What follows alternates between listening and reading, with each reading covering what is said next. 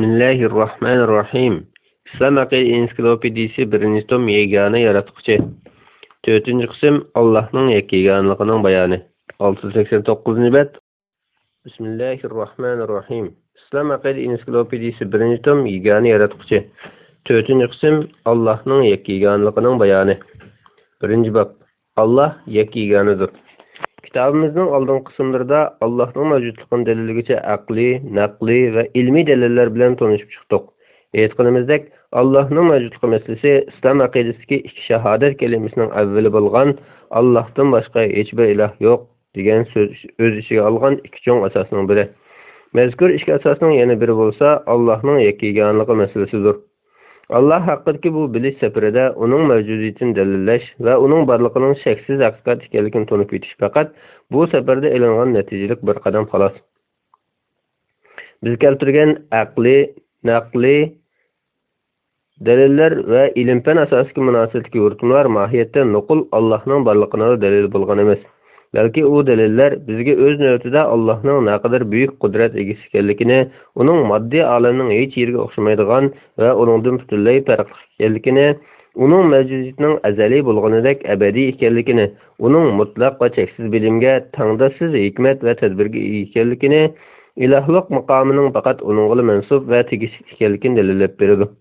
Yig'ib aytganda, bu vaqtdagi dalillardan elanadigan yakun uning mavjudligi bo'lib qolmay, uning mavjudligiga yondosh holda jiddiy ma'noda o'tirib chiqish kerak bo'lgan yana bir xulosa yakunlardir. Uning barcha shayini yo'qdan bor qilgan yaratuvchi bo'lish nuqtasidan qaragandami, uningdan o'zga barliq shayining uning qudrati va yaratishning mahsuli bo'lganligida shak yo'q. Buningdan tabiiyla olam va u o'z ichiga olgan shaylarning hech birining uning bilan asla bir tarozi o'lchanmaydiganligini, uningga moddiy mavjudlikqa tatbiqlangan prinsip qoidalarni tatbiqlashning Allohning mavjudligiga doir dalillardan kelib chiqadigan aqliy paket va ilmiy yakunlarga xilof ekanligini ko'rib olg'ili bo'ladi. Dalillar bu nuqtadan Allohning muqarrar mavjudlik ekanligini isbotlab qolmasdan, uning mavjudligining har qanday bir nuqsoniylikdan xoli bo'lish kerakligini, haqiqiy ma'nodagi mukammallikning faqat uningga xos bo'lish kerakligini, uning eng mukammal sifatlarga ega bo'lish kerakligini o'rtaga chiqaradi. Ushbu haqiqat Qur'on Karimda tavandagidek o'rtaga qo'yilgan. Hech shay Allohga o'xshash emasdir. Allah hammani anglab turg'uchidir, hammani ko'rib turg'uchidir. Osmonlarning va zaminning ochqichlari Allohning ilkididir. Allah xohlagan kishining rizqini keng qildi. Xohlagan kishining rizqini tor qiladi. Allah haqiqatan hamma narsani bilib turg'uchidir. Shura surasi 11 va 12 oyatlar. Aytganki, u Allah yakkaganidir. Hamma Allohga muhtojdir. Allah balaliq bo'lganmi emas, tug'ilganmi emas, hech kim uningga tangdosh bo'lmaydi. Ixlos surasi. Demakki, Allohning mavjudligiga doir dalillar Xudoning har jihatdan mukammal va tangdoshsiz bo'lishi kerakligini taqozo qiladigan dalillardir. Mana bu dalillar mohiyat jihatdan mutlaq qudrat, mutlaq mukammallik va tangdoshi yo'q bo'lishdan iborat Xudoda bo'lishi kerak bo'lgan bu xoslikning uning mavjudligidan ayrilib qarash mumkin bo'lmaydigan bir haqiqat ekanligini, uning yakkagona bo'lishining muqarrarligini o'rtaga chiqaradi. Bu asosda shundoq muqarrarlashtirish kerak bo'ladi-ki, olamdan iborat bu moddiy mavjudlikdan butunlay farqli bo'lgan yaratuvchining borligi haqidagi ilmiy izohatlarning hammasi uning faqat yakkagona ekanligini muqarrarlashtirish bilan to'liqlanadi va to'g'ri izohga ega bo'lgan bo'ladi. Alayliq Allohning mavjudligi haqida keltirilgan mavjudiyat dalili, koinot dalili, maqsad g'oya dalili, fitrat dalili qatorliqlarning bari o'z navbatida faqat birli Xudoning borligini isbotlab kelgan. İlmiyliki sağlam delillerdir. Allah'tan başka xudolik maqomida uning tangdosh ikkinchi bir tangrining bo'lishiga kelsak, bu aqliy va ilmiy jihatdan mumkin emas bo'lib, aql faqat birli xudoning bo'lishini qabul qiladi. Chunki aqliy jihatdan mavjudiyat olami haqida o'ylangan, ilmiy jihatdan koinot olamining paydo bo'lishidan boshlab uning navbatdagi qurilmada shakllanishigacha bo'lgan barliq bosqichlarga ko'z yugurtgan chog'da moddiy olamning mavjudiyatidan boshqa uning paydo bo'lishiga mohiyatlik sababkor bo'lgan va olamdagi mavjudotning hech biriga o'xshamaydigan Xudodan iborat birli mavjudiyatning bo'lishi kerakligi muayyanlashadi. Fitrat nuqtasidan qaragandimi, insonning sog'lom tabiatining tevinish, umidlanish, iltijo va sig'inishlarda faqat birli Xudoga, bir Xudoga o'zini topshirganligi, inson vujudidagi tabiiy tuyg'uning faqat bir Xudoga qaram bo'lishidek tabiiy odatlari bu nuqtani kuchli asosga ega qiladi. Buningdan ma'lum 3-bir mavjudlikni Ya'ni Xudodan yana birining mavjud bo'lish ehtimolligini tasavvur qilishga zo'riqish bo'lsa, Xudoning mavjudligi haqida ilgari surilgan barliq dalillarning xarakteriga bir xil, dalillarning yakuniga bir xil pozitsiya tutishdek paradoksli xatolikqa yo'l qo'yishdan boshqa narsa emasdir. Shunga deymizki, Alloh mavjuddir va uning mavjudiyati faqat birli mavjudiyatdir. Ya'ni u yakkigona mavjudiyatdir. Bu qismda to'xtaladigan ikkinchi cho'ng tema ana shu mavjudlikka muqarrar bo'lgan Allohning yakkigona ekanligi haqida bo'ladi. Bismillahirrohmanirrohim. Islom aqidasi ensiklopediyasi 1-tom yagona yaratuvchi. 4-qism Allohning yakkigonligining bayoni. 689-bet Allohning yakkigonligining dalillari. Allohning yakkigonligi deganimizda mavjudiyatni yo'qdan bor qilgan, olamni paydo qilib, uningda qonuniyatlarni o'rnatgan va uni aqlni lol qilingan ajoyib muntazam sistema asosida idora qilayotgan, jumladan yer sharidan iborat bu makonning hayotlik makoni bo'lishini iroda qilib, uningda hayotlikning davomlashishi uchun kerakli imkoniyat va afzal sharoitlarning hozir bo'lishini vujudga keltirgan yaratuvchining faqat birli ekanligi, uning mavjudiyatining o'xshashi va tanglishining yo'q ekanligi, yaratish, kuch-qudrat, boshqarish va idora qilish qatorliqlarda uning mustaqil ekanligi ko'zda tutiladi. Ya'ni Allohning yakkigan deyishda uning faqat zotida bir bo'lib qolmay, ilohda tepilishi kerak bo'lgan sifatlardami, barliq ish faoliyatlardami mustaqil va tangdasiz ekanligi ko'zda tutilgandir. Biz tövəndə Allah'ın mövcudluğunu isbatlıqçı kəskin dəlillər izidən yürgən əsasda onun yakkiganılığının dəlilləri bilən tanışıb ötümüz.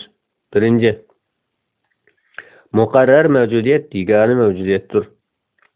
Mövcudiyyət dəlildə görüb ötkünümüzdək yoxdan bar bulğan və öz-özüdən bar buluşu və ya ki özünü özü bar qılışı mümkün emas bir mövcudluğunun buluşu əqli cəhətdən mövcudatının payda buluş səbəbinin xarakter, xususiyyət və başqa hər qandaq bir tərəflərdə kütülley oxşamaydıgan yeni bir mövcudiyyətki berib toxtuşu kereklikini müqarrarləşdirirdi. Mövcudiyyət noktasına elib verilgan əqli nəticə mümkün mövcudiyyət və müqarrar mövcudiyyətin ibarət mövcudluq kategoriyasıga təvəllünüşdə oxşaş bolsunmu, amma mahiyeti və təbiiti cəhətdən bir-biriga tutun oxşamaydıgan iki mövcudiyyətini o'ttirib çıxardı. Səbəb zəncirinin çəksizləşinin aql cəhətdən mümkün eməsligi bolsa, mümkün mövcudiyyətinin payda buluş mənbəsinin müqarrar mövcudiyyət berib toxtuşunu müəyyənləşdirdi. Bu, öz növbətində mümkün mövcudiyyətinin öz-özdən bar bulalmaydıqanlığını, onun bar buluş üçün mümkün mövcudiyyətinin payda buluşuna təsir göstərkən, mümkün mövcudiyyətdən bütünley fərqli halda öz-özdən bar bulğan bir müqarrar mövcudiyyətə tayindiğanlığını dəlilləydi. Səbəb zənciri noktasından qaragandımı, öz-özüdən bar buluşu mümkün emas bir mövcudiyyətinin payda buluş səbəbinin çoxum öz-özdən bar bulğan bir müstəqil mövcudiyyətə berib toxtuşu müqarrar. Demək ki, maddi aləmdən ibarət öz-özdən bar bulğan bu mövcudiyyətin mövcudluq dünyasına qat götürüşü, onu meydana keliş səbəbinin bir müqarrar mövcudiyyətə berib toxtaydıqlığını belgilep berdi. Öz-özüdən bar bolmağan və mövcudluqqa müstəqil bolmağan barlıq mövcudatının payda buluş səbəbinin Xudadan ibarət bu müqarrar mövcudiyyətə berib toxtuşu, mövcudluqның yegan mənbəsi və səbəb zənciri kesililgan yoki toxtayılgan axırıq çəkinin onun bilan tügəllenişi müqarrar mövcudluqның faqat və faqat barlı mövcudiyyət buluş kerakligini dəlilləydi. Qur'ondagi mövcudiyyət dəliliga işarət qilingan oyatlardan baradigan axırıq nuqta Xudodir. Necm suresi 42. ayet. Allah hemmedən behacetdir. Lokman suresi 26. ayet. Hemme Allah'a muhtacdır. İxlas suresi 2. ayet. Degan ayetler şunaqla Qur'onning Xudoning birligini aqida qilish haqidagi chaqiriqlari va keskin holda zikrlangan u Allah birdir. İxlas suresi 1. ayet. Qatorliq kitoblar hamda maxsus uning yakkiganligini tonish uchun kelgan aqliylikka kuchli dalillar Allohning faqatli bir ekanligining naqliy dalilidir. Ya'ni bu vaqtdagi dalillar ham aqlidir va naqlidir.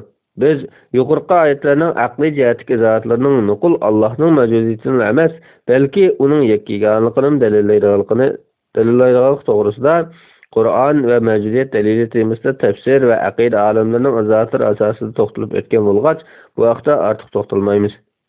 Faqat bu nuqtadagi izohat yanama aydın bo'lib ketsin uchun Imom Razining mavjudiyat dalili to'g'risidagi Allohning yeganligiga doir oyatlardan biriga bergan tövendagi izohatni keltirish bilan kifoyalanamiz.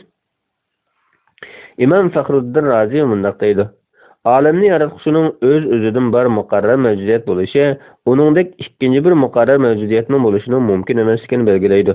Undaq bo'lmagan taqdirda har ikkisining muqarrarlik xususida o'rtaq quvvatli bo'lishi bilan teng, har ikkisining biri yana birida xususiyati chuqur farqlanishi kerak bo'ladi. Biroq bundaq bo'lganda quvvatli o'rtaq xususiyatda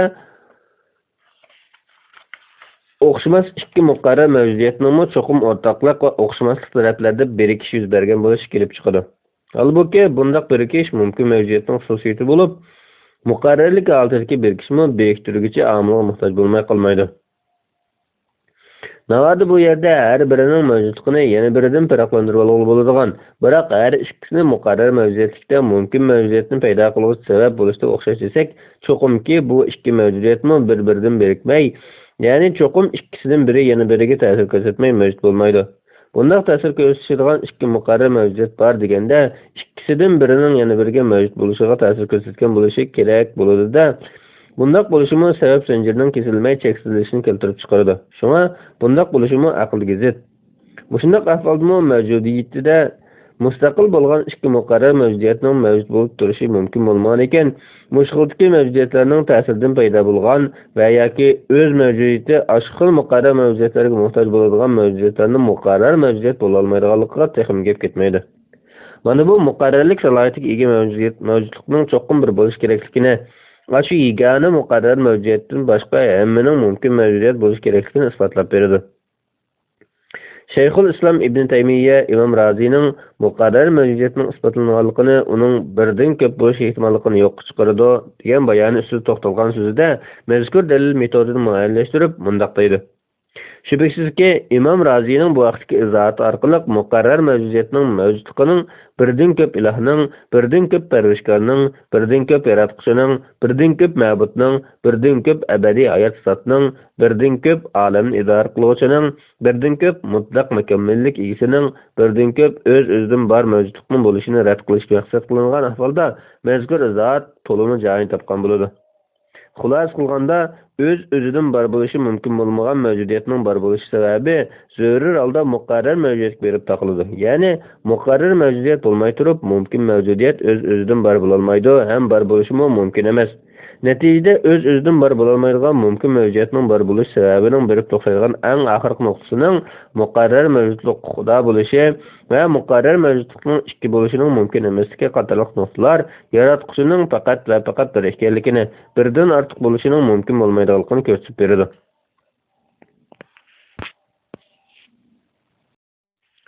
Ikkinchi, azaliylik sifatiga ega yaratquchining borligi uning yakkagona bo'lishini taqozo qiladi.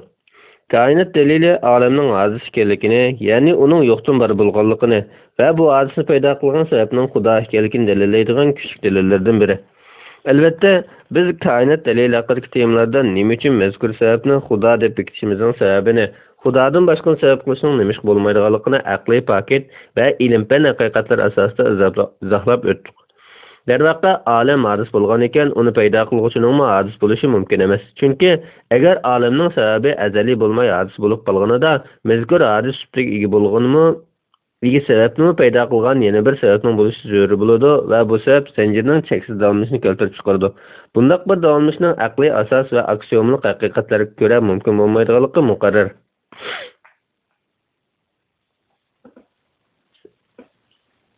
Shunga olamning paydo bo'lishidagi mohiyatli sababning cho'qim ojiz bo'lmagan bir azaliy sabab berib to'xtashi, ojizni paydo qilgan sabab zanjirining cho'qim bir nuqtaga kelib kesishi zarur.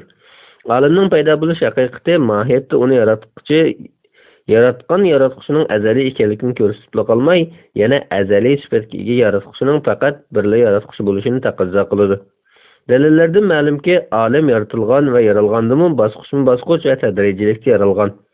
Yaratish qudrati bo'lsa faqat Xudoda mavjud. Yana kelib, bu muqarrar insoniyat tarixidan biri xudolik salohiyatiga ishlatilib kelgan bo'lib, yig'ib aytganda bundaq bir salohiyat faqat olamni paydo qilishdan iborat yaratish va yo'qdan bor qilish kuchiga ega sabab Xudoda bo'lishi lozim. Undaqda azaliylik sübteki ega yaratquchining birdan ko'p bo'lishini yoki Xudoga o'xshash yana bir yaratquchining bo'lishini nima uchun mumkin emas deymiz?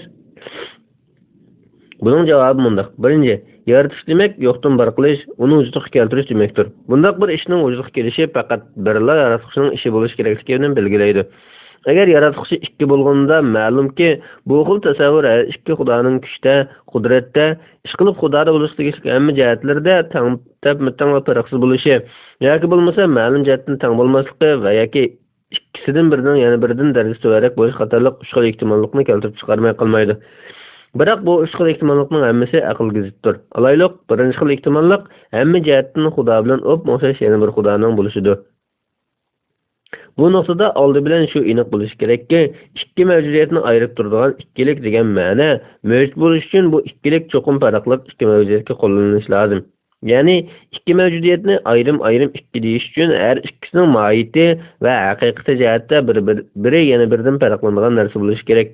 Masalan, rang va harakatni misol qilsak, har ikkisi berilgan uqumida va haqiqatida biri yana biridan farqli bo'lg'achqa, uni birla vaqt va o'rinda tang mavjudligini tasavvur qilg'ili bo'ladi. Agar undoq bo'lmay butunlay hamma tarafdan o'xshash ikki mavjudlik borligini tasavvur qilish to'g'ri kelsa, har ikkisini birla vaqt va o'rinda tasavvur qilish mumkin emas. Masalan, o'xshash quyuqlikdagi ikki qop-qoraliqni birla vaqt va o'rinda tasavvur qilg'ili bo'lmaydi. Ya her ikkisini bir o'rin ammo ikki farqli vaqt tasavvur qilish kerak yoki bir vaqt ammo ikki o'rinda ayrim holatda tasavvur qilish kerak. Hamma jihatdan butunlay tekshir holda turg'izib birla o'rinda, birla vaqtda ikki qoraliqni tasavvur qilg'ili bo'lmaydi. Bu mu xuddi bir daryoga birla vaqtda ikki qatim sakrashni tasavvur qilish mumkin bo'lmagandek bir ish. Mahiyet va haqiqiy jihatdan ikki Xudoning mavjud bo'lish masalasiga qaytsak, ma'lumki Xudo zamon va makon ta'siriga uchramaydi. Chunki zamon va makon hadis hamda zamon va makon ikkisi Xudoning yaratishining mas'uli. O'xshash ikki Xudo bor deyish va u ikkisini farqlantirib turib, ikki mavjudiyat bor deyli desak, har ikkilik degan uqumni hosil qiladigan reallik topilmaydi. Chunki zaman va makon orqali farqlantiraylik desak, azaliy Xudoni zaman va makon bilan birga azaliylikni tasavvur qilishga imkon yo'q. Bundoq turib, mavjudiyati va azaliyligida biri yana biridan butunlay farqlanmaydigan, hamma jihatdan o'xshash ikki azaliy yaratquchini tasavvur qilishni aql qabul qilmay qolmasdan, bu ish mohiyatida tasavvur qilay desam qilg'ili bo'lmaydigan bir ishni farazga zo'rlashdan boshqa narsa bo'lmaydi. Agar buni tasavvur qilish mumkin bo'ladigan ish bo'lsa edi, olimlar aytgandek, bir odamni bir vaqtda bir o'rinda ikki odam 12 holatida 10 odam olti tasavvur qilib beqishga bo'ladi. Ammo bundoq bir tasavvur mumkinligi yo'q. Ham undaq tasavvurga o'rni yo'q. Demak, hamma tarafdan o'xshash mohiyat va ayin tabiatga ega ikki Xudoning bo'lishi mumkin bo'lmayli qolmay, balki tasavvurga sig'maydi. Shunga bundoq bir ehtimollik rad qilinadi. Ikki xil ehtimollik bo'lsa, bu bir Xudoning martaba jihatdan yana bir Xudodan ustun bo'lish ehtimolligidir. Bu ehtimollikda ikkili Xudoni hamma jihatdan o'xshash degil bo'lmaydi. Bu ehtimollikni rad qilinadi, chunki eng ustun martabasida Xudo bo'lishga yaraydi. Yana birining martabasi tuvan bo'lish uchun qarashdagi Xudo oldida ojiz, tuvanlikni bildirdi. Ojizlik va tuvanlik Xudo salohiyatini bekor qiladi. Haqiqiy Xudo tangdoshsiz va har jihatdan eng mukammal bo'lishi kerak. Shunga bu ehtimollikni rad qilinadi. Üçüncü xil ehtimollikka kelsak, bu oldingi ehtimollikning yana bir varianti bo'lib, bu ehtimollikda ikki Xudodan biri yana biriga qaraganda martaba tuvan bo'lish ehtimolligidir. Bu ehtimollikmi oldingisiga o'xshash rad qilinadi, chunki tuvan turg'ini Xudo bo'lishga yaramaydi. Masalaning negizi bo'lsa, Xudo tang tura oladigan yana bir Xudoning bor bo'lish masalasidir. Tuvan turgan ekan Xudolik salohiyati bo'lmaydi. Shunga bu ehtimollikmi rad qilinadi. Yuqorqi 3 xil ehtimollik rad qilingan ekan, Xudo bilan birga uningga tangdosh ikkinchi bir Xudoning bo'lishi mumkin emasligi muayyanlashidi. Ikki Xudoning mavjud bo'lishi mumkin bo'lmagan yerda ikkidan ortiq Xudoning bo'lishi texmi mumkin emasdir. Shunga yaratgan Xudoning yaratishda va azaliyligida uningga tangdosh ikkinchi bir Xudoning bo'lishi mumkin emas. Mana bu aqliy dalillar natijasi shuni isbotlab turibdiki,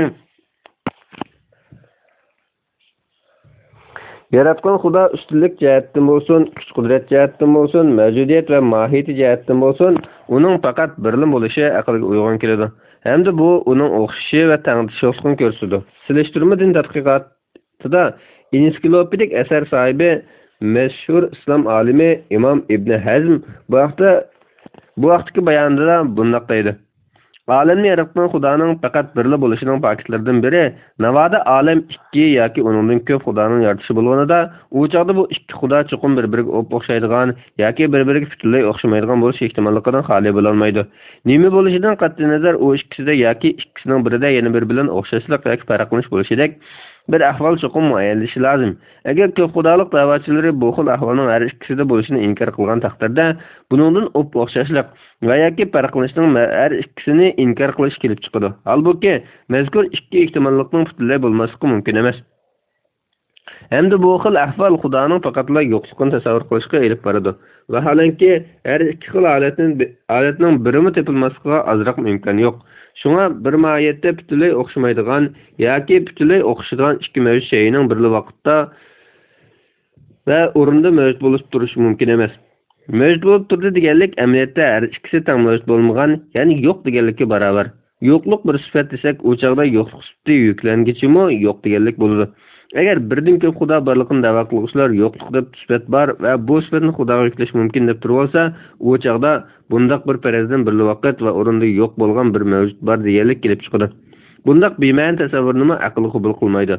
Qaraydigan bo'lsak, ikki Xudo bor degichilar bu ikki Xudoning mavjudlik azaliylik ma'nolarida biri yana biriga tengdosh darajada o'xshash deganni da'vo qilishgan bo'lib, bu deganlik ikki Xudoning mavjudligidimi, qilim etimlaridimi, azaliylikidimi o'xshash, har ikki Xudoda bor bu sifatlar har ikkisi ayrilmaydigan sifatlardir deganlik bo'ladi. Bundaq bir ahvol masalani mazkur sifatlar ikkisi aynan tepilmasi bo'lmaydi degan nuqtaga olib keladi. Darvaqa, agar ikki Xudo bu darajada mavjudlikqa yaratishi azaliylik qatorliqlar tengdosh o'xshash desak, demak bu darajada o'xshash borligi ikki narsa, ikki bo'lmasdan aslida bir narsa bo'lishi kerak bo'ladi. Imom Ibn Azim demoqchiki, birli vaqt va o'rinda xususiyat va mohiyatda o'xshash ikki narsa bor deyish mumkin bo'lmagan ekan, vaqt va makonning mavjud bo'lmagan azalda o'xshash ikki mavjudiyatni tasavvur qilish mumkin emasdir. Agar zo'rig'i bor deyilgan taqdirda, bu aslida bir mavjudiyatni aqlga sig'masimi zo'rig'i ikki qilib tasavvur qilib beqishdan boshqa ish bo'lmaydi. Shunga butunlay o'xshash bo'lgan ikki mavjudiyat bor deganda, qilinayotgan tahlilning yo'linishi aslida ikki mavjudiyat ustida ketayotgan bo'lmasdan, balki bir mavjudiyat ustida ketayotgan bo'lishi qistalmay qolmaydi. Deyilayotgan sifatlarmi ikki narsa ustida emas, aslida bir narsa ustida bo'layotganligiga berib to'xtamay mumkin bo'lmaydi. Natijada bu azaliy yaratquchi sifatiga bir mavjudiyatni ikki qilib tasavvur qilib beqish, ya'ni aqlda mumkin emas bir ishni tasavvur qilib beqish bo'lib chiqadi. Zaman va makon ta'sirga uchramaydigan azaliy ikki Xudoni tasavvur qilish ana shundoq mumkinsizlik ishidagi mumkinsizlik bo'lib, demak, aqliy natija yanada aqliylik sifatiga ega yaratquchining faqat birli bo'lishini qabul qiladi va buni taqozo qiladi. Koinot dalili asosida aqliy dalillardan sirt Qur'oniy dalillarga nazar tashlagan chog'imizdami, yuqorqi aqliy yakundan chiqadigan xulosa bilan o'xshash bir nuqtaga, ya'ni yaratgan Xudo faqat bir bo'lishi kerak degan nuqtaga berib to'xtaymiz. Chunki Qur'on ta'limotlaridagi tipik xosliklarning biri uning insoniyatga Xudoning yakkaligini bildirish va bu bilishni dalil isbotlar asosida ishga oshirish chaqiriqiga ega bo'lganligida gavdalanadi. Masalan, Qur'onda bilginki Allohdan boshqa hech bir iloh yo'qdir. Muhammad surasi 19-oyat degan oyatdagi bilish va shundoqla bu Qur'on kishilarning ogohlantirilishi, ularning Allohning bir ekanligini bilishi, aql egallarining vaz-nasihat elishi uchun yetkazildi. İbrahim surasi 52-oyat degan oyatdagi bilishga tashabbus qilish qatorliqlarning hammasida Qur'onning Allohning yakkaligini dalillaydigan va bu dalillarni o'ziga olgan kitob ekanligini jakarlash hamda buni nuqul o'qib qo'yish asosida emas, balki uningdagi haqiqatlarni bir aql egasi sifatida tafakkur qilish va u elib kelgan haqiqatni dalil isbotlar asosida bilish, Allohga bilim asosida ishonish kerakligi o'ttirib qo'yilgan. Qaraydigan bo'lsak, yuqorida biz aqliy asoslar orqali chiqargan Allohning ekanligi haqidagi aqliy xulosa Qur'on Karimda intayin ixcham va negizli tilda o'tirib qo'yilgan bo'lib, Qur'on bu vaqtda bunday deydi: Allohdan boshqa hech iloh yo'qdir. U hamisha tirikdir, hammani idora qilib turg'uchidir. Baqara surasi 255-oyat. Hech shay Allohga o'xshash emasdir. Shura surasi 11-oyat. Yuqorqi oyatlarning mazmuniga yo'g'rilgan aqliy natija Allohga o'xshash yana bir Allohning bo'lish ehtimolini butunlay rad qiladi. Chunki bir Allohning mavjud bo'lish ehtimolligini, chunki oyatning Allohga o'xshash yana bir Xudoning bo'lishini keskin hukm bilan rad qilish muddasiga yuqorida bayoni kelgan aqli tahlil nuqtasidan qaraganimizda oyatdagi hukmning aqlga intayin uyg'un keldiganligi, aksi holda bo'lsa aqlga zid keldiganligi, hatto buning tasavvurdimi o'rni yo'q bir ish ekanligi asalli o'tirg'i chiqadi. Qur'on Karim yana yaratish ishining faqat Xudodan topiladigan xoslik ekanligini, Xudolik salohiyatni muayyanlashtirish va bu salohiyatni bekitish hamda uni g'ayridan farqlantirishda yaratish xususiyatining o'lcham qilinish kerakligini ifodalab mundoq deydi. Allah haqiqatan donni va urug'ni bo'xlandirg'uchidir. Ana shu haqiqiy ilahdir. Sizlar qandoqmi yuz o'risizlar? An'am surasi 95-oyat. Shubhasizki, sizlar Allohni qo'yib cho'qinayotgan narsalarning hammasi yig'ilgan taqdirdami, hargiz bir chevinni yaratolmaydi. Haj surasi 73-oyat. Yaratgan Alloh bilan yaratolmaydiganlar o'xshashmi? O'ylamamsizlar? Nahl surasi 17-oyat. Yuqorqi oyatlar yaratishning faqat Xudoga xos ekanligini bildirib kelgan bo'libmi keyingi oyatdagi savol uslubida kelgan xitobda bu nuqtaning go'yo har bir xitob obyektining o'ngida javobi aniq va ro'shan narsa ekanligi maqsad qilingandir. Oyat inkor qilish ma'nosini bildirib kelgan savol qo'shimchasi bilan boshlanishi bilan birga xitob obyektlarida javobi ma'lum va aniq bo'lgan retorik savol uslubida kelgan. Ma'nosi albatta yaratgan zot yaratilmaydiganlarga o'xshamaydi deganlikdir. Buni o'z navbatida yaratgan Xudoga o'xshash ikkinchi bir Xudoning mavjud emasligi muqarrar bo'lgan ekan, yaratgan Xudoning o'xshashi bo'lishi mumkin emas. U faqatla bir bo'lish kerakki, uningdan boshqa yaratuvchi yo'q deganlikka barobar deb tushunish tamoman mumkin. Qur'on Karim yuqoridagi hukm xarakteri va yoki savol uslubi asosida kelgan mantiqiy bayonlarni ilgari surib qolmay, mazkur hukmning aqliy faktlarini o'tirib qo'ydi va birdan ortiq Xudoning bo'lishining aqliy jihatdan mumkin emasligini, yaratuvchining faqat bir va yagona ekanligini dalillaydi. Bu vaqtda Qur'on Karim mundoq deydi: Alloh baladan xoli, uningga barobar keladigan boshqa bir ilohmi yo'q. Agar undaq bo'lsa edi, u chaqda har iloh o'zi yaratgan mahluqotni yolg'iz egilaydi-da, ba'zidan albatta ustun keladi. Alloh ularning deganlaridan pokdir. Mo'minun surasi 91-oyat. Ular Alloh yaratganga o'xshash qandoqdir mahluqotlarni yaratgan ma'budlarni butun mahluqotni yaratgan Allohga sherik qilib olib, Allohning yaratgani bilan ma'budlarimiz yaratgan davolgan narsani ayira olmay qoldimi? Alloh hamma narsani yaratquchidir. Allah birdir, hammaga g'olibdir. Ra'd surasi 16-oyat. Yuqorqi oyat azaliy yaratquchining bir ekanligini naqliy jihatdan yo'ritgan kuchli dalillardandir. Oyatda ikki yaratquchi bo'lgan taqdirda cho'qim ikki yaratquchining o'z oldiga yaratganlari bo'lish kerakligi va cho'qim har ikki Xudo o'rtasida to'qinish bo'lish kerakligi, biroq reallikda bunday bir ahvol mavjud emasligi qatorliq nuqtalarni mantiqli yo'ritib bergan. Masalaga bu nuqtadan qaragandami, yaratquchining birligi muayyanlashidir. Oyat yana aqliy dalil nuqtasidan olimlarning Allohning birligini dalillashdagi aqliy dalil manbalaridan biri bo'lgandir. Imom Raziy mundoq deydi: oyatning ma'nosi navoda yaratquchi bir bo'lmaganida har Xudo o'zining yaratganlarini o'ziga tava qilish uchun turadi va xuddi sizlar dunyo podshohlarining o'z saltanat tavalligi bilan alohida farqlanib turmoqchi hamda bir-biri ustidan g'olib kelmoqchi bo'lganidek, tangrilarning reallikda o'z yaratganlarini egallab, oralarida farq yaratishga tirishadiganligini, bir-biri ustidan g'olib kelmoqchi bo'lganligini ko'ribdinglar. Ammo bilinglarki, barliq shaylarning egiligi faqat birli Xudoning egiligida degandan iborat. İmam Abu Mansur Maturidi mundoq deydi: Navoda Allohdan boshqa yana bir Xudo bo'lganida, uningmi hikmat farosati cho'qim namoyon bo'lmay qolmaydi. Yana bir Xudomi qudrati va saltanati uqulsin uchun Allohning qilganidan ayrim holatda o'z kuchining ta'sirini ko'rsatmay qolmaydi. Ammo qarasak undaq bir ish yuz bergani yo'q. Buningdan Xudolik maqomining faqat bir Allohga mansub ekanligini, yaratquchining faqat birli ekanligi ayon bo'ladi. Mana bu u chaqda har iloh o'zi yaratgan mahluqotni yolg'iz egallaydi va Allohning yaratgani bilan ma'budlarimiz yaratgan davolgan narsani ayrilmay qoldimi degan oyatlarning ma'nosidir. İmam İbn Taymiye mazkur oyat haqidagi izohatlardan birida mundoq deydi: Bir-biri ustidan cho'qim g'olib kelish masalasiga kelsak, bu tabiiy mag'lub mag'lub tarafning xudolik salohiyatini elib tashlaydi. Ya'ni uni xudo degili bo'lmaydi. Bu ikki xudoning biri qodir bo'lgan ishda yana birining qodir bo'lishining mumkin emasligini ko'rsatadi. U yana mundaq deydi. Qudrati o'xshash ikki xudo bor degan vaqtda har ikkisining qudrati bir-birining yaratishini to'salaydigan bo'lishi kerak bo'lgan bo'ladi. Ya'ni ilahiy qudrat har ikki xudoda tang bor deganlik har ikkisi bir-biriga to'salg'u elib keladigan kuchga tang bo'ladi deganlik kelib chiqadi. Olamning yaralganligiga qarasak, bir-birining qudratini to'sib qo'yish degan ish yuz bermadi. Yuz bersaydi bilinadi. Shunga bundaq ishning yuz bermaganligi qudrati o'xshash ikki xudoning bo'lmaganligini ko'rsatadi. Navoda birining qudratini yana bir to'sib qolmagan bo'lsa, bu aniqlab bir xudoning yana bir xudo bilan qudrat teng emasligini uqtirib beradi. Albatta bu yerdagi gap xudolikda o'xshash biri yana birining o'rnini to'ldira oladigan yoki uning o'rnini tura oladigan ikki xudo borliq masalasi ustida bo'layotidi. Demak, yaratish qudratida bir-biriga tengdosh ikki xudoning bo'lishi mumkin emas.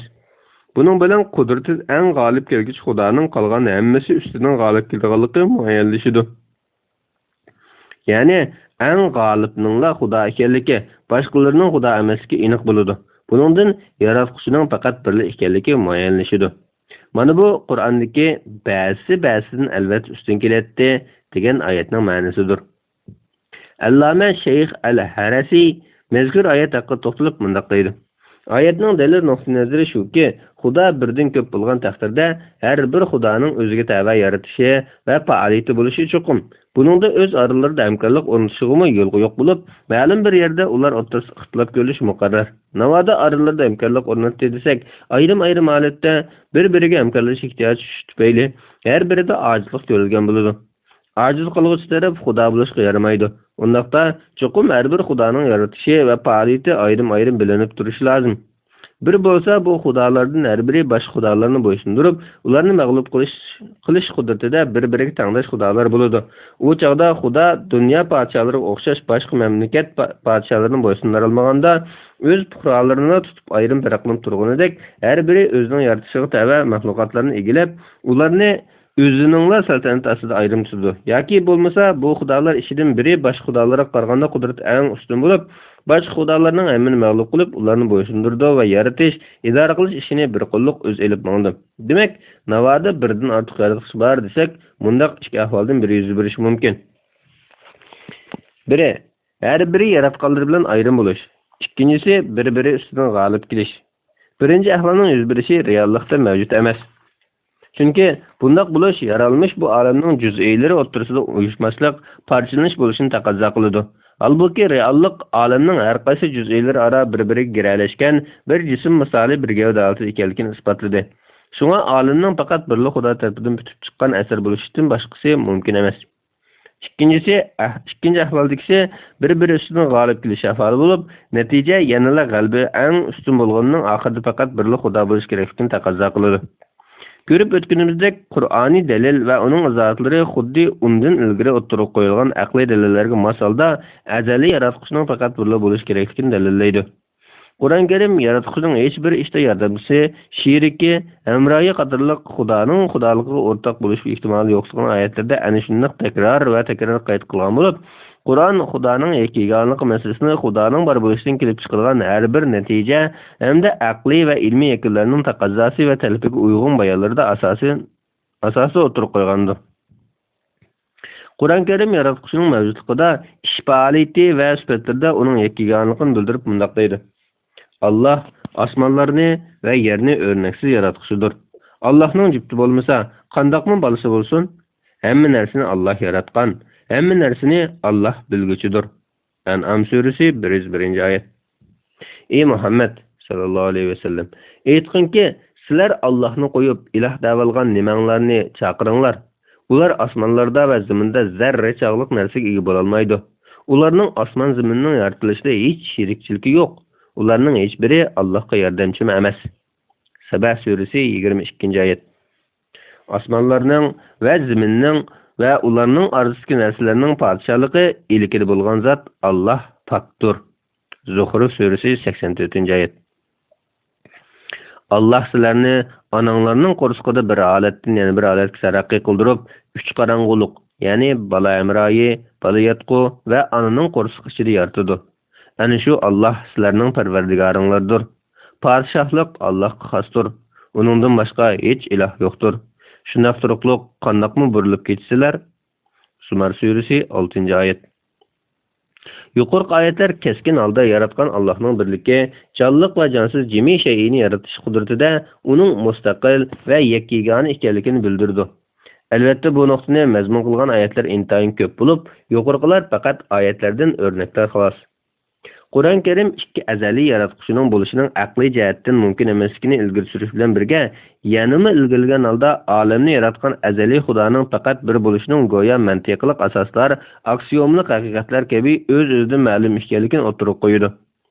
Ma'lum bo'lganidek, odatda bu xil bayon usuli retorik savol tariqasida o'ttirg'i qo'yilgan bo'lib, Qur'on yaratquchining birdan ortiq emasligini, go'yo bu o'z-o'zidan ma'lum aksiomlik haqiqat va har bir inson tabiati buning ixro bo'lgan masala sifatida bayon qiladi. Bu vaqtda Qur'on Karim mundaq deydi: Allohdan boshqa yaratquchi bormi? Fatir surasi 3-oyat. Imom Ibn Atiyya mundaq deydi: oyatning ma'nosi Allohdan boshqa yaratquchi albatta yo'q deganlikdir. Imom Xazin mundaq deydi: oyatning ma'nosi Allohdan boshqa hech yaratquchi yo'q deganlik bo'lib, mazkur oyatning savol uslubi retorik savol uslubidir. Imom Ibn Ashur mundaq deydi: mazkur oyatda Allohning yakkiganligiga, qudrat kamoliga, fazl marhamatiga nazar solishga chaqiriq bor bo'lib, inkor tariqasiga savol uslubida kelgan. Allama Shanqiti bu vaqtdagi tafsirda mundaq deydi: oyatdagi so'roq rad qilishdak bulishsiz ma'nodan kelib chiqqan bo'lib, savol inkor tariqasiga savol uslubidir. Ma'nosi yagona Allohdan boshqa hech yaratquchi yo'q deganlikdir. Yuqorqi oyat va izohatlardan ko'rilishiga bo'ldiki, Qur'on Karim yaratquchining faqat biri bo'lishini dalillaydigan hukm xarakterli bayon va aqliy dalillarni o'tirib qo'ymasdan, yaratquchining yakkiganligini retorik savol uslubida, ya'ni javobi muayyan va xitob egasining bilishi muqarrar masala sifatida o'tirib qo'ygandir. Bu xuddi Allohning mavjudligi masalasining sog'lom aql va suzuk inson tabiati ixro qiladigan, uni inkor qilish go'yo aqliy asoslarni inkor qilganga o'xshash bir ahvol bo'lganligi muddao qilingan. Allohning borligida shak bormi? Fatir surasi 3-oyat. degan oyatga o'xshash uslubda kelgan savol tarzdir. Mana bular Qur'on Karimning har bir jumlasida, xitob uslubi va bayon shakliga qadar hammasida yaratgan Xudoning cho'qim bir bo'lish kerakligini, uning yakkigona bo'lishining muqarrar ekanligini muayyanlashtirib manganligini uqtirib berdi. Yig'ib aytganda, bu temaga aloqador aqliy va naqliy dalillar yaratishning faqatla Xudoga xos ish ekanligini, uning azaliyligini hamda bu azaliy Xudoning faqatla bir bo'lish kerakligini dalillaydi. Bismillahirrohmanirrohim. İslam aqida ensiklopediyasi 1-tom yagona yaratquchi. 4-qism Allohning yakkiganligining bayoni. 709-bet 3. Puxta inson uni o'rnatgan va idora qilayotgan Xudoning yakkiganligini dalillaydi. Moddiy mavjudlik manbasi birli muqarrar mavjudiyatga, shundaqla olamning paydo bo'lish sababi birli yaratquchiga berib to'xtaganidek, olamdagi inson birligi va bu insonning intayin inchkilik bilan lohilanishi hamda uningdagi qonuniyatlarning izchil va kashilisiz holda rolini joriy qildirayotganligi buni o'rnatgan qudrat egasining tangdoshsiz va yagonaligining dalilidir. Biz inson dalili temasida olamga tartib va qonuniyatlarni o'rnatib, uni tavranmas shaklda davomlashtirib kelayotgan bir Xudoning borligini dalillab o'tgan edik. Darvaqa inson dalili inson o'rnatgan qudrat egasining borligini dalillash bilan birga, uning yana farosat va hikmatda tangdoshsiz ekanligini, ya'ni uningga o'xshash ikkinchi birining yo'qligini dalillaydi. Inson va tartibning bo'lishi uning tangdoshsiz farosat va yuksak bir irodaning mahsuli ekanligini ko'rsatsa, uning puxta loyiha va mustahkam qonuniyatlar bilan qurilishi hamda uning kashilisiz ishlab ketayotganligi mazkur iroda va farosat egasining tadbirida, idora qilishda, hikmat va bilimda, mutlaq qudrat hamda mukammallikda tangdoshi yo'q holatda yakkigona ekanligini dalillaydi. Mana bu yakun inson dalili asosida o'ttirg'a chiqqan bir aqliy yakun bo'lib, bu nuqtadami inson dalili Allohning borligining dalili bo'lmasdan, uning birligining dalilidir. İnson dalili haqidagi aqliy, naqliy va ilmiy jihatdagi tafsilotlar oldingi qismlarda bayon qilinib bo'lganligi uchun bu vaqtda ortiqcha to'xtalmaymiz. Bu temada to'xtalganlarimiz faqat mazkur dalilning Allohning birligini dalillab kelgan muhim bir nuqta ustida bo'ladi. U bo'lsa intizom va mustahkam qonuniyatlarning daxl ta'rifsiz va hech qanday buzg'unchilik uchramasdan davomlashib kelganligidir. Mana bu nuqta intizom dalilidan kelib chiqadigan natija bilan zich munosabatli bo'lib, bu nuqtani mazkur dalilning Allohning birligini dalillashda atlab o'tishga bo'lmaydigan muhim halqasi deyishga bo'ladi. Bundaq deyishimizda, navoda bu tartib insonlar birli Xudoning irodasi bo'yicha vujudga kelgan bo'lmagan edi, olamning bu qadar izchillikda sog'lom davomlashishini tasavvur qilg'ili bo'lmaydi. Chunki agar bu ahvollar ikki iroda ostida bo'lganida, olamning navbatdagidek izchillikda shakllanishida cho'qim bu ikki irodaning ta'siri ko'rilmay qolmaydi. İkki azaliy mavjudlikning va ikki azaliy yaratquchining bo'lishi mumkin bo'lmaganidek, ikki intizom o'rnatquchining bo'lishi mumkin emas. Agar ikki iroda egasi bor bo'lib, har ikkisi intizom o'rnatgan desak, buningdimi mundaq ikki ehtimollikdan biri yuz bermay qolmaydi. Birinchi, yaratib intizom o'rnatishda ikkidan biri cho'qim yana birining irodasiga bo'ysunadi. Ikkinchi, intizom va qonuniyat kashlik uchraydi va navbatdagidek qonuniyatlik dunyo mavjud bo'lmaydi. Birinchi turlik ehtimollikda ikki Xudoning qaysisi yana birining irodasiga bo'ysunib hukmini yurgizilmasa, demak bu uning Xudo emasligini belgilaydi. Chunki bu uning yaratish va yaratishda cho'qim iroda qilganidek yaratish qudratining cheklanib uchirganligini ko'rsatib beradi. Bilimizki, Xudolik sifat cho'qim xolig'ini yarata oladi va intizom belgilay oladi. Demak, bu ehtimollikning o'zida ikkinchi Xudoning yo'qligini bildiradigan bo'lib, bu orqali Xudoning faqatla bir ekanligini namoyonlashadi. İkinci ehtimollik keladigan bo'lsak, amaliyat shuki, olam puxta qonuniyat va inson asosida shakllangan. Agar olam bu yaratish va yaratgandimi muntazam qonuniyat asosida yaratish qudratiga ega ikki iroda egasining mahsuli bo'lganida, bir bo'lsa har ikkisiga tava yaratilganli bor bo'lib, hammasi o'z tavalligida biri yana biridan farqlanib turdi. Yoki biri birini bo'ysundirib o'z tavalligiga o'tkazadi. Ammo bunday bir ish reallikda yo'q. Chunki olam faqat bir. Agar bir olamni ikki yaratuvchi sheriklashib qurib chiqqan desak, ya bu birinchi ehtimollik bo'yicha ish qilish kerak bo'ladi. Lekin aytganimizdek buning yuz berishi mumkin emas va natija birli Xudoni mo'yalashtirib berib to'xtaydi. Yoki bo'lmasa, kuchli qudrat va tangdash va farosatda tangdash ikki iroda o'tirsida cho'qim ma'lum bir yerga kelishmaslik. Biri iroda qilganni yana bir iroda qilmaslik, biri xohlaganni yana biri xohlamaslik kelib chiqadi. Va yoki biri yana birining deganiga ma'qul kelish kerak bo'ladi. Bu chog'da irodasi yurgizilmay qolgan va qarshi tarafning irodasiga bo'ysunib ma'qul kelganining Xudo emasligi muayyallashadi. Bu nuqta Xudoning faqat va faqat bir bo'lishini muqarrarlashtirdi. Yoki bo'lmasa cho'qim bu intizom va tartib ikki qudratning mahsuli bo'lishiga to'g'ri kelib, intizomdimi cho'qim bir to'qinish yuz bermay qo'ymaydi. Biri qilishni xohlaganni yana biri xohlamaslik, biri o'rnatishni iroda qilganni yana biri rad qilish cho'qim yuz bermay qolmaydi. Sog'lom aql egasiga sir emaski, moddiy olamda bir narsa birli vaqt va o'rinda ham bor, ham yo'q bo'lolmaydi. Bir odam birli vaqtda bir daryoga ikki navbat sakray olmaydi. Birli vaqtda ham o'lik, ham tirik bo'la olmaydi. Aqliy jihatdan yuqorqi ikki ishning har ikkisi ya faqat yuz bermasi kerak, yoki har ikkisi farqli bu zamon makonda yuz berishi kerak. Buning asosan bir insonning ikki iroda ostida o'rnatilib davomlashimi mumkin emas. Undaq bo'lmaganda olammi, insonmi bir aqli mavjud bo'lmasligi kelib chiqadi. Yoki mavjud bo'lsa-mu, cho'qim muntazam davomlashmasligi muqarrarlashadi. Mana bu aqliy dalil kuchli holda Allohning azaliy zotida va xudolik salohiyatiga kerakli barliq sifatlarida, qilim etimlari va iroda tadbirlarida yakka-yagona ekanligini dalillaydi. Ikki Xudoning bo'lishi aqlga to'g'ri kelmagan ekan, tabiiyli uningdan ko'p bo'lishi to'g'ri kelmaydi. Yig'ib aytganda, masalaning tegi yaratquchidek bir mutlaq mukammallik bor yerda, buningga aynan o'xshash ikkinchi birining bo'lishi asla mumkin emas. Yuqorqilar sab aqliy dalil bo'lib qolmay, o'z navbatida yana Qur'oniy dalildir.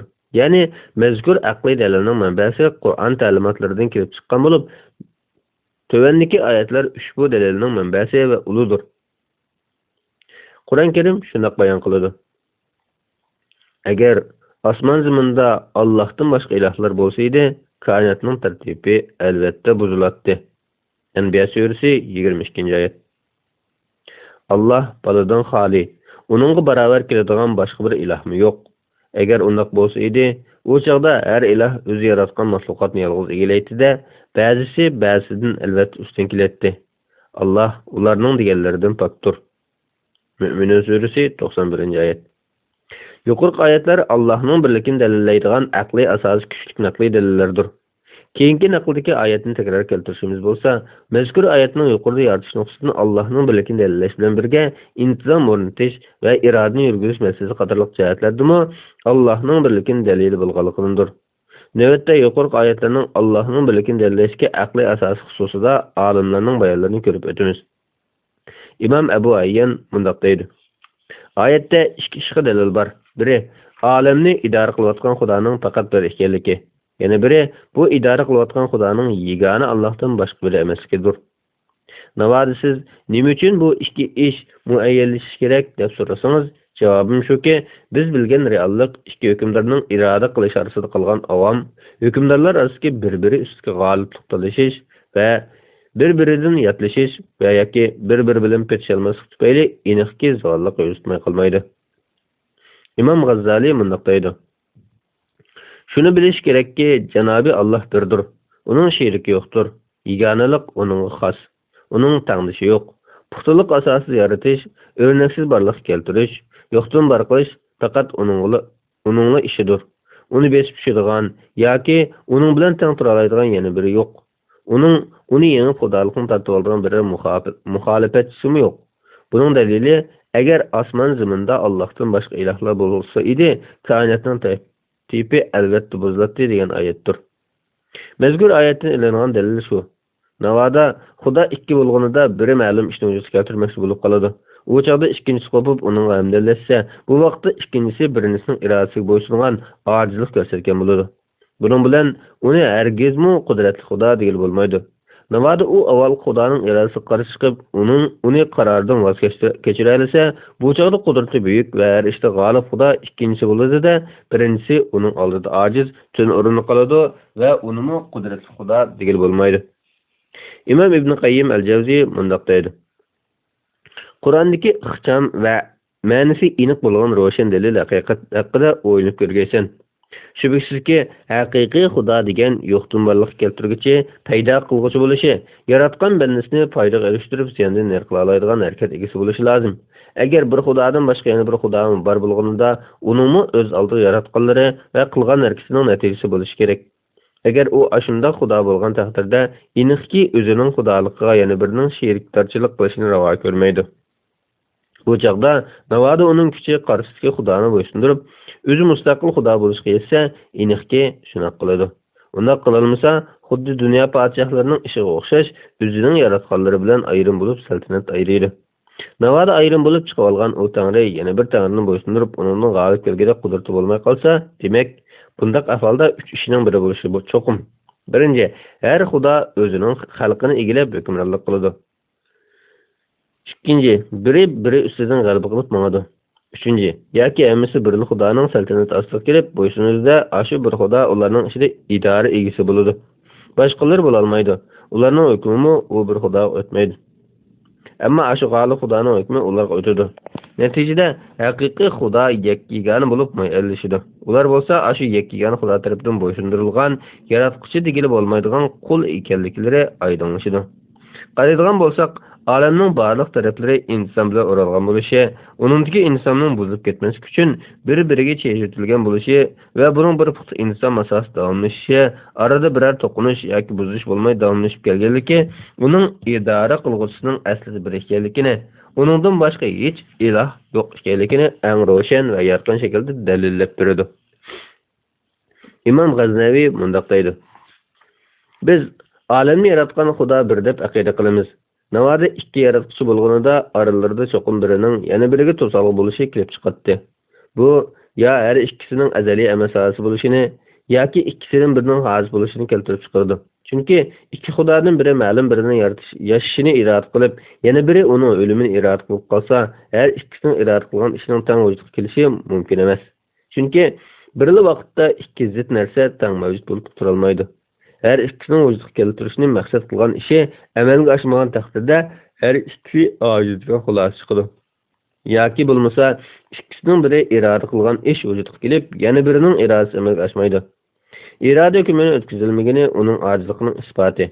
Halbuki aciz kılgını Xudo bo'lishga yaramaydi. Mana bu Qur'ondagi agar osmon zaminda Allohdan boshqa ilohlar bo'lsa edi, koinotning tartibi albatta buzilardi degan oyatdan kelib chiqilgan. Birga muqimlanish dalilidir. İmam Abu Mansur al-Maturidi mundaq deydi. Navoda Xudo birdan ko'p bo'lgan edi, olamda yo'lga qo'yilgan tadbir qonuniyatlar ostin ustun bo'lib ketgan bo'lar edi. Masalan, bu xil qalayimqonchilik qish va yozga o'xshash fasl almishlarda, ziroatlarning unishi yoki qurib ketishida, osmon va zamin o'rtasidagi qonuniyatlarda, quyosh, oy va yulduzlarning sayr qilishida, uzuq-tulik va tabiatdagi jonliqlarning yashash usuli qatorliqlarda ifodalanmay qolmaydi. Ammo bularning hammasi bir yo'nalishda izchil davomlashayotgan, boshqarilishi bir xil holatda va bir inson bo'ysunayotgan ekan, bundaq bir reallikning ikki iroda qilg'ich orqasida putirib turilmaydiganligini isbotlab berdi. Shunga bu nuqtadan faqat birli Xudo borligini muqarrarlashdi. İmam İbn Ashur mazkur oyatlar haqidagi tafsirda mundaq deydi. Oyatdagi buzilishning ma'nosi o'rnatilgan intizomda kashilik ko'rilishi va shaylardan keladigan foydalarning aksizlashini ko'rsatadi. Osmon va zaminning intizomida ko'rilgan kashilar har ikkisining foydasi bo'lib qolishini, u ikkisidan keladigan foydalarning bekor bo'lib ketishi tufayli insonda qalayimqonchilik ko'rishini ko'rsatadi. Osmonning foydali bo'lishi va uning yulduzlar sistemasidagi intizomda chiqish va ketish vaqtlarining yo'riqlik va qorong'ulik insonning dil joyi bo'lishida ifodalanadi. Zaminning foydali bo'lishida uning bemal yurishiga azoran bo'lishi, uningdan o'simliklarning, dal-daraxt va ziroatlarning o'sishiga hozir bo'lishi, zaminda yayloq, tog' tosh, madan va yog'och materiallarining kam bo'lmasligi qatorliqlardir. Bulardan birasida chatoq ko'rilsa, demak bu insonning aktivsizlashganligidan bo'ladi. Bu yana mundaq deydi. Osmon zaminning asrlar bo'yi inson asosida davom qilib ketayotganligidek reallikdan qaraganda, uni yaratgan Xudoning birdan ortiq bo'lishi mumkin emaskida, uning faqat bir ekanligi shak yo'q. Shunaqdimi, ko'p ilohlar borligi faraz qilinib, oralarida ilohlik haqida haqiqatsiz farqlar bor bo'lib qolishi mumkin deyilib qolsa, bu xil ahvolda ilohlardan ba'zilarining ba'zisining ustun kelishi, buzilishni tugutish uchun qo'l solish kerak bo'ladi. Natijada ular ichidagi eng kuchli qolgan mag'lub bo'lganning hammasini o'ziga qahr ostiga oladi-da, oralarida ojiz kelganlar o'z doirasida chami yetgancha to'polon qilishga boshlaydi. Shuning bilan tashil chiqishi yana yuqori pallaga chiqadi. Demak, intizomning tashilsiz davom qilayotganligidek reallik Xudoning faqat bir bo'lish kerakligini taqozo qiladi. Bu ko'p xudolik farazida yuz beradigan ehtimollardan biri. Biroq reallikning farazning aksi bo'lishi bu xil farazga tegidan o'rin yo'qligini, faqatla yegona Allohning bo'lishining mantiqiy jihatdan eng uyg'un va zo'rligini ta'kidlaydi. Yuqorida berilgan izohlarga qarag'animizda, berilgan tafsirlar va o'tirib qo'yilgan mantiqiy tahlillarning asosan bir-birini to'lqaydigan yoki izohlaydigan shaklda ekanligini ko'ramiz.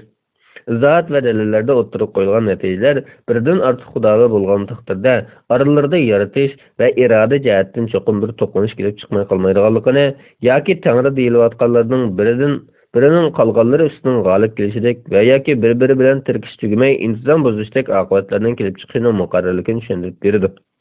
Shu sabab olamni yaratgan Xudoning faqat birli bo'lishi kerakligi aqliy jihatdan eng zarur va to'g'ri natijadir.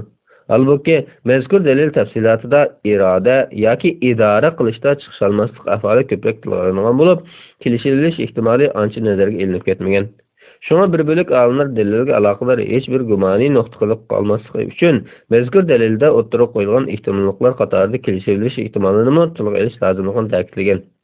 Shunga yuqorqi bayonlarda garchi bu vaqtda ba'zi ishoratlar bo'lib o'tgan bo'lsa-mu, biz dalilning puxtaligini yana ro'shan bo'lib ketsin va bu masala yana aniqlikka ega bo'lsin uchun bu nuqtaga javob berib o'tamiz.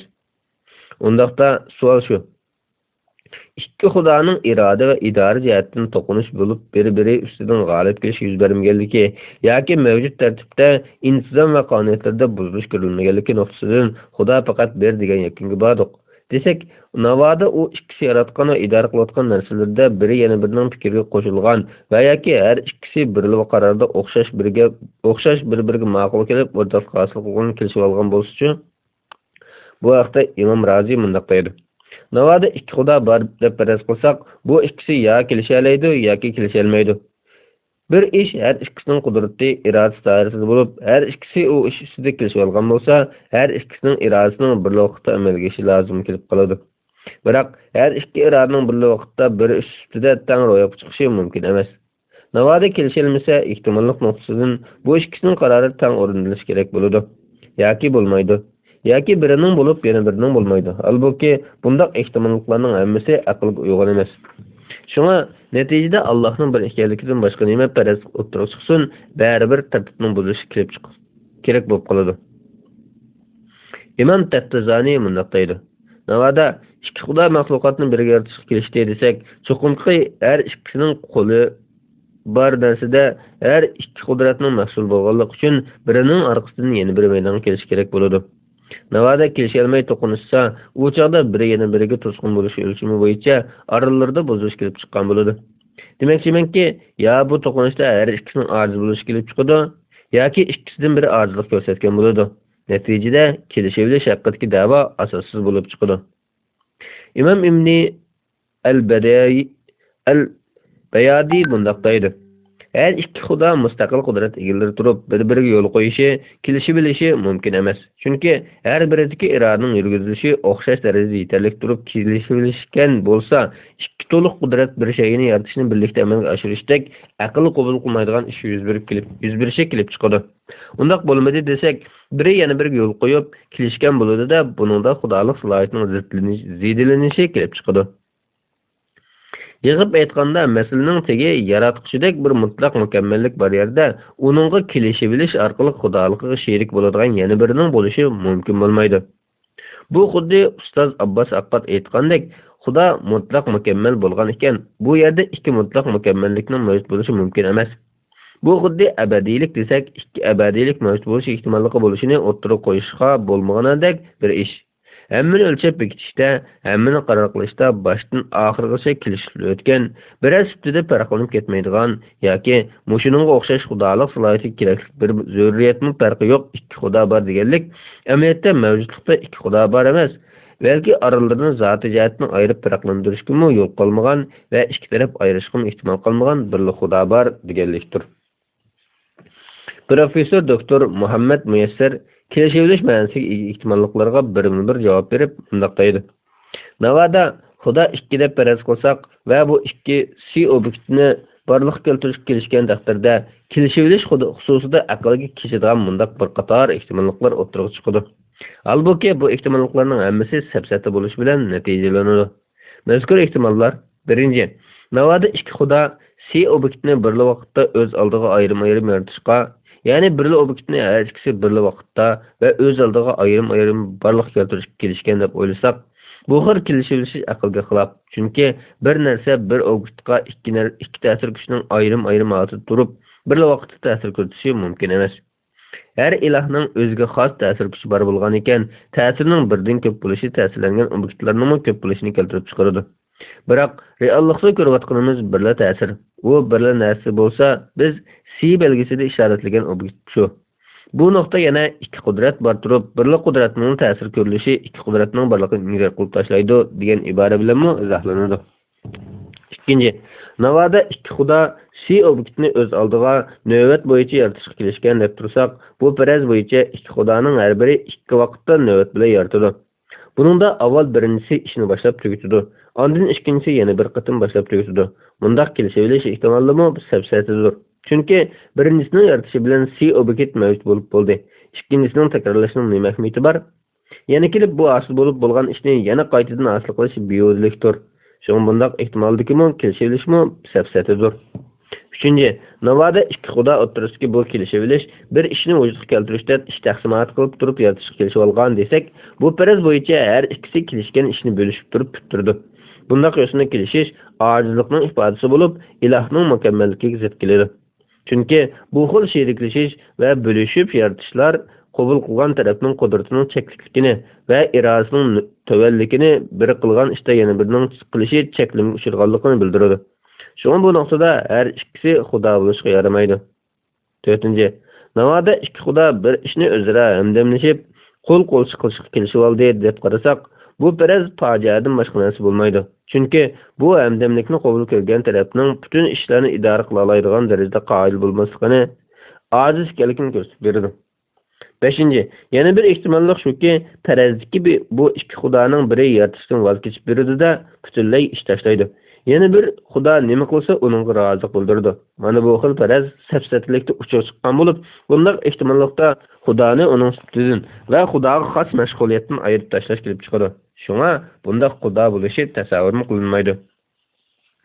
Yuqoriqilarning hammasi ikki iloh kelishib olgan taqdirda yuz berish ehtimollik bor taraflar bo'lib, hammasi natijada mavjudotlarning yo'qolish kelib chiqadigan buzilishga olib boradi. Mana bu dalil kelishim dalili deb ataladi. Bu vaqtdagi javoblar umuman ana shunday bir-birini to'liqlaydigan yoki bir-biriga yo'rtin bo'ladigan izohatlardir. Xulosa chiqargan vaqtda bu masalada kelishib olish ishining aslidan o'rinsiz bir ehtimollik ekanligi o'tirib chiqadi. Buni yana bunday bir qancha nuqtalar orqali muayyanlashtirishga bo'ladi. Birinchi, kelishib olish ehtimolligida navoda bu kelishib olish biri yana birining fikrini ma'qul ko'rib qo'shilganlikdan bo'lsa, bunday ma'qulga kelishishdan maydonga kelgan yaratish ishi har ikkisining qilgan ishining natijasi bo'lgan ekan, har ikkisining qudrati birining kaynida yana bir navbatlashib maydonga kelishga to'g'ri keladi. Albatta, undaq bir reallik mavjud emas. Agar bu kelishib olish ishi yaratilgan bir narsada tang hamkorlashib yaratish bilan ish ochgan bo'lishi mumkin desak, birsila yarasi kifoya narsaga yana birining aralishi biyudilik bo'ladi.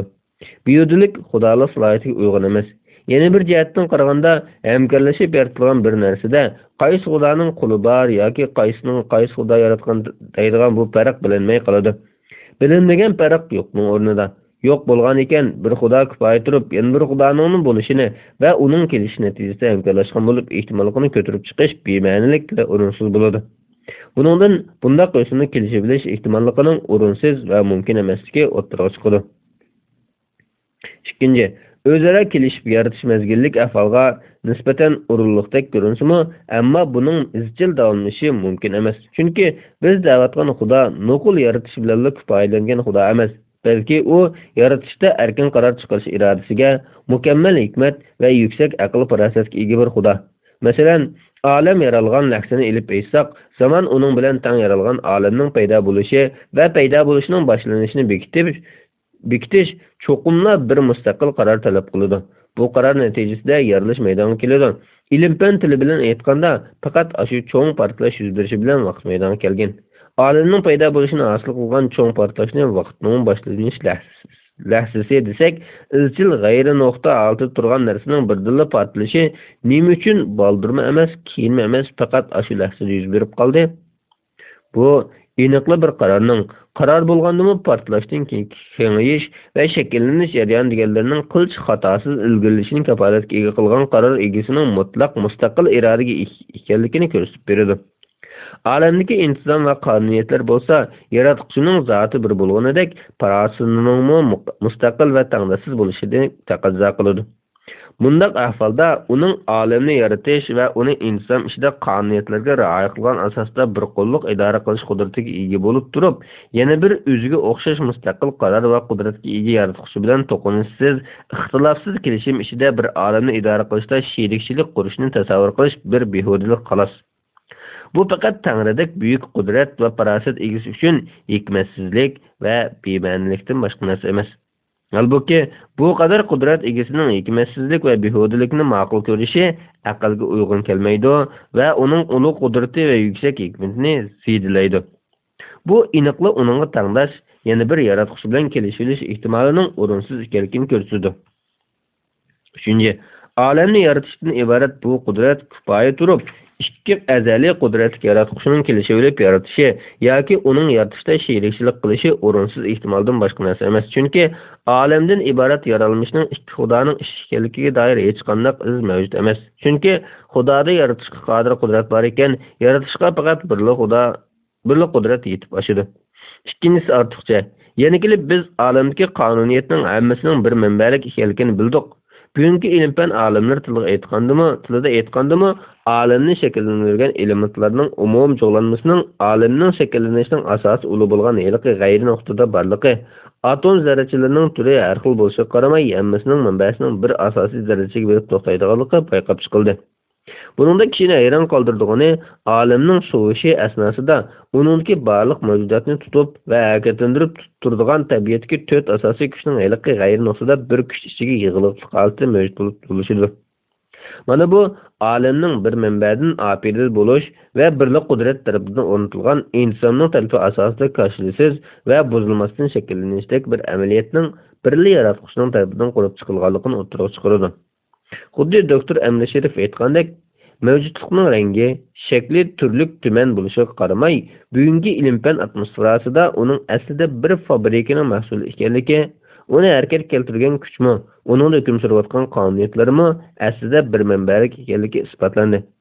Acaba bir qo'lliq to'qilgan bu mahsulot uning to'quvchisining faqat bir ekanligini, ya'ni yaratuvchining faqat bir ekanligini aks ettirmay tura olmasinmi? Demak, bu vaqtdagi tahlillarning hammasi olamning intoyin tujubilangan astoydillik va inchiklik bilan qurib chiqilinganligidek bir haqiqatni o'tirib chiqardi.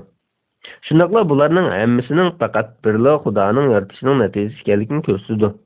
Bu yana shundoq muntazam va qonuniyatli shakllanishni iroda qilgan Xudoning mustaqil va mutlaq irodaga ega ekanligini, shundaqla uning ajoyib mahorat va yuksak farosatga ega yagona Xudo ekanligini ko'rsatib beradi. Shunga inson o'rnatish va idora qilishda birla farosat va birla iroda va qudratga ega Xudo yetarlik turib, uning o'ziga o'xshash yana bir Xudo bilan kelishilish ehtimolini ko'tarib chiqish va birlashib yaratgan bo'lishini tasavvurga ilish bema'nilikdan boshqa narsa emas. Shundaqla bu aqliy jihatdan mumkin emas. Buning sababi shuki, biz ikki Xudo bor degan ekanmiz, o'xshash qudrat, farosat egalarining birla manbaga ishorat qiladigan muntazam sistemini hech o'xshash sistemi yo'q.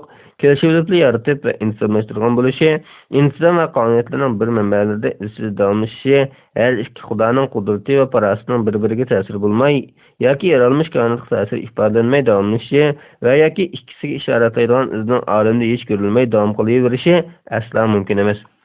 Shunga po'latdek faktlar o'zgiga ta'sirini o'tkazishning, ustunlik va mukammallikning faqatli yagona yaratuvchi bo'lishi kerakligini dalillab tursimi, xudolik salohiyati deyilayotgan ikki Xudoni bor deyish va mutlaq ikki qudratning bo'lishini da'vo qilish aqlga xilofdir. Endi tasavvurdimi o'rni yo'q, mumkin emas bir ishdir. Mumkin bo'ldi deb turgandimi, uning birining yana biriga ta'sir qilmasdan bunday izchillik va bir xillikda davomlashi hargiz mumkin bo'lmaydi. Qisqasi, ikki mutlaq qudratning bo'lishi mumkin bo'lmagan ekan, ikki Xudoning bo'lishi asla mumkin emas. Ikki Xudo bo'lmagan ekan, kelishilish degan ehtimolmi o'rinmi qolmaydi.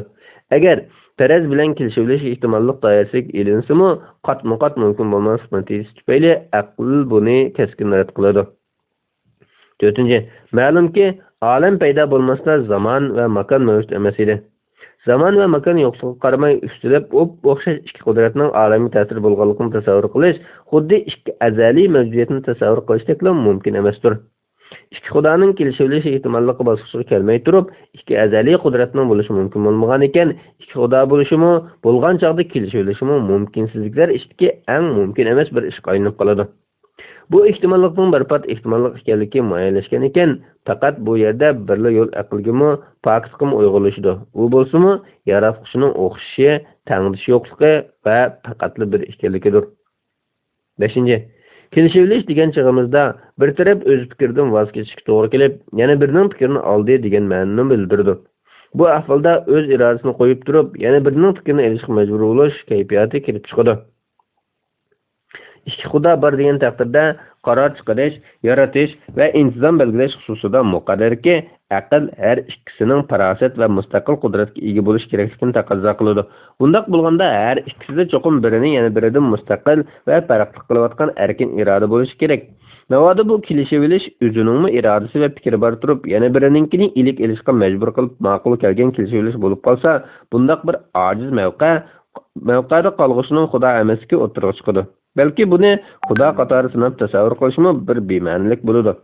Navoda bu ma'qul kelish ixtiyoriy yo'sinda bo'lib qolsa, qarshi tarafning irodasining keyniga ixtiyoriy kirib ketish Xudodagi tangdassiz hikmatga va yuksak farosatga to'g'ri kelmaydi. Bunday ixtiyoriy irodasini taslim qilishning hech bir to'qinish yoki buzish bo'lmay davom qilaverishi, yana kirib shuncha maxluqot va mavjudotni yaratuvchi hech bir iroda o'rtoqsizlik ko'rilgan bo'lishi kelishilish ehtimolligini sustlashtiruvdi. va bundaq bir ehtimollikqa o'rin berishning ahamiyatimi xiralashidi. Shuning bilan bu xil kelishilishni ixtiyoricha deyishkimi o'rin qilmaydi-da, masalaning xarakteri barg'ancha ixtiyorlik ma'nosini yo'qotib, majburlik uchun olgan kelishilish holatiga o'tib qoladi. Kelishishga majbur qilish bo'lsa, xudolik salohiyatiga ziddir.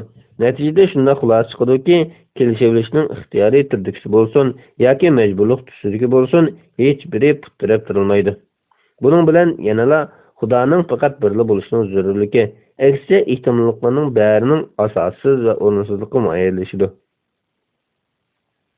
Yig'ib aytganda, mayli aqliy tahlildagi ehtimolliklar bo'lsin yoki Qur'oniy misollarda kelgandek ehtimolliklar bo'lsin, hammasi taxmin yoki reallikda o'rni yo'q ehtimolliklardir.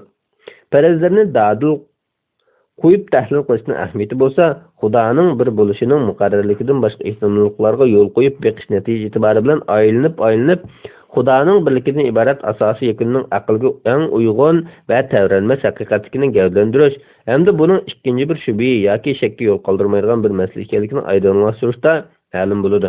Shunga bu masalada xuddi Imom G'azzali aytgandek, nimani faraz qilma, cho'qim oyatda ko'rsatilgan kashila va buzilish kelib chiqmay qolmaydi. Demak, Allohning yakkiganligidan boshqa har qanday bir faraz o'tirib qo'yilmasin, oxirida berib to'xtaydigan nuqta Allohning birligining muqarrarligidan boshqa narsa bo'lmaydi. Xulos shuki, Alloh faqat birdir, endi bu al va naql asosida isbotlangan haqiqatdir. Shundaqla bugungi ilmiy natijalar asosida xulosalangan sog'lom yakundir. 4. Fitrat Allohning birligini dalillaydi.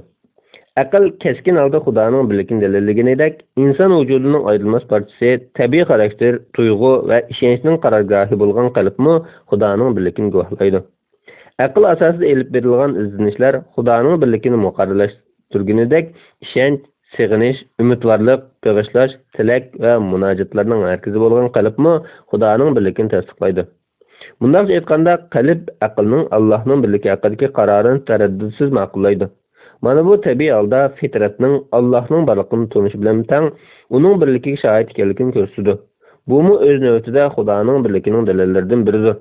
Koinotda inson turining bor bo'lishining jonliqlardan farqli holda ekanligini ko'rsatkichi, martaba jihatdan uning mavjudligining boshqa mavjudotlarga qaraganda farqli va alohida ekanligini isbotlovchi bu fitrat, navoda hech bir tashqi omil va ta'sirlarning qo'rshovsiz o'zalik qo'yib berilganidek, uning birli Xudoga umid bog'laydiganligi, birinchi tanlashining birli Xudoga taslim bo'lganligi muqarrar.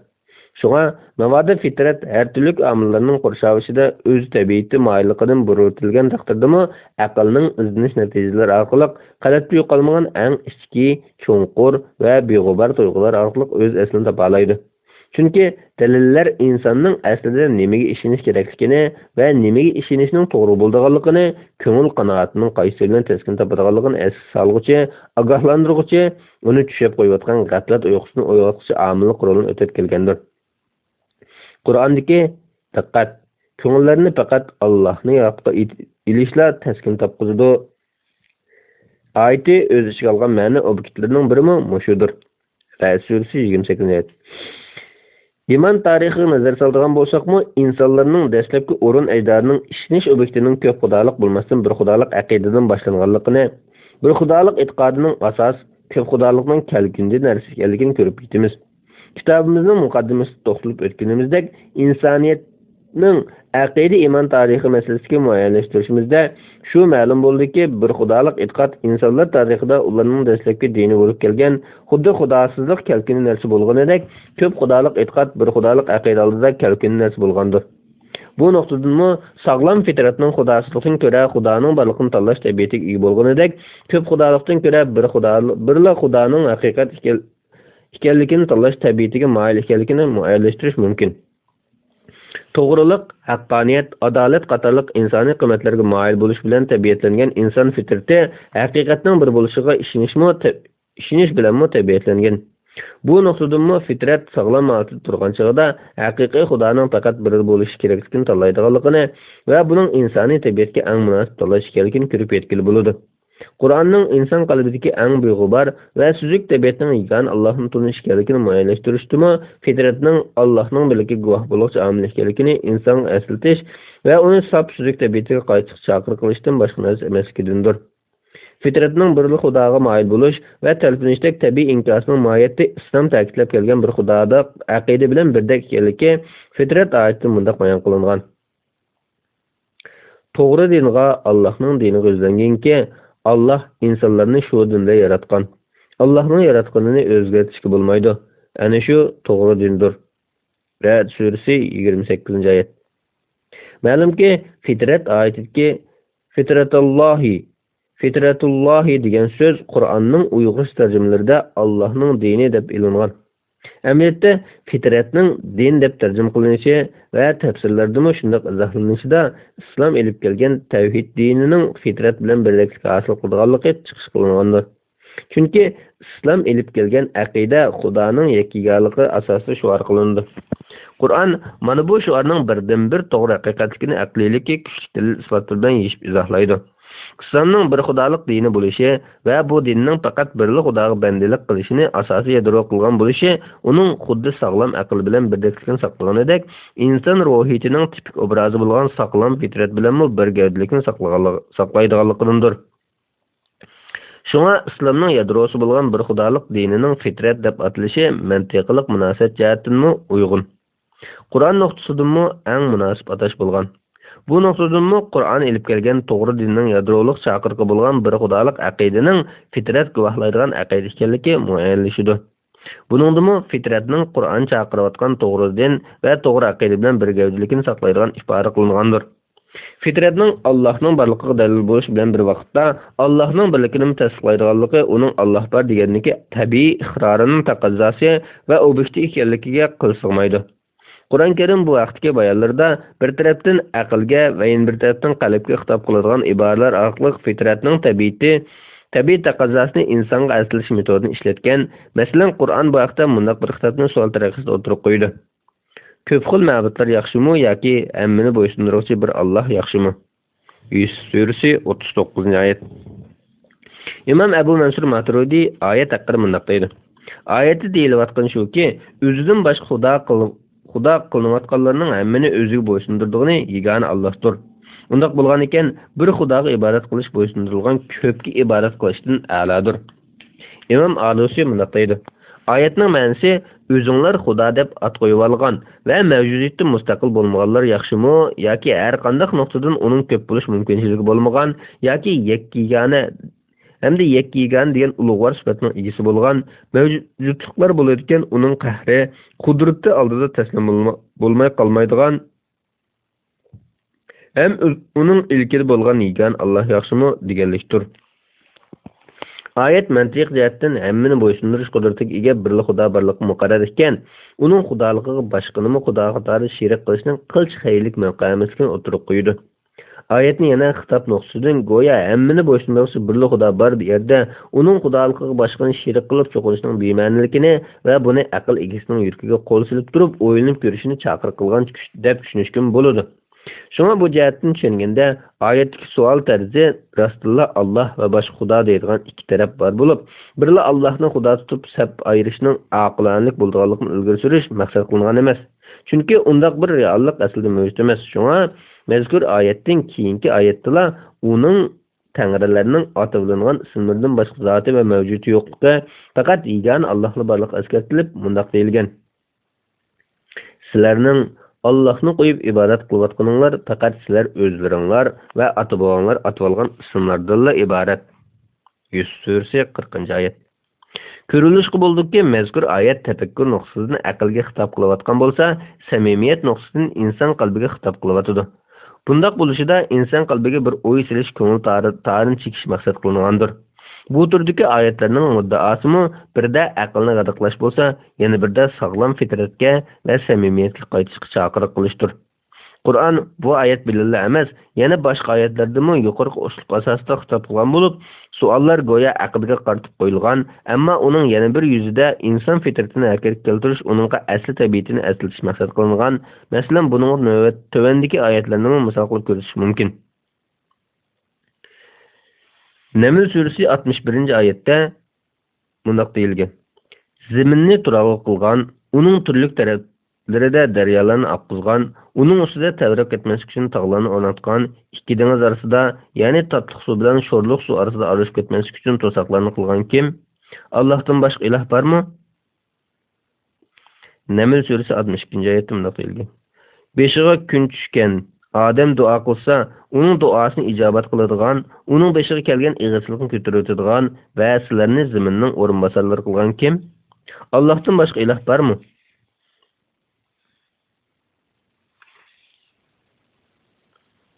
İnsonni dastlabki yaratgan, ondan uni tirildirgan kim? Sizlarga osmondan va zaminda rizq beradigan kim? Allohdan boshqa iloh bormi? Hech iloh yo'qdir. Aytqinki, agar da'voyinglarda rost bo'ladigan bo'lsanglar, dalillaringlarni keltiringlar. Naml surasi 64-oyat. Mana bu oyatlardagi savol uslubi go'yo uning javobi tafakkur qilish uchun ma'lum bo'lib, har bir xitobda anglag'uchining bu vaqtda o'z qalbining nima deydiganligiga qarab chiqish kerakligi muddao qilingan. İfade şeklimi go'yo anglag'uchi uchun javobi ma'lum bo'lgan yoki anglag'uchi uning ixro bo'ladigan ritoriklik savol uslubida kelgan. Demak, bu xil turdagi oyatlarning hammasi degidek aqliy tafakkurga undash bilan birga fitratga xitob qilgan va tilga ilingan ishlarning hammaning javobining fitratga ma'lum ekanligi urug'langan. Natijada bu oyatlar birla manbadan xayrlik kutish, birla manbadan umidlanish, tilaklarini uningdan so'rashdak fitrat talabining taqozosi bo'yicha o'ylanib ko'rishga chaqiriq qiladi. Buningdan mazkur oyatlarda sog'lom fitratning sog'lom aqliy natijaga o'xshashlar birla Xudoning borligini tasdiqlash, uningga ishonish va uningga sig'inish tabiati bilan xarakterlanganligini ilgari surish muddao qilinganligini ko'rib olgan bo'ladi. Shuni eslatmak kerakki, fitratning Allohning ixro qilishi bilan uni yakkigan deb tunish o'tirisida bir-birini ayirib turuvchi fasil asla mavjud emas. Fitratning Xudoning borligiga qilgan iqrori mohiyatda birli Xudoning borligiga iqror qilgan iqroridir. Fitratning Allohni uning birligi asosida taniydiganligidan iborat bu tabiati navoda uni aslidagi moyilligidan burutadigan omillar ta'sirida o'zgargan taqdirdami, uningga mazkur ta'sirlardan qutuldiradigan dalil isbotlar va yoki hayotning jafo mushaqqatlari va yoki o'lim qilimga o'xshash hayot momatlik tanlashlarga duch kelish qatorliqlar fitratni uyg'otqish omillar o'ttirib chiqqan hamon asli tabiatiga qaytishi aniq. Albatta, bu xil qaytish birli Xudoga qaytish bo'lib, fitratning bunday bir xarakter bilan tabiatlanishi uningga nisbatan Xudo va uning birligi masalasi bir butunlikka ega ayrilmas gavda altida ekanligini tushuntirib berdi. Qur'on mana bu xil ahvolni tasvirlagan so'zda bunday deydi: "Sizlar dengizda biror ofatga yo'liqqan chog'inglarda esimlarga sizlar cho'qinayotgan ma'budlar kelmay, faqat Allohla keladi." Yusuf surasi 39-oyat. Yuqorqi oyat fitratning Allohni taniydiganligiga kelgan boshqa oyatlardagi misollar bilan mazmun jihatdan o'xshash bo'lsa-mu, mazmun ifodalashda Allohla esimlarga keladi degan ma'noni ifodalaydigan so'zlar ishlatilgan. Ya'ni jiddiy daqiqalarda fitratning kishilangan asosidan bo'shaydiganligi, uning bilan Xudo orasiga silingan to'siqlar yemirilganda, uning shu an chin so'zini deydiganligi muddao qilingan. Oyatda munosabatlik boshqa oyatlarga o'xshashla fitratning Allohni uning birligi asosida taniydiganligi va buning uning so'zi tabiatida bor narsa ekanligi muayyanlashtirilgandir.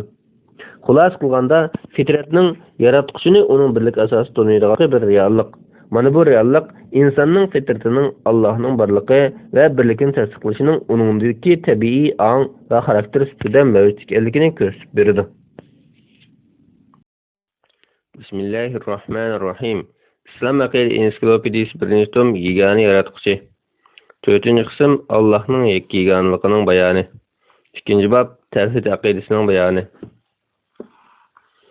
Tavhid so'zi arab tilida shay'ini bir deb bilish, uni bir deb hukmlash va uni faqat bir deb muayyanlashtirish qatorliq ma'nolarga ega. Tavhidning islohdagi ma'nosi Allohning uning zotida, sifatlarida va barliq qilim etimlarida yakkigana deb aqida qilishni va bu asosda ibodatni faqat uningga ravo ko'rishni ko'rsatadi.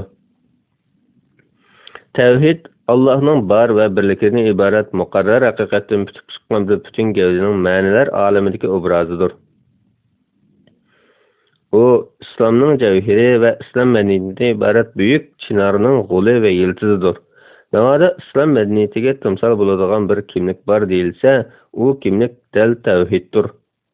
Allohning borligi va birligini tunib, ammo uning ma'nolarining haqiqatini tunib yetmaslik, go'yo Çöldə suğa muhtaç bo'lib qolgan birining iqin su topa olgan, ammo uni ichishdan mahrum bo'lgan kishining ahvoliga o'xshash tragediya deyishga bo'ladi. Chunki tavhid insonlar aro haqiqat ustida o'tirib chiqqan Xudo haqidagi barliq tushunchalar va izohotlarda aqliy jihatdan sog'lom, naqliy faktlar haqiqat bo'lishi nuqtasidan mustaqil yo'l ayirish kerak bo'ladigan muhim nuqtalardir. Bir insonning Xudo haqidagi tushunchasining sog'lom bo'lishi yoki bo'lmasligi uning ozg'unlik yoki hidoyat yo'liga qarab ilgarilayotganligi tavhid yo'lida to'g'ri qadam bosgan yoki bosmaganligi bilan o'lchanadi. Shundoqla bu uning Allohning bor va bilgiga oid tushunchasining qaysi darajada bo'lishi bilan munosabatli. Yana kelib aqliy va naqliy dalillarda Alloh bor va bir degan bu haqiqat muqarrarlashgan bir ahvolda Allohdan boshqa hech bir iloh yo'q degan bu aqidaning haqiqati va ayrim halqalariga qadar astoydil tunishish surati ko'z yumib o'tib ketish bo'lmaydigan bir palladir. Buning haqiqatini tonish bo'lsa, faqat tavhiddan iborat bu markaziy hukmni tushunish orqali mumkin bo'ladi. Shunga biz bu bobda tavhidni yuqori ta'bir asosida izohlash orqali Allohning birligining mohiyatlik ma'nosi va buningdan Allohga munosabat bilinmasi bo'lmaydigan mazmunlar bilan tanishib o'tamiz.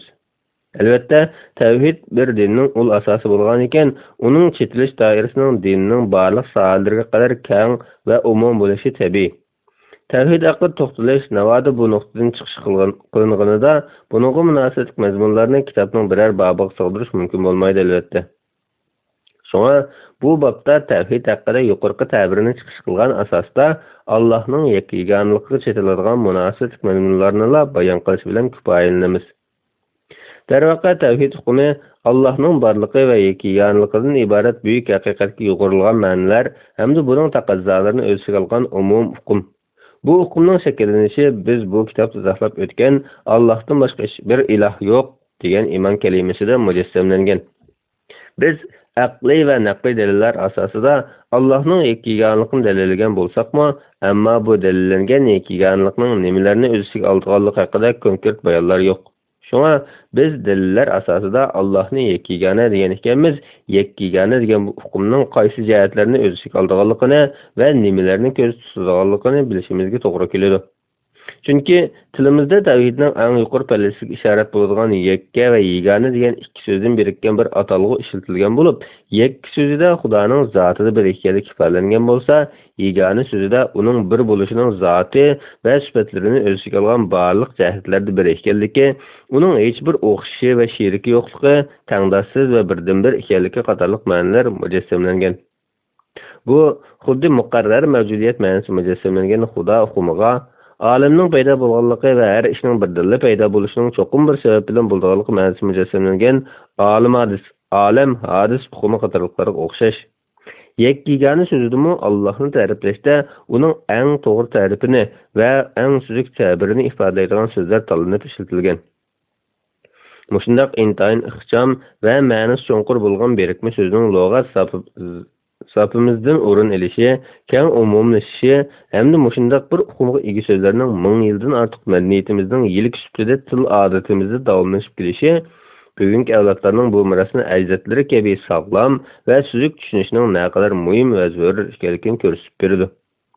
Ilmiy nuqtadan elib aytgandimi, Xudoning qaysi nuqtadan birligini, qaysi nuqtadan yegonaligini bilish sog'lom va to'g'ri e'tiqodning taqozzolaridandir. Allohning birligining ma'nosi haqidagi savolning yechimi faqat tavhid orqali to'g'ri izohga ega bo'la oladi. Shunga navbatda to'xtalmoqchi bo'lganlarimiz tavhid aqidasi o'z ichiga oladigan mazmun va masalalardir. Tavhidning yuqorida bayon qilib o'tilgan ta'birga qaraydigan bo'lsak, tavhid Allohning yakkagonlik hukmining mundaq bir qancha nuqtaga yig'inchoqlanganligini ko'ramiz. Birinchi, Allohning zotida yakkagona ekanligi. Ikkinchi, Allohning sifatlarida yakkagona ekanligi. Uchinchi, Allohning qilim etimlarida yakkagona ekanligi. To'rtinchi, faqat uningga ibodatga loyiq ekanligi. Mana bular tavhidga yo'g'rilgan Allohning yakkagonligi doirasida konkretlashgan nuqtalar bo'lib, tövəndə biz mush nuqtalar bo'yicha izohat beramiz. Birinchi, Alloh zotida yakkagonadir. Allohning zotida bir va yakkagon deyishimizda bundaq ikki nuqta ko'z tutilgan. Birinchi, Allohning zotining bir kishidan xoli bo'linmas birlik ekanligi. Ikkinchi, Allah'ның zatidek yana bir zatның yo'qligi. Allah'ның zatida yekkiganligi mana bu ikki nuqtani o'z ichiga olgan bo'lib, bu vaqtdagi dalillar aqliy va naqliydir. Örnek beradigan bo'lsak, tövendeki ayetler mezkur meselenin naqli asaslaridir. Şura suresi 11. ayette hiç şeyi Allah'a o'xshash emasdir deyilgan. Şura suresi 12. ayette bo'lsa, aytqinki u Allah yekkigandir deyilgan. Baqara suresi 160. ayette sizlarning ilahinglar bir ilahdir. Onundan başqa hech ilah yo'qdir deyilgan. Baqara suresi 160. ayette bo'lsa, ey Muhammed, aytqinki u haqiqatan bir ilahdir deyilgan. Yuqorqi oyatlar muayyanlashtirmoqdaki Allah faqat birdir va uning birligimi hech narsaga o'xshash emasdir. Yuqorqi birinchi nuqtada Allohning zotini tarkiblanishdan xoli deyishimiz, uning zotining a'zolaridan birikkan moddiy olam va u o'z ichiga olgan shaylarning juz'iylardan bitib chiqqan bo'lishidan pok ekanligidir. Ma'lumki, inson ko'rgan va bilgan narsasini tasavvurida jonlantira oladi. Ammo Allohning zoti yegani deganda, uning insonning bilish va tasavvur doirasidagi biror zotga o'xshab qolishi mumkin bo'lmaydi. Chunki dalillar isbotlab kelganidek, hech shay'i Allohga o'xshamaydi. Odam bedenini elib aytsak, uning zoti bir qurilma bo'lib, har qaysi a'zolardan tarkib topgan, a'zolar to'qimlardan tarkib topgan, to'qimlar hujayradan tarkib topgan, hujayra bo'lsa odam bedenining vujudga keltiruvchi eng kichik hayotiy birlikdir. Allohning zotining moddiy olamning umumiy gavdasiga va yoki uning biror juz'isiga o'xshash parchalardan va juz'iylardan birikkan bir zot bo'lishi, uning o'xshashi va tangdishi yo'qligi hamda o'z-o'zidan bor bo'lganligi qatorliq jihatlardan uningga xos bo'lgan muqarrar mavjudiyatlik ma'nosini buzib tashlaydi va bu uningga nisbatan nuqsoniylikni ifodalab beradi. Chunki birikishlardan tuzilish uning birikishiga ehtiyoji borligini yoki uning zotining birikishdan bitib chiqadigan tabiatda bo'lish kerakligini keltirib chiqaradi. Birikish bo'lgan ekan, albatta uning zotining birikishlardan butunlangan zot bo'lishini ko'rsatadi. Mana bu xil birikish xuddi moddiy mavjudotlarning tabiatiga o'xshashligini keltirib chiqaradigan bo'lib, bu xil taraflarning hammasi uning yegona zot va o'xshashi yo'q mavjudlik bo'lishda xudolik sifat va salohiyatga zid keladi. Halbuki Allah eng mukammal va qudrati tangdassizdir. Undaq ekan, uning zotida birikishning aks etishi yoki uning birikishdan bitib chiqqan zot bo'lishi uning mukammalligi va qudrati bilan uyushmaydi. Bu jihatdan uning zotining birikishdan xoli bir zot bo'lishila uning muqarrar mavjudiyatlik tabiatiga munosibdir. Yana bir nuqtadan qarasak, zotning bo'linishini va uning juz'iylari bo'lishini tasavvur qilish moddiy mavjudotlarga o'xshash hajmi, doirasi, soni, ig'irlik yoki yeniklik, cho'nglik yoki kichiklik degandek o'lchamlar bilan o'lchash mumkinchiligi kelib chiqishdan saqlanolmaydi. Bu zamon, makon, holat qatorliq omillarga daxil bo'lishlik oqibatdan qutulolmaydi. Halbuki yuqorqidek o'lcham, miqdor va songa to'g'ri kelishlarning hammasi moddiy mavjudotlarda bor xususiyat. Shunaqla cho'ng kichik, ig'irinik, zamon, makon qatorliqlarning hammasi Allohning qonuniyat asosida borliq keltirilishi bilan bor bo'lgan Allohning maxluqidir. Ya'ni hammasi moddiy mavjudotlarda ko'riladigan va yoki mumkin mavjudotlarga ishlaydigan xususiyat o'lchamlardir. Hech bir o'xshash yo'qligi muqarrar bo'lgan Xudoning zotida hodisaviy mavjudotlarning tabiati tepilishi, moddiy mavjudotning xarakteri, xususiyati va yoki shularga munosabatli qonuniyat va qoidalarning uning zotiga tatbiqlanishi, uning muqarrar mavjudiyat bo'lishi va hech o'xshashning bo'lmasligidan iborat Xudoda cho'qim bo'lishi tegishli eng aqalli xususiyatlarga zid keladi. Bu nuqtadanmi Allohning zoti birikish va bo'linishlardan pokdir. Shunaqla uning zotidek yana bir zot mavjud emasdir.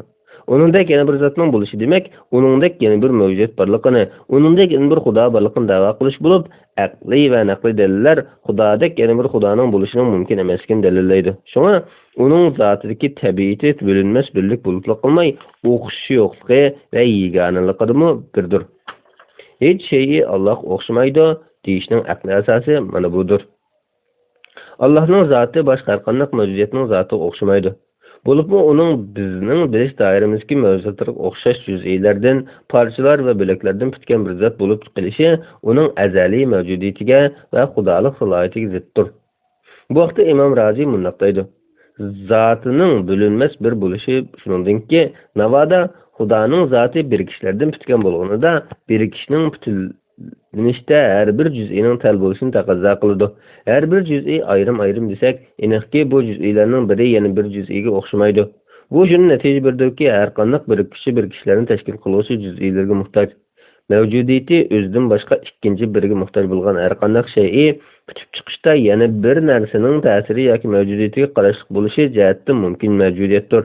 Xudoning muqarrar mavjudiyat ekanligi mumkin mavjudiyat emasligi muqarrar. Bu deganlik uning birikishlardan bitib chiqqan bo'lish aqliga zid deganlikdir. Allohning zotidagi haqiqat uning har qanday nuqtadan birdan ko'p bo'lmasligidan iborat haqiqat bo'lib, uning birligi faqatla yakka va yagona birlikdir. İmam İbn Cüzey mundaq deydi. Oyatda Allohning bir deyilishi mundaq 3 xil ma'noni o'ziga olgan bo'lib, bu 3 xil ma'noning hammasi to'g'ridir. Bular birinchi, Allohdan boshqa ikkinchi bir iloh yo'q. Bu Allohning son nuqtasidan ikkinchisi yo'q deganlikdir. Ikkinchi, uning hech qanday sheriki yo'q. Uchinchi, uning birligi juz'iylarga ayrilmas va bo'linmas birdir. İmam Bayzaviy mundaq deydi. Bilginki, haqiqiy ma'nodagi bir bo'lish imkoni bo'lmaganidir. Bu ma'nodagi bir bo'laklarga va yoki juz'iylarga bo'linmaydi. Ushbu ma'nodagi bir faqat birli mavjudiyatga xos bo'lib, bu jihatdan u o'zidan boshqa barliq mavjudotdan farqlanib turadi. Mana bu haqiqiy ma'nodagi bir ba'zida shay'ining zotida ko'plik birikishning mavjud emasligini bildirsa, yana ba'zida uning qarama-qarshisi va o'xshashi yo'qligini bildiradi. İmam G'azzali mundaq deydi. Bir hukmi ba'zida bo'lgili bo'lmaydigan faqat bir narsani ifodalash uchun ishlatiladi. Bo'linish qabul qilmaydi deyishimiz uning qanchalikligi, juz'iysi va miqdor o'lchamining yo'qligini ko'rsatadi. Alloh taolaning birligi bo'linishni keltirib chiqargan qanchaliklik hukm aralashmagan, bo'lishni qabul qilmaydigan ma'nodagi birlikdir. Chunki bo'lish degan hukm o'lchigili bo'ladigan narsa ifodalanadi. Bo'lish bo'lgan vaqtda birini yana biridan ayirish, juz'iylari aro cho'ngishlikni belgilash mumkin bo'ladi. Xudoga bu xil o'lcham tushmagan ekan, uning birligida bo'linish bo'lishi aqlga to'g'ri kelmaydi. Bir degan hukm yana mavjudlikdagi mavqesiga ishlatiladi. Bu chog'da bir deyishdan maqsad uningga o'xshaydigan yana biri yo'q deganlik bo'ladi. Masalan, bu quyosh faqat birdir degan tarifga o'xshaydi. Shunga Xudo bu ma'nodan faqat birdir. Uningga o'xshash yana biri va yoki qarama-qarshisi yo'qdir.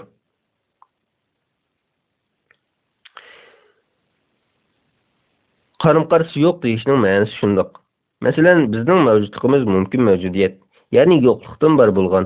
Shunga bizning mavjudligimizdan qarama-qarshisi bor. U bo'lsa yo'qlik. Shunaqla bizning mavjudlik holatimiz vaqt va o'rin bilan belgilangan bo'lg'achqa, birli vaqtda ikki o'rinni tang bo'la olmaymiz. Bir o'rinda bo'lsak, yana bir o'rinda bo'lmaymiz va bo'la olmaymiz. Ya'ni o'rnimiz ma'lum. Mavjudligimiz makondan ayrilmagan. Shunga bizning bir yerda mavjud bo'lishimiz, yana bir yerda bo'lmasligimizni natijalantirdi. Demak, bizning mavjudligimizdan qarama-qarshisi bor, ammo Allohning undaq emas. Uning mavjudligi birining mavjudligimizga o'xshamaydi. Uning mavjudligi azaliy bo'lib, yo'qlikni manba qilgan emas, balki u azaldan bor muqarrar mavjudlikdir. Shundaqla uning mavjudligi vaqt va o'rin bilan aloqasizdir. Chunki vaqt va o'rinmi Allohning yaratishi. Shunga bu qonuniyatlar Allohga ishlamaydi. Bu jihatdan xuddi bizning mavjudligimizga o'xshash bir yerda bor bo'lganda yana bir yerda bo'lmaydi deydigan hukm va tasavvurlar Allohga qo'llanilmaydi. Allohning qarama-qarshisi yo'q deganlikning ma'nosi budir. İmam Razi mundaq deydi.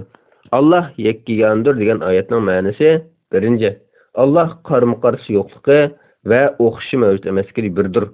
Ikkinchi, Allohning zotining haqiqati juz'iylardan birikmagan ma'nodagi bir deganlikdir. İmam Dazzaviy mundaq deydi.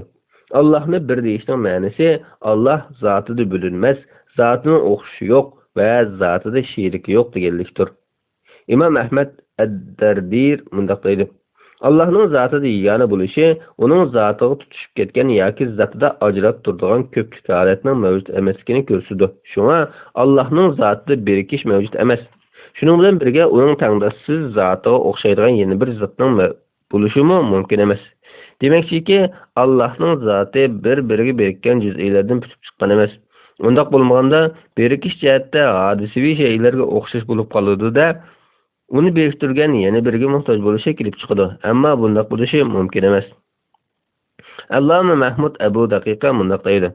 Allah'ның zatida bir bo'lishinin aniqlaması shuki, navoda Allah'ның zati juz'iylardan birikib turib, pütüp chiqqan zat bo'lganida, uning zatining mavjud bo'lishi ashu juz'iylarning bo'lishiga ehtiyoji bo'lib qolgan bo'ladi. Ammo undaq bir ehtiyojning Xudoda bo'lishi mumkin emas.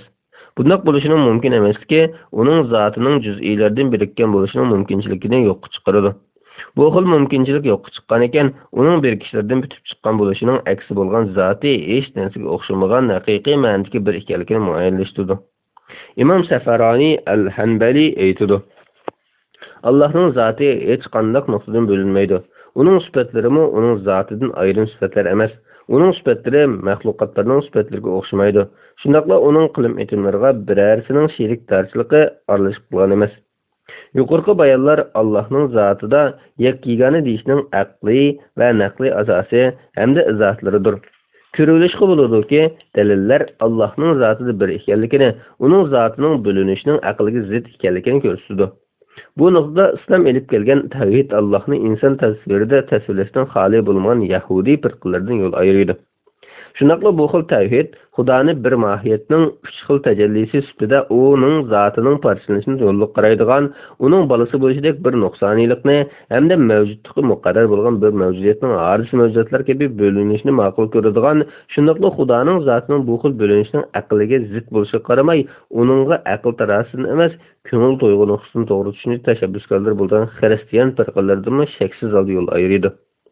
Chunki Xudoning mavjudiyati haqida zotida ko'payish va parchaga ayirish tasavvur bo'lganiman, bu uning xudolik salohiyatini, qudratini va tangdoshligini zidilaydi. Balasi bo'lishdek bir vaziyatning ehtimolga ilinishi, uning ma'lum juz'isining moddiy mavjudlik bilan giralashganligi yoki inson tiniga tushishi qatorliqlarning hammasi shaksiz holda Xudoning qudrati va zotining nuqsonligi, hech bir o'xshi va tangdosh yo'qligidan iborat po'latdak faktlar orqali isbotlangan xudolik salohiyat va mukammallikka ziddir. Halbuki Xudo eng mukammal va qudrati tangdoshsizdir. Shunday turib o'xshi yo'q. Faqatli birli mavjudiyatning zotida parchalanishning bo'lishi va bu parchaning inson Isoning ruhiga tushib, uni xudolik maqomiga ko'tarishi qatorliqlar mohiyatda Xudoning zotidagi tangdoshsizlik, tabiatidagi qudrat va mukammallikni zidilashdan boshqa narsa emasdir.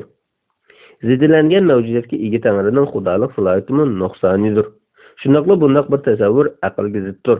Bundaq bir holatning aqlga zid keladigan bo'lishiga qaramay, masaladagi aqlga yetmaydigan bir bo'shliqni elib kelib, uni inson qalbidagi sevgi va sig'inish tuyg'ulariga o'rash orqali aqliy xatolikka ko'z yumish bo'lsa, zidlik ustiga zidlikdir.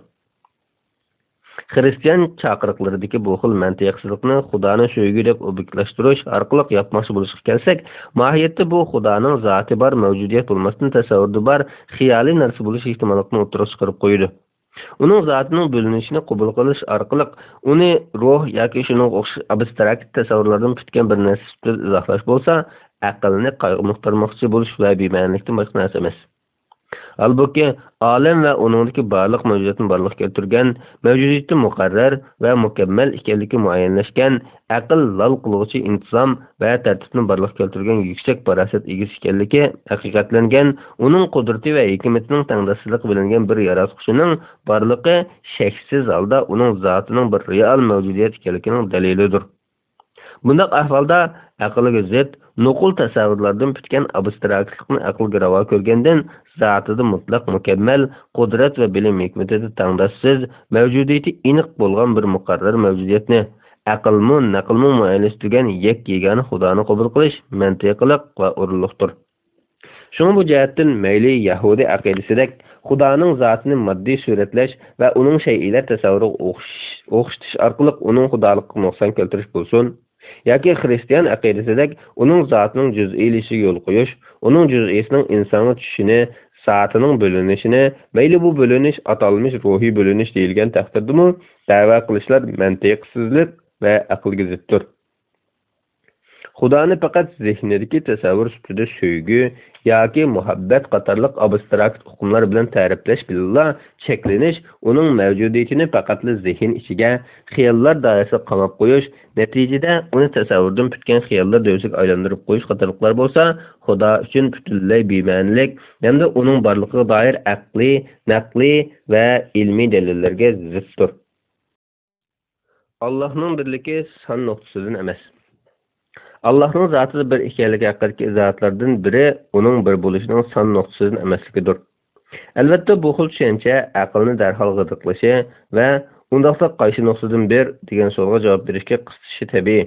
Halbuki bu xil xulosa Qur'oniy nuqtadan ilgari surilgan bo'lib, Qur'onning ko'plagan oyatlarida Allohning birligini ko'rsatgan va sanoqda keladigan vohid bir kalimasi ishlatilgan. Faqat birla oyatda ahad yagona kalimasi ishlatilgan. Undan boshqa oyatlarda bo'lsa, mazmunida faqat birla Xudo mavjudligini bildiradigan oyatlar, shundaqla buning aqliy tahlillar o'tirib qo'yilgan. Allohning zotining bo'linmagan, juz'iylardan bitmagan va parchalardan birikmagan birlik ma'nosi ekanligi, shundaqla uningdek yana bir zotning bo'lishining mumkin emasligi qatorliqlar uning birligining son sanoq nuqtasidan emasligini muayyanlashtirish orqali muqarrarlashtirilgandir. Bunun eng gavdalik taraflaridan biri bir hukmini ifodalaydigan vahid so'ziga qaraganda stilistikalik ma'nosi texnik keng va cho'nqur bo'lgan ahad so'zining kelishidir. Qur'on istimoliga ko'ra vahid so'zi Allohning o'xshashi va uningdek yana birining yo'qligini ko'rsatsa, tavhidning tub asosi so'zlangan Ixlos surasida ahad deb kelganligi ushbu birlikning yanada cho'nqur ma'noga ega ekanligini muayyanlashtiradi. Shunga vahid va ahad sifatlarining Xudoning yakkagonligini sifatlashda ishlatilishi uning biri bo'lishining son nuqtasini emasligini, balki dal Ixlos surasida bayon qilinganidek shiriki va tangdishi yo'qligi nuqtasini ekanligini, ya'ni Shura surasida kelganidek uning hech o'xshashi yo'qligi nuqtasini ekanligini, zotidagi bir bo'lishmi bizning mavjudiyatimiz va olamdagi shaylarning mavjudiyati kabi birikish va ko'payishdan barliq kelgan zot emasligini, balki uning zotining bo'linmas va o'xshashi yo'q, hamda tangdishi yo'q zot ekanligini bildirib kelgan. Allohning birligi son nuqtasida emas degan hukmda uning zotining bo'linishdan mustasno juz'iylardan tarkib topmagan ma'nodagi mutlaq bir ekanligi va uningdek yana bir zoti vujudning yo'q ekanligi maqsad qilingandir. Allohning zotining mushu nuqtadan bir ekanligini muayyanlashtirgan va Qur'ondagi ahad so'zidan mushu nuqta maqsad ekanligini tunji o'tirib qo'ygish kishi islom aqidasining nazariy asosini sistemlik sharhlashda dastlab qadam olg'ishlardan biri bo'lgan Imom Azam Abu Hanifadir. Imom Azam islomning cho'ng fiqhisi deb nom berilgan aqida ilmiga doir asarida bunday deydi: Alloh taolo birdir, ammo uning birligi son nuqtasidan emas. Balki sherik yo'qligi, balaliq bo'lmaganligi, tug'ilmaganligi, hech kim uningga tangdosh bo'la olmaydiganligi nuqtasidandir. U shundoq birki, yaratganlardan hech biriga o'xshamaydi. Yaralganlardan birarimi uningga o'xshamaydi. Mazkur asarga sharh yozgan olimlardan Imom Molla Ali Qori bunday deydi: Go'yo Imom Azam yuqorida aytgandek, Allohning zotida birligi son nuqtasidan emas, balki shiriki va o'xshashi yo'qligi nuqtasidan degan bu ma'nolarni Ixlos surasidan maxsus uzib olgandek ko'rinadi.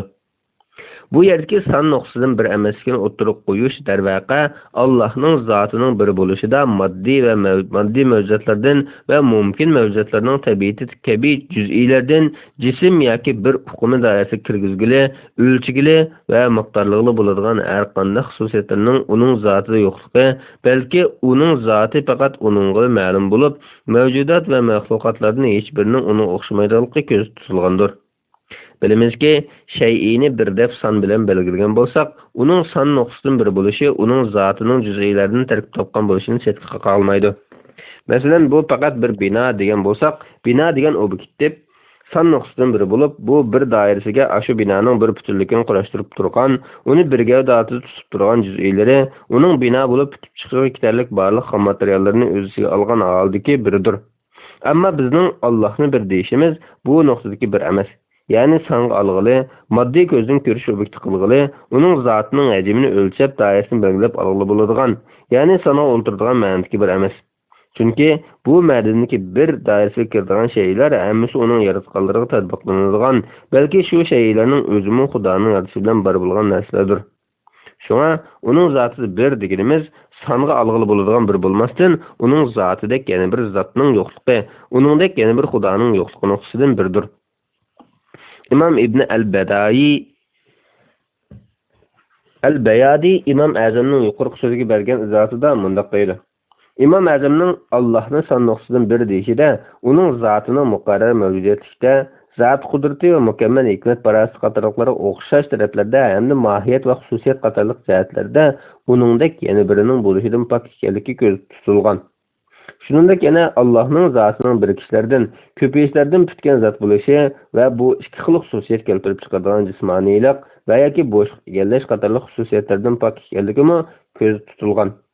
Şuna İmam Azamning bu bayoni Allohning zotini mazkur xususiyat va sifatlardan pok deb bilish orqali uning zotida yakkigona bo'lishining taqozzolariga ishorat qilgandir.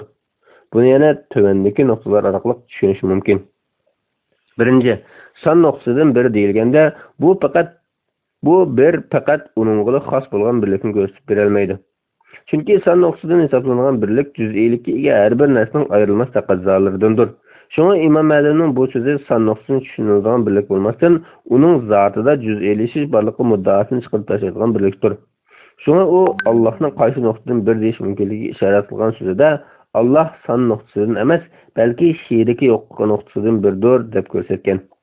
Ya'ni Xudoning ilohlik haqiqatida hamda xarakter xususiyatida faqat bir ekanligiga ishorat qilingan.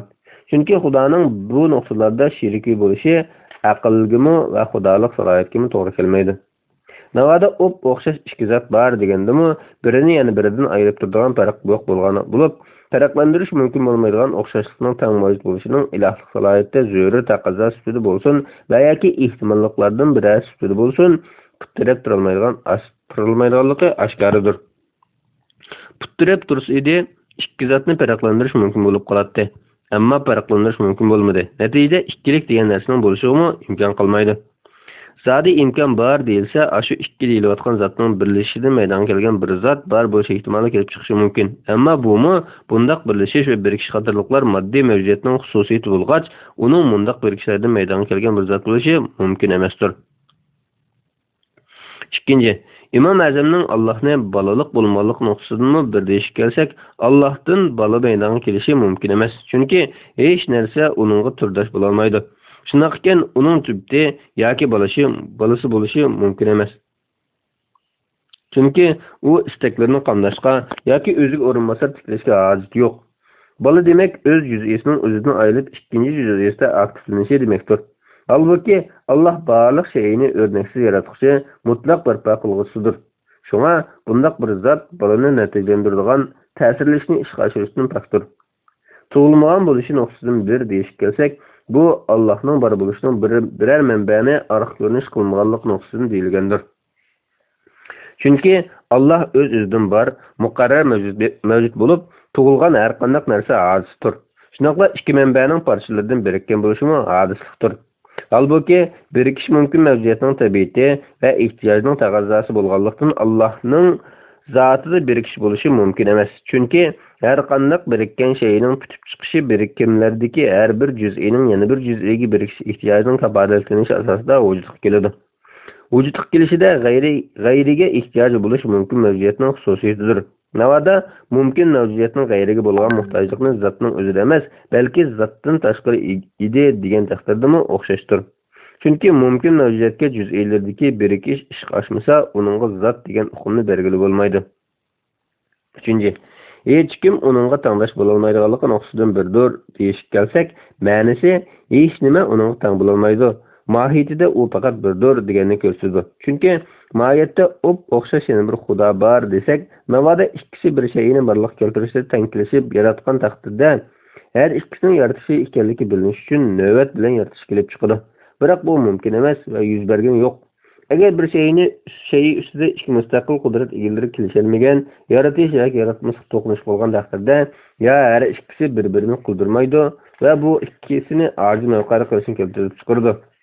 Yaratish ishi amalga oshmaydi yoki ikkisidan birining degani o'rinsiz bo'lmaydi va cho'qim birining ojiz mavqega turib qolishi lozim bo'ladi. Halbuki yaratishga qodirlik xususiyat Xudoning xudoligini va Xudoning zoti vujudining haqiqatligini ko'rsatib beradigan xususiyatdir. Ikkinchi bir qudratning ta'siriga uchrash bo'lsa, mumkin mavjudiyat yaralg'uchining ishidir. Mana bu İmam Abu Hanifaning tilida bayon qilingan Allohning birligining son nuqtasidan emas, balki Qur'on nuqtai nazarida kelgan bir ekanligining aqliy dalili haqidagi izoti. Yuqorqilardan boshqa yana mazkur nuqtai nazar asosida Allohning birligining ma'nosiga izoh bergan olimlar bor bo'lib, bular qatorida mashhur islom mutafakkiri va ahli sunnat rahbari Imom Abu Mansur al-Maturidi bor. U bu haqda mundoq deydi: bir sanoqlarni boshlash uchun kelgan ism bo'lganidek, u yana ulug'liqni, tangdoshlikni, martabani, fazilatni ifodalashdimi ism bo'lib keladi. Masalan, bu paloni kishi davrining yeganisi, u martabada, fazilatda, ulug'liqda tangdoshlarni besib tushkichi degan taraflarda ishlatilgan dektor. Birdan o'qigan 2, 3, 4 degandek taraflarda bo'lsa, faqat sanoq doirasi ko'z tutiladi. U yana mundoq deydi: Allohning birligi va ilohlikning faqat uningga xos ekanligi isbotlangan ekan, uning son nuqtasidan bir emasligi isbotlangan bo'ladi. Chunki bir son doirasiga kirgan har narsa u o'z ichiga olgan yerimi, juz'isi qatorliqlar bo'ladi. Allah haqiqiy dalillardan uning birligining o'xshishi va qarim-qarshi yo'qligi nuqtasidan ekanligi jazmlashidi. Uning qarim-qarshi bor deyish, uning ilohlik salohiyatini yo'qqa chiqarsa, o'xshishi bo'lishi uning yakkaligini yo'qqa chiqardi. Chunki yaralmışlarning hech biri shakl va qarim-qarshi bo'lishdan xoli emas. Shunga bu ikki sifat yo'qolganligini va yo'qdan bor bo'lganligini bildiradigan yakkaganlik xususiyatini yaralmışlarni ilib tashlaydigan ikki alomatdir. Darvaqa Alloh bir bo'lgach uning o'xshishi yo'qdir. U abadiydir va hamisha mavjuddir. Uning mavjudligiga o'xshash yana bir mavjudiyat yo'qdir. Mana bu Qur'ondagi hech shay Allohga o'xshash emasdir degan oyatning ma'nosi. Masalaning mohiyati shuki, har qanday o'xshishi bor bir mavjudlik son doirasiga kirmay qolmaydi. Albuki sonning eng oz cheki 2. Shunaqla qarim-qarshi bor har qanday mavjudlik yo'q bo'lish tahdidi ostidadir. Chunki mavjudlikni faqat uning qarim-qarshi yo'q qila oladi. Biroq Xudoning mavjudligi azaliy bo'lib, uning mavjudligining qarim-qarshisi bo'lishi mumkin emas. Bularga asosan Xudodan boshqa har qanday shayning yo'q bo'lishini keltirib chiqargan qarim-qarshisi, uni o'zgartirib turgan shakli, uning taq bo'lsa yo'q qo'ymaydigan jub bor. Buningdan Alloh birdir degan oyatning ma'nosi, uning ulug'likda, buyuklikda, kuch-qudrat va saltanatda yegona, o'xshishi va qarim-qarshisi yo'q bo'lish hayotda yakka deganlik bo'ladi. Imom Maturidi yana Ixlos surasiga bergan tafsirida mundoq deydi: oyatda ahad deb kelishi vahid so'zini ishoratlaydi. Vahid bir bo'lsa, uningga yondash yana bir o'xshishi yo'qligini bildiradigan ismdir.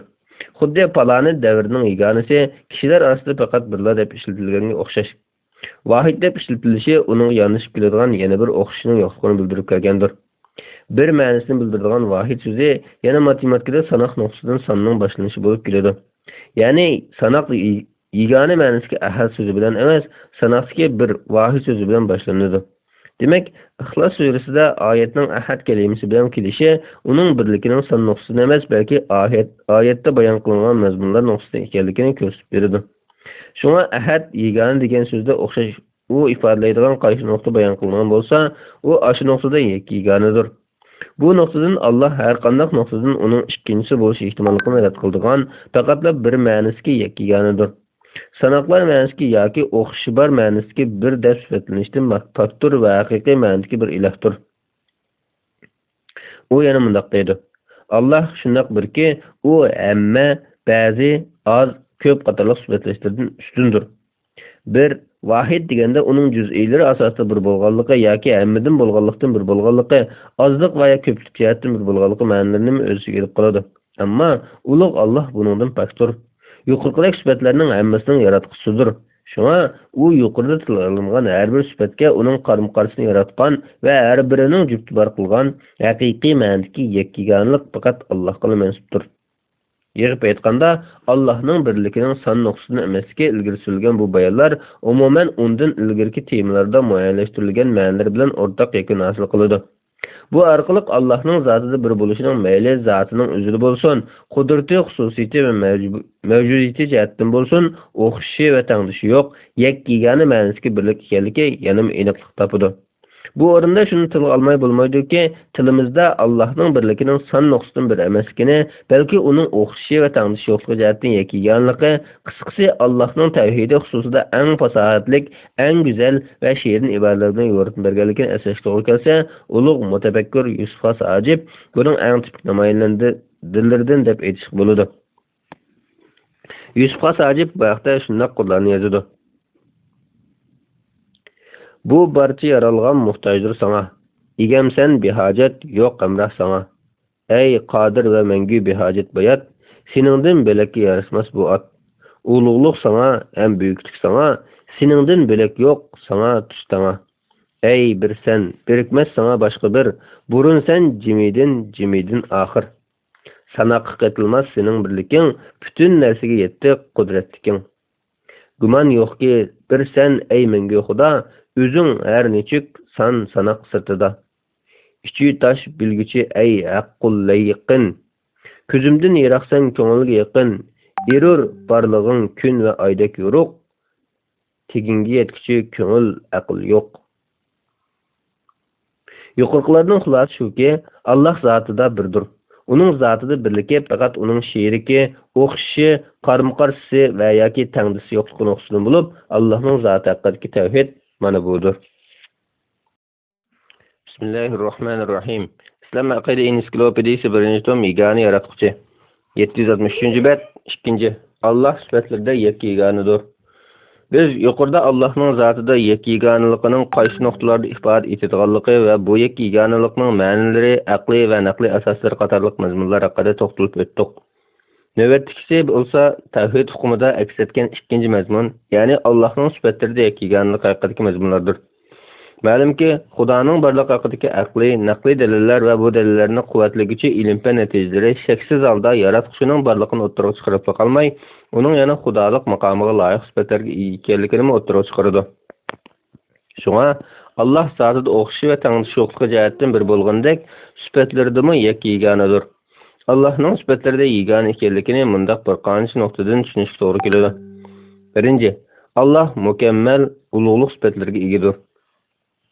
Mükemmellik ma'nolariga ega go'zal sifatlar Allohdan iborat qudrati mislsiz bir zotga tegishlidir. Alloh zotida tangdishi yo'q va mukammal bo'lgan ekan, aql uni ta'riflaydigan sifatlarning mukammal va ulug'lik ma'nosida mujassamlangan go'zal sifatlar bo'lishini taqozo qiladi.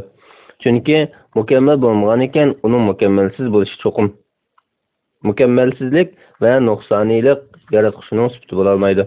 Biz uning olamning muntazam qonuniyat, yuksak hikmat va g'oyat asosida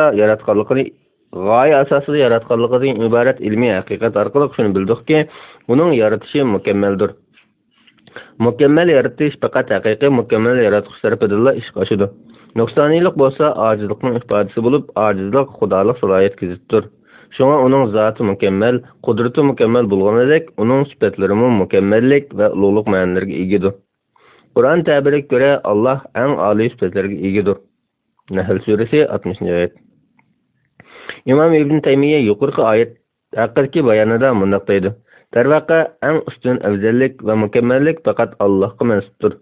Qandaqki yetarsizlik yoki ayib nuqson taraflar bor deyilsa, buningga yaratquchi emas, yaralg'uchilar bakrak tegishlidir. Chunki yaralg'uchida topiladigan mukammallikni ifodalaydigan qandaqki sifatlar bor bo'lsa, buning hammasi yaratquchi tarafidan uningga berilgan. Shunga nuqsoniylik sifatiga ega zotning mukammallik sifatiga ega maxluqni yaratishi aslo mumkin emas. Mana bu nuqta yana faylasuflar tilida sabablanguvchida vujudga kelgan har qanday kamolat uning borliq kelishiga ta'sir ko'rsatgan sabab tarafidandir degan iboralar bilan bayon qilingan. Darhaqiqat muqarrar mavjudiyat mumkin mavjudiyatga qaraganda tangdoshsiz mukammaldir. Azaliy mavjudlik qodis mavjudlikka qaraganda tangdoshsiz mukammaldir. Bar bo'lishi hech narsaga muhtoj emas zot, bar bo'lishida o'ziga muhtoj bo'lishidan tangdoshsiz mukammaldir. Ahvol shunday ekan, eng mukammal bo'lg'uchining nuqsoniyliklar bilan sifatlanishi, eng nuqsoniylik ilgilarining mukammalliklar bilan tang sifatlanishi aqlga ziddir. Mazkur mantiqiy nuqtadan Alloh eng saxiy, eng buyuk, eng ustun, marhamat qiluvchilarning eng marhamatlisi, afu qiluvchilarning eng yaxshisi va eng mukammal yaratquchi deb sifatlandi. U faqat mukammallik va go'zal madhiya ma'nosiga sifatlarga tegishlidir. Yüksek mertebe onundan başkalarga töven mertebe onunğa mensup bulup qilish uyoqtirsin, hech narsa onun sifatlariga o'rtaq bo'lolmaydi. Berhaqki biz dalillar asosida Allohni bor va yegan degan bo'lsak, moyatdan biz bor da'vatgan mavjudlikning bizning borlig'imizdek yo'qdan bor bo'lgan yoki bor qilingan, boshlanishi bo'lgandek oxirishi bor nuqsoniy mavjud bo'lmasdan, dal aksicha azali, abadiy, yakkigona, qodir, yaratquchi, hikmatlik, bo'ysundiruvchi, bilguchi, idora qilguvchi, Saltanati mutlaq, irodasi mutlaq, qudrati cheksiz, tangdoshsiz bo'lishdek ta'riflashlarga loyiq bir mukammal mavjudlik ekanligini ko'zda tutayotgan va ashundoq ekanligini bildirgan mukammallik ma'noga ega sifatlar bilan sifatlayotgan bo'lamiz. Ikkinchi, Allohning sifatlari faqat uningga mansub. Allohning borligi hamda uning ulug'lik va mukammallik ma'noga ega sifatlarning egasi ekanligi aql taqozo qiladigan, naql muayyanlashtirilgan masalalardan biri. Buning aqliy dalillariga qaraydigan bo'lsak, masalan, olamning yaralgan bo'lishi uning yaratquchi ekanligini dalillaydi. Yaralg'uvchilardagi intizom, qonuniyatlar birlik tadbirining natijasi bo'lib, bu yaratquchining birligini dalillaydi. Yaralgan mavjudotning aqlni lol qilgan qonuniyatlar bilan chambarchaslanganligi va olamdan iborat g'oyasi mavjudlikning yaralishi yaratquchining qudratining tasavvur ojiz kelgan darajada tangdoshsiz ekanligini dalillaydi. Alam va u o'ziga olgan jimi mavjudotning hadis bo'lganligi, boshlanish bo'lganidek oxirlashning bo'lganligi yaratquchining azaliyligi va abadiyligini dalillaydi. Alamning yarilishida o'tirib chiqqan muntazamlik, g'oya va hikmatlar yaratquchining xolig'ini qilishdek mutlaq erkin ixtiyorlik egasi ekanligini, mutlaq bilgich ekanligini dalillaydi. Yuqoriqilarning hammasi bo'lib, yaratquchining hayot sufatiga sazovor ekanligini, mavjudotlarning bor bo'lishi uning ehtiyojliq, ammo uning bor bo'lishi hech nimaga oid yo'q ekanligini, uning barliq mavjudotning asli egasi ekanligini, uning hammadan ustun va ulug' ekanligini dalillaydi. Naqliy dalillarga qaraganimizda dalillarda Allohning ulug'liq va mukammal sifatlar bilan sifatlanganligini, uning nuqsoniy sifatlardan pok tutganligini ko'ramiz. Masalan, Allohdan boshqa hech iloh yo'qdir. U mutlaq podshohdir. Hamma nuqsondan pokdir. Jami ayblardan salomatdir. Mushriklar sherik keltirgan narsalardan pokdir. Alloh hammadan yaratquchidir. Yo'qlikdan paydo qiluvchidir. Hamma narsaga shakl berguchidir. Eng chiroyli ismlarga egadir. Osmonlardagi va zamindagi narsalar Allohga tasbih aytib turadi. Alloh hammadan g'olibdir. Hikmat bilan ish qiluvchidir. Hashr surasi 23-24-oyatlar. Bir Allohdan boshqa hech iloh yo'qdir. Alloh hamisha tirikdir. Hammani idora qilib turguchidir. U mugidab qolmaydi. Uni uyqu bosmaydi. Osmonlardagi va zamindagi hamma narsa Allohningdir. Baqara surasi 255-oyat. Uyqu va mugidash qatorli sifatlarning Allohda yo'qligini eskartishdagi maqsad charchash va rohatlanishga ehtiyoj tushish qatorliqlarning Allohga nisbatan mukammalsizlik va nuqsonlik bo'lganligidandir. Bu xil ahvollar g'aflat va bilish darsini chetda qoldirish qatorliq oqibatlarga sabab bo'lgan narsalar bo'lib, hodisaviy shaylar Allohning yaratishidir va bu Allohga ta'sir qila olmaydi. Chunki ta'sirga uchrash ojizlikning belgisi. Albuki Alloh g'olibdir va tangdoshsizdir.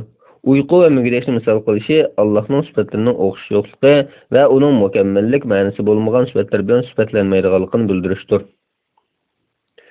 Alloh subhni qorong'udan yirib chiqargan. Sizlar uchun kechini arom vaqti, quyosh bilan oyni vaqti hisoblag'ich qilib bergan zotdir. Ana shu g'olib va hammani bilguvchi Allohning o'rlashtirilishidir. Alloh quruqlik va dengizning qorong'uliklarida sizlarning yo'l tepishinglar uchun sizlarga yo'lsizlarni yaratib bergan zotdir. Bu oyatlarni bilalaydigan qavm uchun haqiqatan ochiq bayon qildik. An'am surasi 96-97-oyat. Demak, Allohning mushuninga o'xshash mukammallik va ulug'liq ma'nolariga ega sifatlari bo'lishi aqliy taqozo bo'lishdan sirт naqliy manbalarda muayyanlashtirilgandir. Bu shaksiz holda uning zotining yakkigani bo'lganidek, har bir sifatdagi xususiyat va xosliklardimi yakkigan ekanligini ko'rsatib beradi. Undaqda uning sifatlaridagi xususiyat va xosliklarda yakkigani bo'lishi deganimiz nima? Sifatlardagi xususiyat va xoslikda yakkigani bo'lishi deganimiz sifatlarning Allohni ko'z tutgandagi ma'nolarining faqat Allohga mansub ekanligi va bu ma'nolarning bizning tasavvurimizdagi ma'nosidan farqli bo'lishini ko'rsatadi. Masalan, Allohni mavjud deb sifatlaymiz. Biz ham mavjud deb sifatlanamiz. Biroq bizning mavjudligimiz bilan Allohning mavjudligi o'rtasida farq bor. Bizning mavjudligimiz hadis, mumkin mavjudlik. Allohning bo'lsa muqarrar va azaliy mavjudlikdir. Shunga har ikki taraf mavjudlik degandagi sifatda o'xshash bo'lsa-mu, mavjudlik sifatida ifodalangan va ko'zda tutilgan ma'nolarda farqlidir.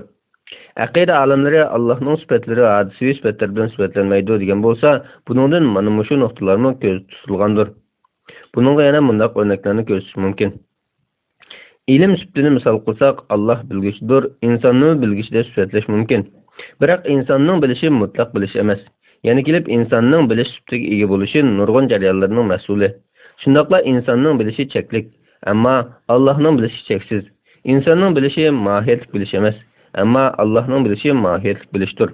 İnsanның bilishi shaylarning tasavvur qilish, idrok va boshqa nurg'un tanishlariga biqinidir. Biroq Allohning undaq emas. Qur'on Karim Allohning bilishi haqidagi tasvirida mundaq deydi: G'ayb ilmning ochqishlari Allohning dargohidadir. Uni faqatla Alloh biladi. Quruqlikdagi dengizdagi narsalarning hammasini Alloh biladi. To'kilgan yaproqdan Alloh bilmaydigan birimi yo'q. Meyli qarang'u yer ostidagi bir tal uruq bo'lsin, meyli o'l yoki quruq narsalar bo'lsin, hammasi lavhul mahfuzda aniq yozilgandir. An'am surasi 58-oyat. Allah osmonlardagi va zamindagi g'aybni bilguchidir. Allah haqiqatan dillardagi sirlarni obdan bilib turg'uchidir. Fatir surasi 38-oyat. Şuna Allah'ını bilgiçi deb sifatlashimiz bilan insonni bilgiçi deb sifatlashda shakli o'rtaqlik bo'lsa-mu, ma'nida va mohiyatda butunlay farqlidir. Ana shuningdek qudrat, hayot, idora qilish, anglash, ko'rish qatorliq sifatlarning hammasi Allohga qarata biz qandoqligini tasavvur qilishdan, mohiyatini tushunishdan ojiz keladigan sifatlardir. Masalan, Allohning qudrati biz biladigan kuch, besim va boshqa qudratni shakllantiradigan har qaysi omillarning natijasi bo'lmasdan, mohiyati bizga bilinmagan tangdossiz qudratdir. Bizning bilalaydiganimiz ushbu qudratning asoratlari, natijalari, mevasi xolos. Xuddi shuningdek Allohning ko'rish, anglash qatorliq sifatlarimi biz biladigan ma'noda emas. Allohning anglashi, ko'rishi bizning boshqa va koinotdagi har qanday bir shayning anglash va ko'rish qudratidan farqli va mukammaldir. Şuna onun biz görüşke muhtaç bulungan köz, anlaşta ihtiyaclık bulunan kulak qatorliq a'zolarga ihtiyacı yoktur. Ve Allah'taki anlaş ve görüş hususiyetimi bizninkiden ve biz tasavvur qilgan tarzdan butunlay farqli ve tangdasi mukammaldir. Shundaqla mazkur sifatlardan Allohning zotida ifodalanishi va buning amaliy ifodalari biz bilgan va tasavvurimizda aks etgan ma'noda emas. Bu xususiyatimi Allah xuddi zotida yegona bo'lganidek sifatlardimi yakkaganidir. Allah mukammal va ulug'liq sifatlarga ega bo'lish bilan birga mazkur sifatlar ifodalagan alohida ma'nolar va mislsiz aloyliklar faqat va faqat Allohda mavjuddir. Ya'ni sifatlarda ifoda etgan bu tür ma'nolarning obyekti faqatla Alloh taolo bo'lib, bu jihatdanmi Alloh yakkagona, hech bir o'xshashi tangdishi yo'qdir. 3. Allah barliq ishlarda yakkagonidir. Allah zatida va sifatlarida yakkagona bo'lganidek, qilim etimlaridimi yakkaganidir. Allohning sifatlarida yakkaganligi zarur va shartsiz holda qilim etimlaridimi yakkagona bo'lishini taqozo qiladi. Alayliq yaratish va olamni idora qilish, intizom o'rnatish va intizom asosida idora qilish qatorliqlarning hammasi uning yaratquchi, hammaga qodir, hammani bilguchi, hikmat bilan ish qiluvchi, hayotlik berguchi va uni qaytarib olguchi qatorliq sifatlarga ishorat qiluvchi qilim etimlaridir. Bundan boshqa yana uning Qur'on sifatlagan rizq berguchi, kuyunguchi, marhamatlik, sehiy qatorliq sifatlarmi uning ish faoliyatida aks etadigan sifatlar bo'lib, qilim etimlarida uning qilganlarini qila oladigan yoki uningga o'rtaq bo'ladigan yana biri yo'qdir. Ya'ni Allohning ishida sherikchilik yo'qdir va hamisha sherikdan behojatdir. Allohning qilim etimlarida yakkagona bo'lishimi uning xudolik salohiyatining zarur taqozolaridan bo'lib, sheriki bo'lishi uning xudolik salohiyatiga, qudratiga va tangdoshligiga ziddir. Allohning zotida bir bo'lishi xristian va yahudi aqidalaridagi xudoning tabiatiga nuqsoniy sifatlarni va yoki aqlga sig'mas tasvirlarni qo'shda xatoliklarning Allohda ifodalashining mumkinsizligini bildirsa, uning qilim etimlaridan mustaqil va tangdoshsiz bo'lishidek bu haqiqat paganizm va buddizm aqidalariga o'xshash, shundaqla Yunon afsonalaridagi atalmish tangrilar misoli xudoning faoliyatini tabiat hodisalariga va yoki tabiatdagi ma'lum jonliq va yoki jonsiz shaylarga mansub qilib taqsimlash va bu orqali xudolik salohiyatini ko'paytirish, shundaqla mavjudiyatda va yo reallikda hech bir o'rni yo'q afsonaviy obrazlarda tasvirlashga o'xshash ko'p xudochilik sifatlarini butunlay rad qiladi. Mana bu aqlningmi va naqlningmi taqozosidir. Navoda Allah qilim etimlarga sherik qo'shdi degan taqdirda, masala Allohning borligining dalillari asosida o'tirg'i chiqqan mutlaq mukammallik egasi bo'lish, mutlaq qudrat egasi bo'lish va xohlaganini qilish ixtiyoriga ega tangdoshsiz bo'lish tabiatini zidlashi aniq. Hamda buning xudolik salohiyatiga xilof keladiganligi muqarrar. Agar bu xil ahvol mumkin deganda, Xudoning faoliyatining natijasi bo'lgan olamda intizom tartibining mavjud bo'lib turishi aslan mumkin bo'lmaydi. Chunki Xudo o'z ishida sherik tutdi degan taqdirda bu ya ojizlikning va ya kelishilishning natijasi bo'lishi kerak bo'ladi. Albatta, Her iki ahvalda Allah'ın kudreti ve hudalıqı zeydilenir. Şundaqla acizlik veya ki kilişiviliş Allah'ın barlığı ve birlik hakkındaki bayanımızı izahlığımızdek hudalıq salayetki zid ve akli cihetinin mümkün emas. Biz kainatın ibaret Allah'ın yaratışını meydana kelgen bu ilahi eserden bildik ki, onundaki müstehkem intizam ve kanuniyetler, şundaqla kanuniyetlerde eksiltken bir menbege tutuşlar Hudanın fakat birli buluşunun takazza kılıdı. Bulupma kainat delili ve intizam delili kelgen ilmi hakikatler, şundaqla Allah'ın birlikini kuvvetlikçe akli ve nakli deliller, Hudanın yaratış, intizam onuntiş, idare kılış katarlık bağlılık beyirlerde yekkigen ikerlikin delilleydi. Bu noktadanmı Allah'qa onun ululuğunda kudreti tanıtıralaydıgan yoki onun o'xshaydigan yana birinin mümkün bo'lishi emas, bu ahvol uning fe'llarida ham shundoq. Yuqorqi 3 temada o'ttirib qo'yilgan nuqtalar Xudoni yakkigan deyishdan kelib chiqqan aqli va naqli dalillar natijasidir. Xulos shuki, Allohning yakkiganligidan iborat bu hukm Allah zotidir bir, sifatlarda o'xshash yo'q, qilim etimlarda sherik yo'q degandan iborat 3 nuqtada birdaklik hosil qilgandir. Bismillahirrahmanirrahim. İslam aqida ensiklopediyasi 1-tom yegani yaratquchi. 4-chi qism Allohning yakkiganligining bayoni. 2-chi bob tavhid aqidasining bayoni. 774-chi bet. 4-chi ibodat faqatla Allohga tegishlidir. Tavhidning ta'birida kelgan 4-chi nuqta ibodatni faqatla Allohga ravo ko'rish tavhididir. Tavhidning ta'birida ibodat tavhidining maxsus eskartilishidagi muhim omillardan biri Allohdan boshqa hech iloh yo'qdir degan shahodat kalimasida kelgan iloh so'zidir. Chunki iloh so'zining ma'nolaridan biri uning ibodatga tegishli zot degan ma'noda kelishidir. Ibodatga tegishli bo'lish ilohning o'z g'ayridan farqlanadigan xosligi bo'lib, bu go'yo yaratuvchidan sifatini Xudodan ayirib qarash mumkin bo'lmagan o'xshash xoslikdir. Yaratish xususiyati Allohga xos ish bo'lganidek, ibodatga sazovor bo'lishmi faqat Allohga xosdir. Faqat Allohla ibodatga loyiq va tegishlidir. Allah zotida, sifatlarida, qilim etimlarida yakkigani bo'lganidek, ibodatga tegishli bo'lishdimi yakkiganidir. Faqat ular azaliy va tangdossiz bo'lish sifati bilan ilohlik maqomiga sazovordir.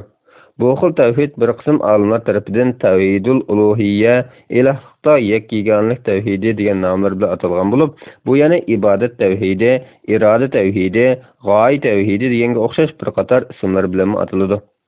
İbadet tevhidinin ismi ve nam atqıda her xil atılgılar mevcut bolsa-mı, onun ma'nosi xususida, yani yegane Allah'ın ibadet tegishli zat, yani onun ma'bud ve haq ekanligida barliq islom ahli o'rtasida ixtilof yo'qdir.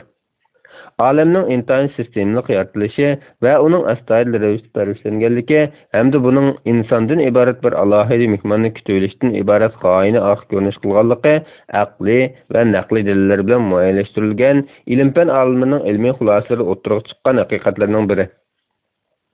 İnsan o'z haqiqatini va mavjudlikdagi qimmatini to'nib yetish uchun cho'qimki bir qator savollarga javob topishiga to'g'ri keladi. Savollar ichida eng oldi bilan duch keldigani qayerdan keldim, qandoq va nima uchun degan savollardir. Buning ichida dastlabki ikki savolning javobi Allohning borligi va birligidan iborat haqiqatlarda aks etgan bo'lib, tavhid aqidasidagi 4-chi nuqta dal 3-chi savolning, ya'ni nima uchun degan savolning javobidir. Ma'lum bo'lganidek, Xudoning olamni yaratishga hikmat g'oyalaridan biri hayotlikni kutib olish, mavjudlar aro insondan iborat butunlay farqli va alohida turni maydonga keltirishdir. Bu shuni muayyanlashtirdiki, insonning mavjudligi xuddi koinotning yaratishining hikmatsiz, g'oyasiz bo'lmaganiga o'xshashla, hikmatdan, g'oyadan ayrilgan emas. Chunki Xudoning ishida biyudilik va hikmatsizlik bo'lmaydi. Undaqda insonning bor bo'lishi cho'qimki g'oyadan ayrilmaydi. İnsandan ibaret kainat qilishtirganda hajm jihatdan bir tal zarraga to'g'ri kelmaydigan bir mavjudlikni dunyoga opirat qilish uchun Xudoning koinotda g'oyat zo'r mavjudlikni shunchalik ahamiyat va parvarishida yaratganligila buning orqasida bir g'oya borligining eng tipik ifodasi bo'la oladi. Bo'libmi boshqa jonliqlarga qaraganda insonning alohida xususiyatlariga ega bo'lishi, uningga aql va erkin iroda ato qilinganligi, uning tabiatida axloqiy qiymatlarni himoya qilish, eng yaxshilik va yomonlikqa qarata muhabbat nafrat tuyg'usi bo'lishi, adolat suyarlik va go'zallikka intilish qatorliq qimmat qarashlarning ularning engida o'rtaq mavjud bo'lishi, hayotlikning tug'ilish bilan boshlanib o'lim bilan oxirlashining muqarrarligi qatorliqlar dunyo hayotining behudalikdan, g'oya va hikmatdan xoli emasligini ko'rsatib berdi. Undaqda maqsad qilingan u g'oya qaysi? Albatta, insonning yaratilishdagi g'oyalarini tarmoqlari bo'yicha son turg'izib sanab chiqish to'g'ri kelsa, qalamlar qurib tugishi, sahifalar yetishmasligi mumkin. Agar masalaga insonning saodatga erishishni orzulaydigan tabiatini chiqish qilgan asosda negizlik javob berish to'g'ri kelsa, ushbu g'oyani birla so'zga ixchamlab ifodalashga bo'ladi. U bo'lsa-mu yegani yaratuvchiga ibodat qilishdir. Qur'on Karim bu nuqsani muayyanlashtirib bunday deydi: "Men jinlarni, insonlarni faqat menga ibodat qilsin deb yaratdim. Men ulardan rizq talab qilmayman. Ularning meni oziqlantirishini umid qilmayman. Alloh haqiqatan hammaga rizq berguvchidir, qudratlidir, buyuk kuch-quvvat egasidir." Zariyat surasi 56 va 57 oyatlar. İbadet sözü atalgı nuqsıdan intayin keng ve umum hukmdur. U ba'zida Xudoga itoat yuzasidan ko'rsatgan har qanday harakat va faoliyatlarga ishlatilsa, ba'zida dinning ma'lum shuarini yoki ko'rsatmalarini bajo keltirishni ko'rsatadi. Yana ba'zida duo, namoz qatorliq diniy faoliyat va amallarga ism bo'lib keladi. Yuqorqi oyat ko'rsatilgan ibodatdan maqsad insonning yaralishidagi tub g'oyani o'zida mujassam qilgan keng ma'noli hukmdir. İbadet temisi onun söz ve istimal ma'nilari ve konkret mazmunlari, şeriatdagi ko'rsatma belgilamalari, ish amalları tutgan o'rni, roli, darajalari, foydalari, ahamiyati va hikmati qatorliq temalarga qadar kengayib boradigan tafsilot intayin kengri ve o'z oldiga mustaqil temadir. Bizning bayon obyektimiz bo'lsa, faqat uning xarakteri va tavhidga kelishib taraflaridir. İbadet tavhidining asosi shuki, ibodat faqat yegani Allohga tegishlidir. Chunki Allah barliq mukammal sifatlarga ega. U qudrati va hikmati buyuk zot bo'lib qolmay, sanab tugatkisiz ne'mat ato qiluvchidir.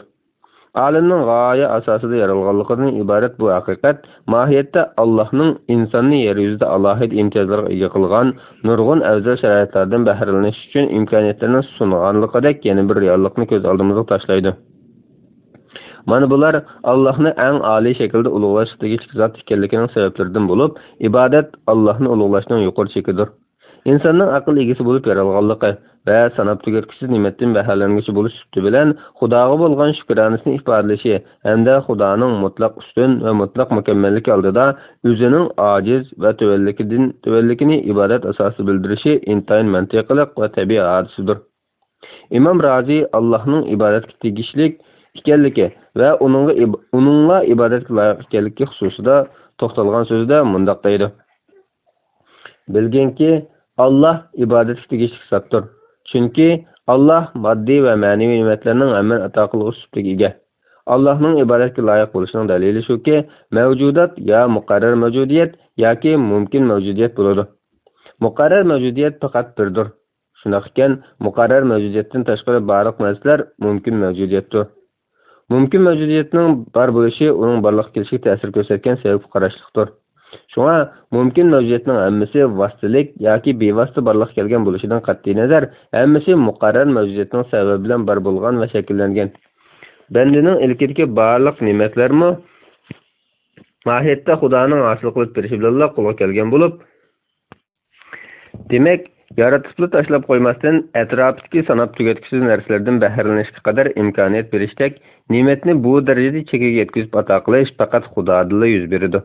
Ibodatning mohiyati chekiga yetgan ulug'lash usulidir. Shunga biz yuqorqilarni muayyanlashtirgan asosda shunday xulosa chiqaramizki, chekiga yetkazib ulug'lash faqat chekiga yetkazib ne'mat ato qilgan zotga tegishli bo'ladi. Bu bilan ibodat faqat Allohga loyiq ekanligi muayyanlashidir. Shubhasizki, yaratquchdagi mukammallik va uningdagi tangdoshsiz ulug'liq uning ibodatga tegishli zot ekanligini muayyanlashtiradigan kuchli omildir. Alloh ibodatga loyiq bo'lib qolmay, ibodatga faqat ular tegishlidir.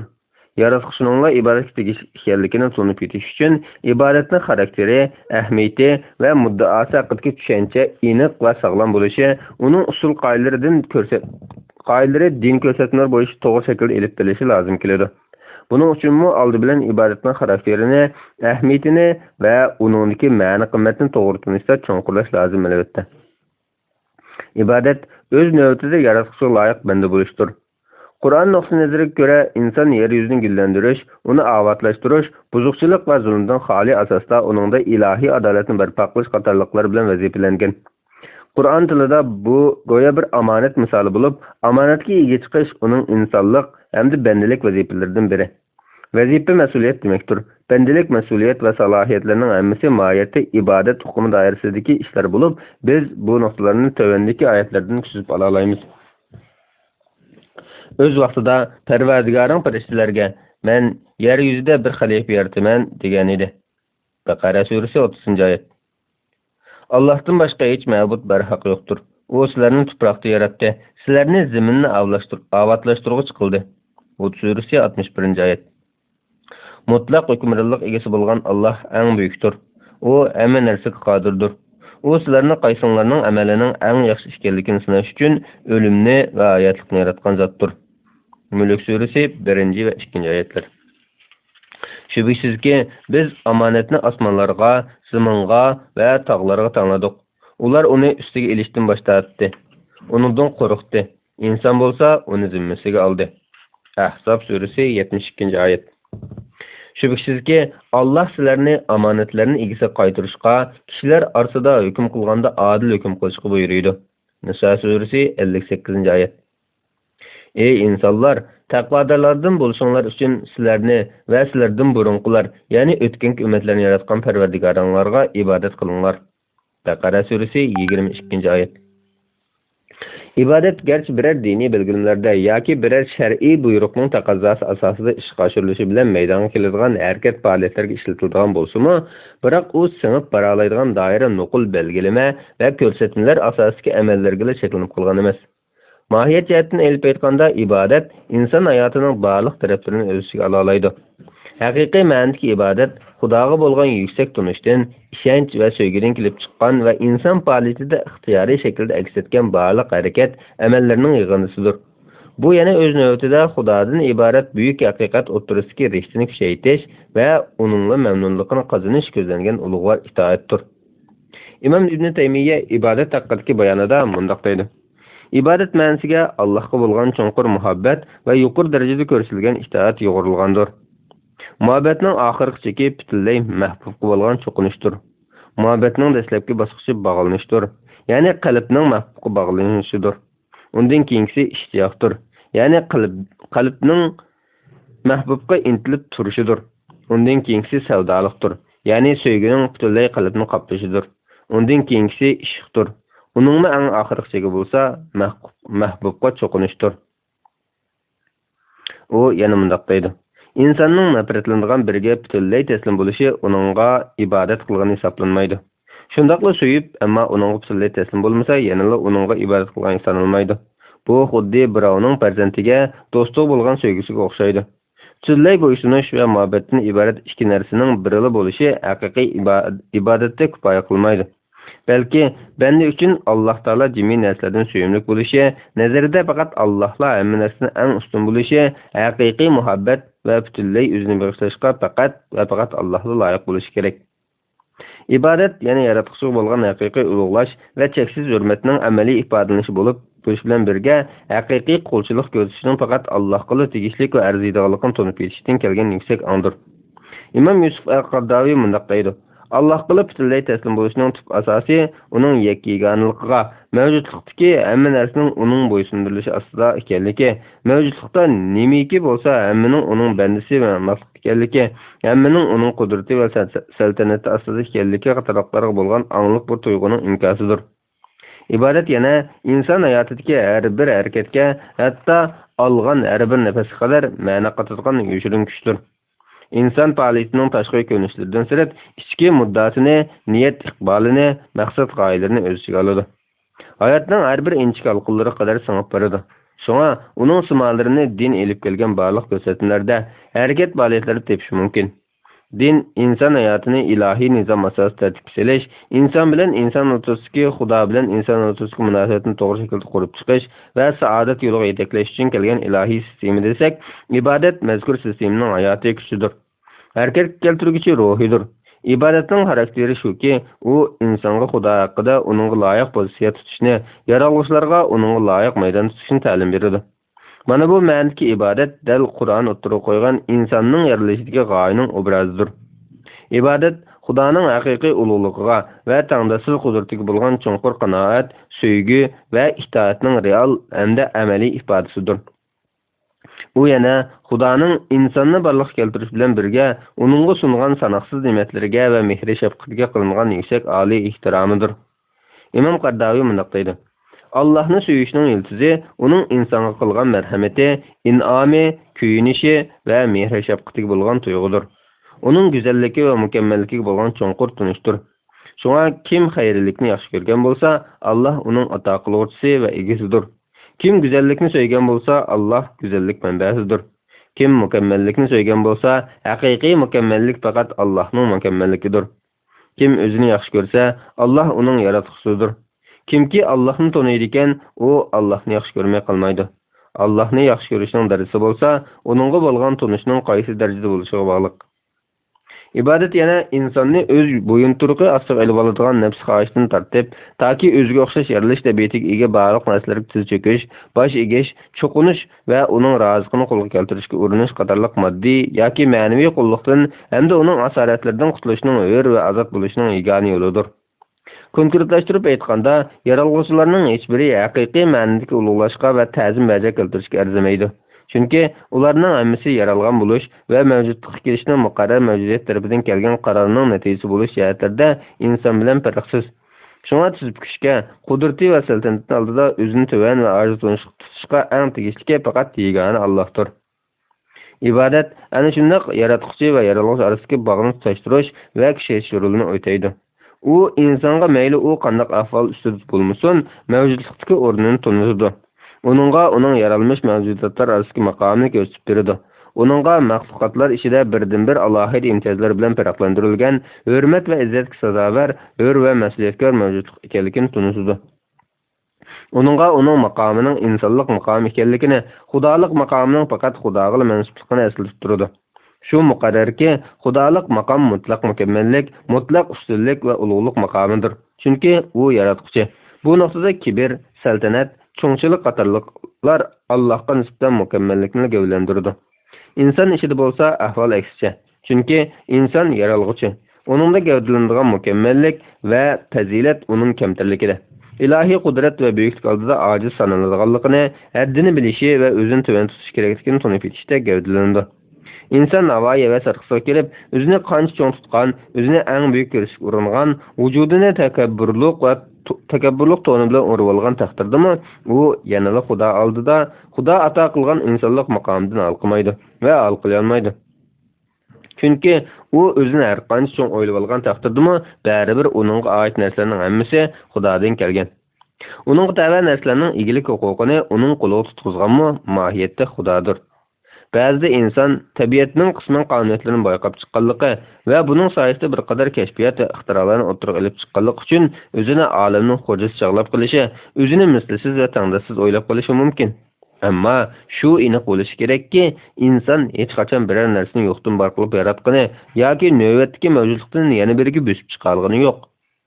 Bugungi zamonaviy dunyo insonlarining eng qila olgan ishimi Xudoning ulug'ligining namoyandasi bo'lgan yaralmish mavjudotning intayin oz bir qismi haqida bayqashga ega bo'lishlik reallikdan olqib ketgani yo'q.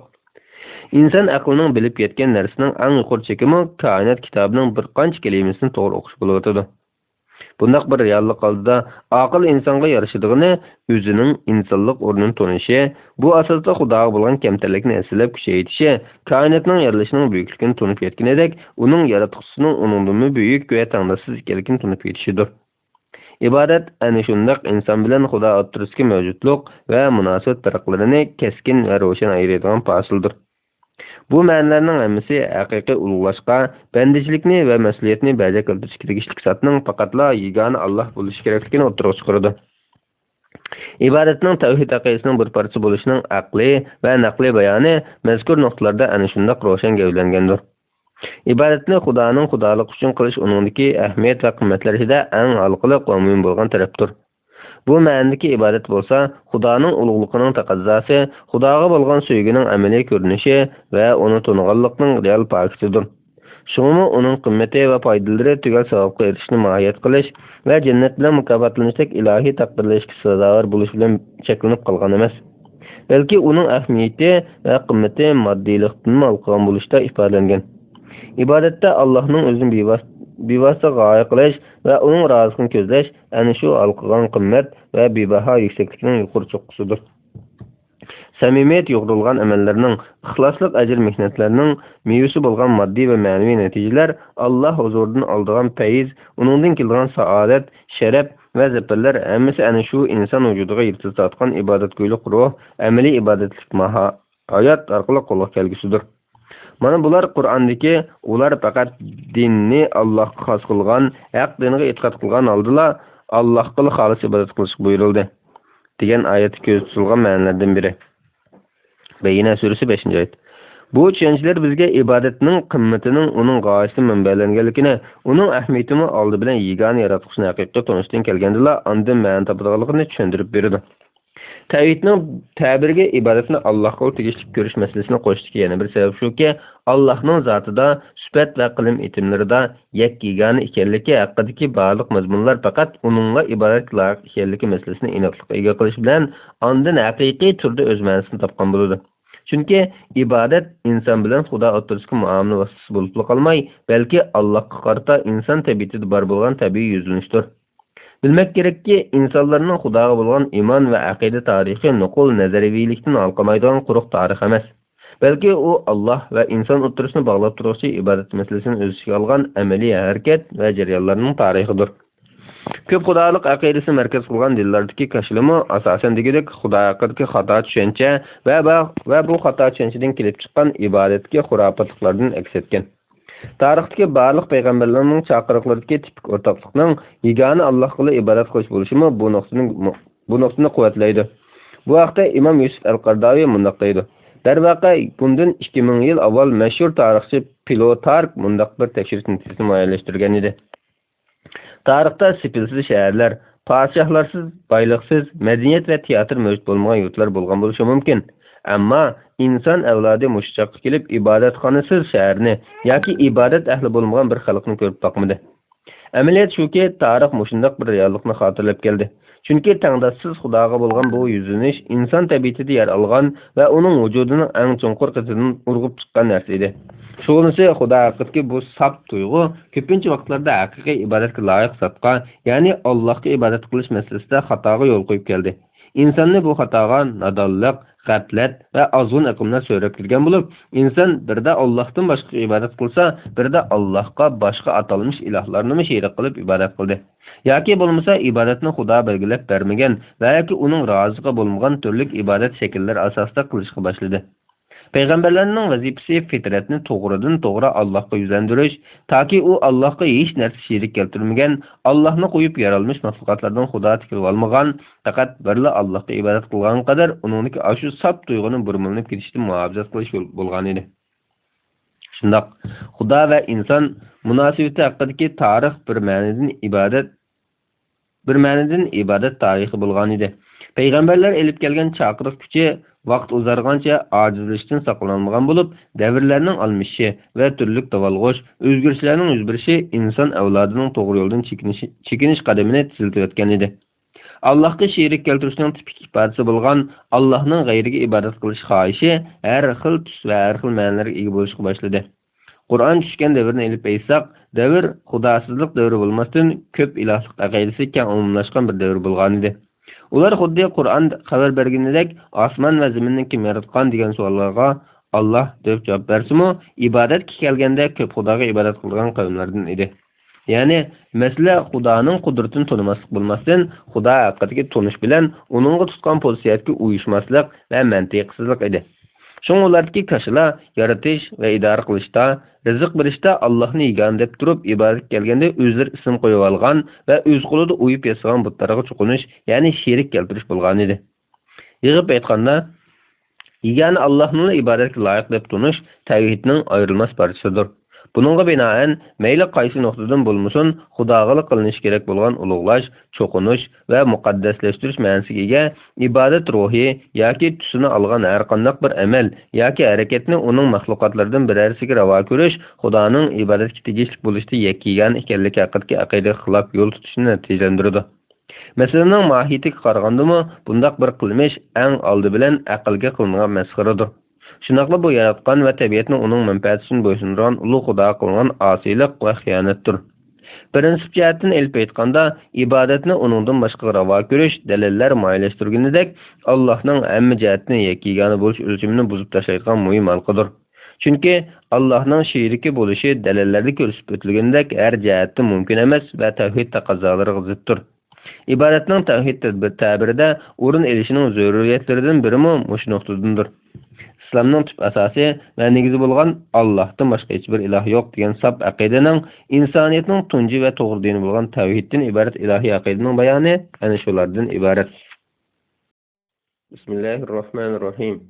İslam aqida ensiklopediyasi 1-tom yagona yaratquchi. 789-bet xotima. Yagona yaratquchi nomini boshlaymi qilgan bu ilmiy va mo'l usulliq safarimizni oxirlashtirish oldida turayotgan ekanmiz. Tugan so'zimizni deyishdan burun biz mazkur tadqiqotimiz davomida muayyanlashtirgan muhim nuqtalar va ilmiy xulosalarni qisqacha yakundab o'tamiz. 1. Tarix va din. Din insoniyat tarixida har qanday bir millat yoki qavm yoki ma'lum insonlar to'pi ichida ularning tipi, irqi va jinsining har xil bo'lishiga qaramay, ular orasida ma'naviy qimmat va ruhiy uzuq sifatida yer olgan eng muhim va zarur elementlardandir. İslam aqidasi insoniyat tarixida samoviy din sifatida o'tirg'i chiqqan barliq dinlarning xotimasi bo'lgan bir mukammal dinning aqidasi. U insonlarning to'g'ri yo'lda yurishi va ularning baxt saodatli hayot yashashini kafolatlandirish uchun nozil bo'lgan islom dinining ana prinsiplari va iymon aqida masalalarining majmuasi bo'lib, islomning tub asosi va yadrosi ana shu islom aqidasida gavdalangan. Antropolog, insonshunoslar, din tarixchilari va jamiyatshunoslar bo'lib, umum tadqiqotchilar orasida insonning dinga e'tiqod qilish tarixiy bosqichlari va dinning paydo bo'lish manbasi haqida ikki xil mavqe mavjud.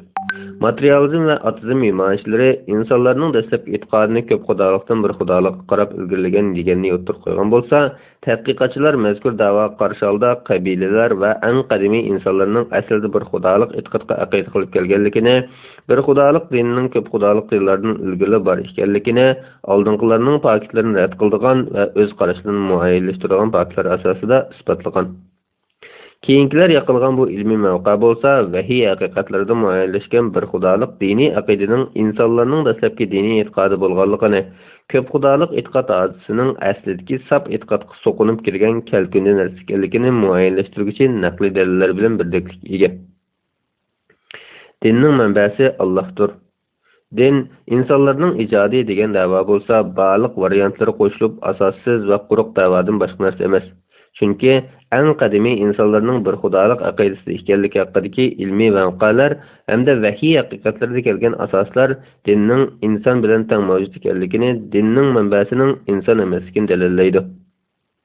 İnsanның dastlabki e'tiqodi mayli bir xudolik aqidasidan ko'p xudolikqa taraqqiy qilgan yoki ko'p xudolikdan bir xudolik qarab to'xtagan bo'lsin, baribir din va uningdagi e'tiqodlarning ijodkori insonning o'zidagichilarga kelsak, ular din va xudo masalasini materializmni qo'llanish asosida shar'iylashga urinuvchilardir. Bundaq bir xulosa chiqarish mohiyatda ularning masalaga xudo yo'q, undaqda din qanday bo'lib paydo bo'lib qolgan degan nuqtai nazar bo'yicha yo'l tutishidan natijalangan. Yani kelib bu xil mavqelarning hammasi dindorlarning xudo bor degan dalillarni birma-bir mat qilib o'tgan va pokitlik holda xudo yo'q deganga tutamliq isbot keltirib muayyanlashib bo'lgan ilmiy haqiqat asosiga qurilgan emas.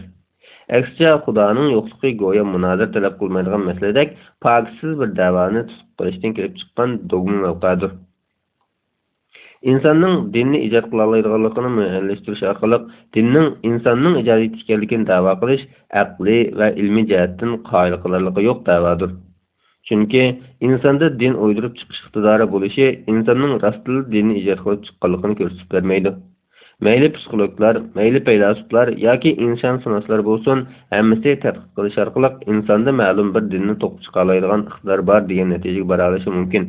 Biroq bu hech qachon insonning dinni rostli ijod qilganligiga, dinning manbasining inson ekanligini isbotlashga dalil bo'la olmaydi. Hamda buni isbotlash ularning qo'lidan kelmaydi.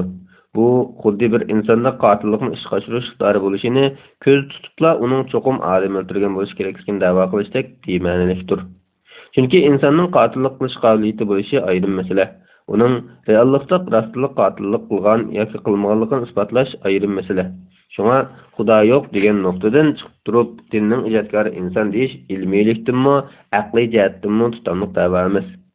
Dinning manbasini tepish uchun yanada oldi bilan Xudoning mavjudligini dalillaydigan faktlar bilan yuzlashmay mumkin emas. Bu vajidan materializmchilarning yuqoriga o'xshash ochiq dogma bo'lgan bir mavqani tutqi qilib olishi va bu asosda o'ttirib qo'ygan zotlarning bari faktdan yiroq va mantiqsizlikka ega. İkinci, insoniyat diniga muhtoj. İnsanның dinga bo'lgan ehtiyoji ikkilamchi yoki qo'shimcha ehtiyoji bo'lmasdan, balki to'g'ma xarakterga ega va asosiy o'rinda turadigan birlamchi hamda zarur ehtiyojlar jumlasidandir.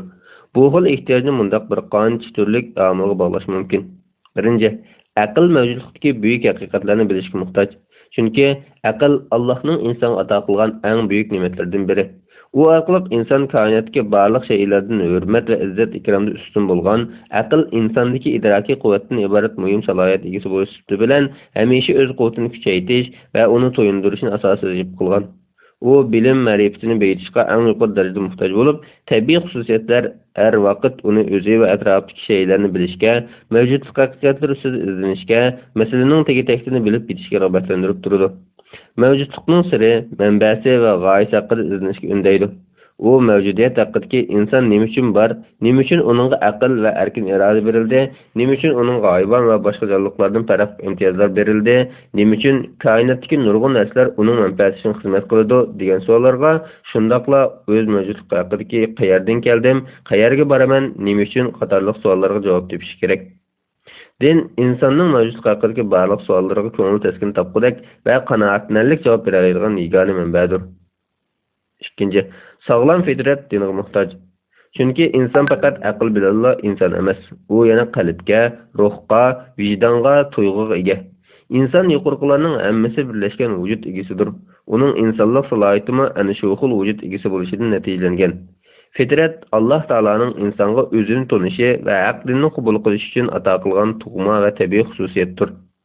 U har bir insonda xuddi uning tenidagi geni o'xshash mavjud bo'lib turadi va uning haqiqatga moyil bo'lishiga turtki bo'ladi. Insonda fitratdan iborat sof tabiat bo'lganligi uchun u hamisha mukammallik izlaydi. Hamisha o'zi talab qilgan, izlagan va umid qilgan narsaning qo'lga kelishining nuqson va qusurdan xoli bo'lishini orzu qiladi. O'z tabiatining ehtiyojini qondirmagan, vujudida yaralgan bu tür bo'shliqni to'ldirmagan kishining ruhiyati bo'lsa, qurg'oqlik va paragentlikdan xoli bo'lolmaydi. U toki yaratquchiga aqida bog'langan qadar shundoq o'tadi. Allohga aqida bog'laganda bo'lsa, uning chanqoq ruhiy ustunlik qiladi va ruhiy jihatdan aminlikning, xotirjamlikning ta'min etishga boshlaydi. Inson mana bu sababdan dinga muhtojdir. 3. Jamiyat dinga muhtoj. Chunki inson o'zining aqli, ruhiy va tabiati bilan dinga muhtoj bo'lganidek, insonlar to'pidan dark topgan bir jamiyat uchunmi, ularning e'tiqodi, sog'lomligi va axloqiy jihatdagi ish harakatlarini tartibga solishga turtki bo'ladigan, jamiyatning muqimligini va kishilarning inoq hayot kechirishini tabiiy kafolatga ega qiladigan, birovlarning kuzatchilikisizmi kishining o'zligining xayli kishilarga undaydigan, yuklangan mas'uliyat va majburiyatlarni uzluksiz ado qilib turishga rag'batlantiradigan axloqiy prinsiplarga va ruhiy tartiblarga ehtiyoji bor. Qonun tuzumlar kishilarni o'z-o'zidan xolab va suyib baja keltirishga yetarlik omil bo'lmaydi. Shunga cho'qimki kishilarni ularga sirtqi jihatdan yetakchilik bo'ladigan emas, balki ularning ichki dunyosida turib, ularni amal qilishga, mas'uliyatni suyib baja keltirishga turtki bo'ladigan axloqiy qimmatlar, ichki undaklar bo'lishi lozim. Shunga din shaxsning ko'ngil taskinligi, pokligi va saodat uchun zarur bo'lganidek, jamiyatning inoqligi, barqarorligi va taraqqiyot uchun zarur. Bu nuqtadan din jamiyatni himoya qiluvchi qalqondir. Shuningdek, din layoqatli bir inson bo'lish uchun qancha zarur bo'lsa, mukammal jamiyat qurib chiqish uchunmi shuncha zarur va ta'xirsizdir. 3. Islom nazarida din. Din so'zi arab tilida bo'ysunmoq, bo'ysundurmoq, itoat qilmoq, ergashmak, hisob bermak, yo'li qo'yilgan shariat, bekitilgan tuzum, aqida qilingan maslak qatorliq bir qancha ma'nolarga ega. Atalg'uda din insoniyatning e'tiqodiy nuqtalarida haqiqatga, ish-harakat va muomalalarda yaxshilikqa yetaklovchi ilohiy bekitimni ko'rsatadi. U insonlarni ma'naviy va amaliy taraflardan xayrlikka, saodatga, nijotlikka boshlab mang'uchi rahbardir. İslam dini Allah tarafidan nazil bo'lgan vahiy asosida mukammallik topgan, o'zidan ilgirki barliq samoviy dinlarni amaldan qoldirib, eng oxirgi va mangulik yetakchilikni o'z ustiga olgan, o'zgartirish va o'zga dinlar kabi burmilinib ketish yoki hayotning ma'lum tarafiga ko'ngil bo'lib, yana ma'lum taraflarga sal qarashdek nuqsonlardan va yoki kishilarning tabiiy iqtidori va tarbiyaga uyg'un bo'lmagan takliflarni ularga yuklashdek oshqulliqlardan xoli bo'lgan mukammal bir dindir. İslam dini barliq payg'ambarlarning dinidir. U samoviy dinlarning xotimasi bo'lish sifati bilan dinning javhiri va negiz qismlarida ilgirki barliq payg'ambarlar ilib kelgan da'vat chaqiriq bilan birdiklikni saqlagan. Buning eng tipik ifodasi umum payg'ambarlarning hammasi umumiy holda yagona yaratuvchiga bandilik qilish chaqiriqi qilinganligida gavdalanadi. 4. Aqida ilmi. Aqida so'zi arab tilidagi aqdun kelimesidan türlengen ve şu asasda tilimizga özleşken bulup, çekmek, tügmek, bağlamak qatarlıq ma'nilarga ega. Uning bu ma'nilari faqat moddiy shaylarga qartilgan bo'lmasdan, ma'naviy qimmatlarning o'zgarmas va chambarchas bo'lib bekitilishiga ishlatiladi. Iste'moldagi ma'nisi: ko'ngil uni tasdiqlagan, qalb anga xotirjam bo'lgan va egasining nazarida shak aralashib qolmaydigan darajada mustahkam ishonchga aylangan narsadir. Gerçi aqida e'tiqod qilguvchining qilayotgan aqidasi to'g'ri yoki xato bo'lishidan qat'iy nazar, uning qalbida ma'lum narsaga shaksiz ishonish va tasdiqlashning vujudga chiqishini ko'rsatsa-mu, islom nazaridagi aqida e'tiqod hukmi alohida ma'noga ega. Chunki islom nazarida e'tiborga olinadigan aqida e'tiqod insonda bor bo'lgan ma'lum bir bilish manbasi yoki vositalar asosida maydonga kelgan narsadir. Shu uning iymon va aqida kategoriyasida qarog'larcha ishonishga, pokiza taslim bo'lishga yo'l yo'qdir. Şuna aqida ilmi iste'molki aqida payg'ambar tarafidan insonlarni iymon keltirishga chaqirgan, payg'ambar ta'limoti asosida inson qalbi anga bog'lanib, uning to'g'riligini jazmlashtirgan, uning keskin haqiqat ekanligiga ishonib, mayli bu ishonish aqlni manba qilgan yoki vahiy chaqiriqlarni manba qilgan va yoki sog'lom ongni manba qilgan va yoki bularning hammasini birdek manba qilgan bo'lishidan qat'iy nazar, ikkilanishga, shubhga o'rin qoldirmagan holda iymon keltirish kerak bo'lgan barliq narsalarga chin qalbidan ishonish va tasdiqlash. Aqida ilmi mustaqil ilmdir. Aqida ilmining ta'biri dalil isbotlar asosida diniy aqidalarning haqiqatini bayon qilib berish va uning haqida tashlangan shak shubhalarga radiya berish vazifasini o'z ustiga olgan ilm degandan iborat. Bu ilm yana usuluddin ilmi, tavhid ilmi, ilohiyat, teologiya ilmi, kalam ilmi, sunnat ilmi, fiqhul akbar qatorliq ismlar bilan ataladi. İste'moldagi aqida hukmi bilan aqida ilmi o'rtasida farq bor. Aqida hukmi konkret ma'nolar mujassamlangan mustaqil hukmdir. Aqida ilmi bo'lsa, tadqiqot doirasi muayyan, temillari konkret, izlanish obyektlari aniq bo'lgan mustaqil bir fanning nomidir. Xususiy farq shuki, aqida atalg'usining xabarida uning hukm jihatdan ko'z tutiladigan va shu asosda amaliy tatbiqlashda ishlatiladigan ma'nosi ko'z tutilgan. Aqida ilmining ta'birida bo'lsa, uning xarakteri va vazifasi asos qilingan. Aqida hukmiga nazariy ilm nuqtasidan emas, hukm va tushuncha nuqtasidan ta'bir berilgan. Aqida ilmiga bo'lsa, xuddi boshqa nazariy bilimlarga o'xshashla, mustaqil nazariy ilm nuqtasidan ta'bir berilgandir. Aqida atalg'usi saodat davri bo'lgan payg'ambar davrida texi maydonga kelmagan. Qur'on Karim va hadislarda bugungi aqida ilmidagi qo'llanishi bo'yicha ishlatilgan atalg'u iymon atalg'usidir. Mazkur atalg'uning kelib chiqishi xuddi boshqa shariat ilmlarida payg'ambar davridan kelib keyin maydonga kelgan ilmiy atalg'ularga o'xshashla, ilmlarning oddiylikdan murakkablikka, ixchamlikdan tafsillikka qarab menishi, shundaqla ilmiy jihatdan atrofli tushunish kerak bo'lishi uchun diniy bayonlarning turli taqsimotlariga ayrılib izohlanishi zaruriyatga aylangan davrlarda maydonga kelgan. Şuna aqida atalg'usi boshqa shar'iy bilimlarga yangi va ijodiy atalg'ularga o'xshash ilmiy bo'lgan, shundaqla shar'iy jihatdan qo'llanishi yo'lliq va zarur bo'lgan islohlar jumlasidandir. Kuchli qarashga asoslanganda, aqida atalg'usining Hijriya 3-asrdan boshlab ilmiy atalg'u sifatida keng ishlatishga boshlanganligi va Hijriya 4-asrda kunimizdagidek rasmiy qilitlashgan ilmiy islohga so'zga aylanganligi ma'lum. 5. Aqida bilan shariat orasidagi munosabat. Shariat so'zi arab tilida yo'l, iqim, bayon, aniq, ro'shan qatorliq ma'nolarga ega. Istilohda bo'lsa, shariat Alloh taolaning bandalar uchun yo'l qo'ygan belgilanmalari va diniy ahkomlaridan iborat. Shariat so'zi yana hukm jihatdan bir qadar keng ma'noga ega. Ba'zida u aqida bilan tanglash ma'nini bildirib kelsa, ba'zida din ma'nisini, ba'zida islom millati ma'nisini bildiradi. Şeriat atalg'usining bu xil ma'nolarda kelishi shariat qilib bekitilgan ahkamlarning har xil qaratmiligi bo'yicha ko'zlashdan kelib chiqqan bo'lib, ahkamlar bekitilish e'tibori bilan shariat deb atalsa, amal qilish va bo'ysunish nuqtasidan din deb, ahkamlarning Alloh tomonidan bekitilganligiga iymon etish nuqtasidan aqida deb ataladi. Alimlar dinni uning aqidaviy va amaliy qismlari asosida cho'ng jihatdan ikki turga ayirgan bo'lib, dinning aqida qismini usuluddin, dinning ul qismi, amalga munosib qismini furuuddin, dinning tarmoq qismi deb atagan. Bu nuqtadan aqida sohasi dinning ul va asos qismiga vakillik qilsa, ushbu aqidadan bog'langan va uning ustiga qurilgan hamda uni markaz qilib ro'yobga chiqqan har bir ish harakat go'yo mustahkam uldan bino bo'lgan mevilik daraxtga, ya'ni egisiga manfaat ilib keladigan va Alloh tomonidan maqbulga yaraydigan amal harakat qismiga vakillik qiladi. Olimlar yana dinning aqidaviy qismini nazariy qism yoki ilmiy qism deb, amal qismini bo'lsa amaliy qism yoki tadbiqlanma qism degandek taqsimlash metodini qo'llangan. İslamda aqida bilan shariat munosabati chambarchas bog'langan. Aqida bilan shariat munosabati go'yo bir tut daraxt misolidir. Daraxtning meva berish uchun yiltizining mustahkam bo'lishi shart bo'lganidek, amalning Alloh nazarida maqbul bo'lishi uchun oldi bilan aqidaning rus bo'lishi shartdir. Aqida daraxtning yiltiziga o'xshasa, amal uning mevasi. Shariat bo'lsa uning baraqsan shoxlari kabidir.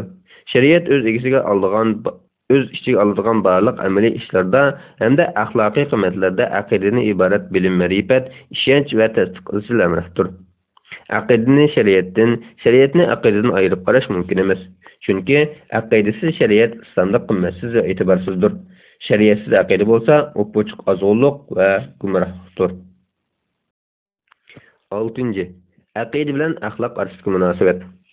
Aqida bilan axloq orasidagi munosabat go'yo shakl bilan mohiyat orasidagi munosabatga o'xshaydi. Insonning ish harakat va amallarini axloqdan ayirib tasavvur qilg'ili bo'lmaganidek, axloqdan ayrilgan aqidani ham tasavvur qilg'ili bo'lmaydi. Aqidasiz amal qimmatsiz va e'tiborsiz bo'lganidek, axloqdan ayrilgan aqidami amalmi behudadir. Aqidaning rus va barqaror bo'lishi uchun axloqiy tarbiyaga ehtiyoji bor. Axloqning bo'lsa ma'niga, qimmatga, ajrga erishish uchun to'g'ri aqidaga ehtiyoji bor. Bu nuqtadan aqida bilan axloq har vaqt bir-biriga muhtoj va ayrilmasdir. 7.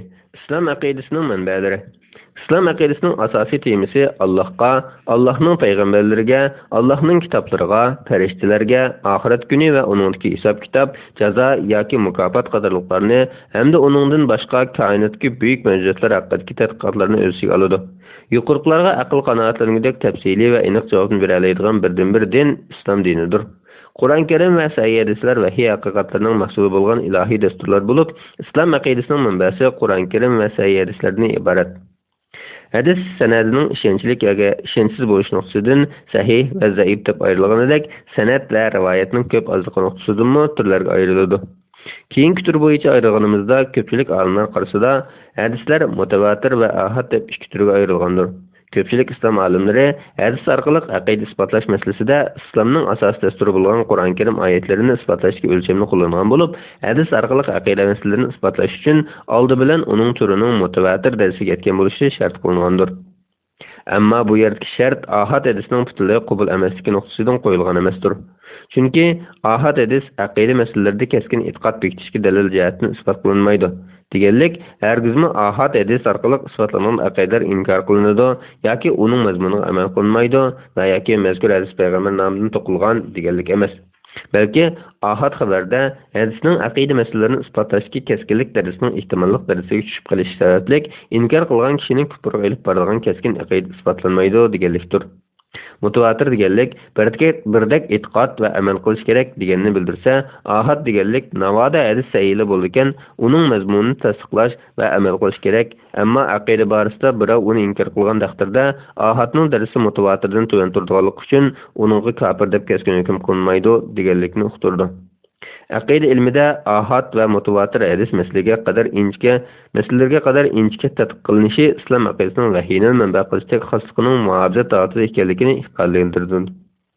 Xulosa qilganda, islom aqidasi vahiyni manba qilib qolmay, yana vahiyning aynan yetib kelishini sog'lom va ishonchli bo'lgan naql yo'li orqali amalga oshirgan va har qanday sirtqi aralashmalarning aralashib qolishidan pok tutgan. Natijada ushbu aqidaning ilohiy aqida bo'lishda xarakterini muojiz qilish va uni himoya qilish tutishi to'liq kafolat qilmagandir. Qisman olimlar islom aqidasining manbasi qatorida aql va ijmodan iborat ikki manbani tilga oladi. Ularning bu ikki narsaning manba deyishi islom aqidasini tushunish va masalalarni bekitish jihatlaridagi rolining intayin muhimligini ko'z tutishdan kelib chiqqan. Agar ilmiy nuqtadan manba degan uqumga tegishli haqqini beradigan bo'lsak, islom aqidasining faqat Qur'on Karim va sahih hadisdir. Aql va ijmoni manba demaslik u ikkisining rolini inkor qilganlik yoki ahamiyatini e'tirof qilmaslikdan emas, balki mustaqil manbalik salohiyatga ega emasligidandir. Chunki manba deganimizda cho'qim vahiydan o'zga har qanday bilish manbalariga tayanmay turib, mustaqil va o'zaro insonlarni hidoyatga yetaklay oladigan, g'aybiy haqiqatlarni izohlab bera oladigan to'g'ri aqidaning kelish manbalari ko'z tutiladi. İcmani İslam aqidasining manbasi deb qaramasligimizda, garchi islom olimlari aqida sohasida e'tiqod qilish va yoki e'tiqod qilmaslik xususida birlikka kelgan masalalar ijmoni shakllantirilgan va buning islom shariatiga taqozosi, jiddiyati, vazni, roli va ahamiyati muhim bo'lsa-mu, biroq ijmoning ijmo bo'lib turishi uchun cho'qim uning Qur'on va sunnatning ilmiy asos bo'lishi shart qilinadi. Bu nuqtadan ijmo ayrim va mustaqil manba bo'lmasdan agash manba bo'la oladiki, mustaqil manba bo'la olmaydi. Shunga qisman olimlarning ijmoni islom aqidasining manba qatorida sanashini faqat bir turlik mubolag'a deb tushunish mumkin. Aqlning islom aqidasining manbasi sanalmasligi aqlning rolini butunlay inkor qilganlikdan emas, balki islom aqidasida aqlning tutgan mavqesi va o'rni intayin muhim. Aql islom aqidasi kam bo'lsa bo'lmaydigan muhim tayanch va vosita. Chunki aql islom nuqtai nazarida naqliy manbalarni isbotlash, vahiyni tushunish va u orqali Allohni tunish va uning bog'lanish qatorliq jihatlarda halqulq rol o'ynaydigan quroldir. Aqlning yuqorida biz ko'z tutgan ma'nodagi manba bo'la olmasligi bunday bir qancha nuqtadandir. Birinchi, aql vahiysiz mustaqil holda g'aybiy masalalarni sistemlik o'ttirib qo'yish alohidligiga ega emas. Ikkinchi, islom nazarida vahiy va aql Allohdan kelgan ikki bilish manbasi bo'lsa-mu, biroq aql hamisha vahiydek o'z sabtini qo'llashga qodir emas, balki har vaqt to'g'ri nuqtadan qayib ketish va savillik sodir qilish ehtimoliga ega. Ammo vahiyning tabiatida savillik bo'lmaydi. Uchinchi, vahiy aql doirasidan olqiydigan masalalar ustida o'z haqiqatlarini namoyon qilib turadi. Aqlning isbotlash va dalillash jihatdagi roli bo'lsa, bu narsalar oldida o'z ahamiyatini yo'qotishga majbur. Bundaq chog'da aqlga vahiy oldida taslim bo'lish va uni tasdiqlashdan boshqa chora yo'qdir. Chekliklik hamisha cheksizlik oldida ojizdir. Vahiy ilohiy narsa bo'lish sifati bilan insoniy aqldan olqigan masalalarga javob beradi. Ilohiy bilim oldida aqlning bilishi chekliklikdir. Cheklik narsaning cheksiz narsaning o'rnini ola olishining o'zi sog'lom aql bo'yicha bo'lgandimi mumkin emas. Demak, aqlning vahiyga musallat bo'lishi yoki uni butun suruk yetakchisi bo'lishi mumkin emas. Shuning uchun islom aqidasidan iborat ilohiy haqiqatlarda aqlning roli faqat o'zining doirasida qo'llaniladi. Xulos qilganda, aqlning ilohiy haqiqatlarni isbotlash, tushunish va tasdiqlashga yordam bo'lsa-mu, biroq u islom aqidasida vahiyning o'rnini oladigan darajada mustaqil manba bo'lish salohiyatiga ega emas.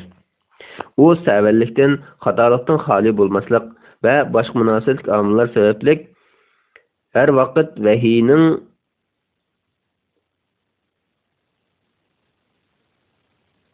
vahiyning yetaklashiga muhtoj.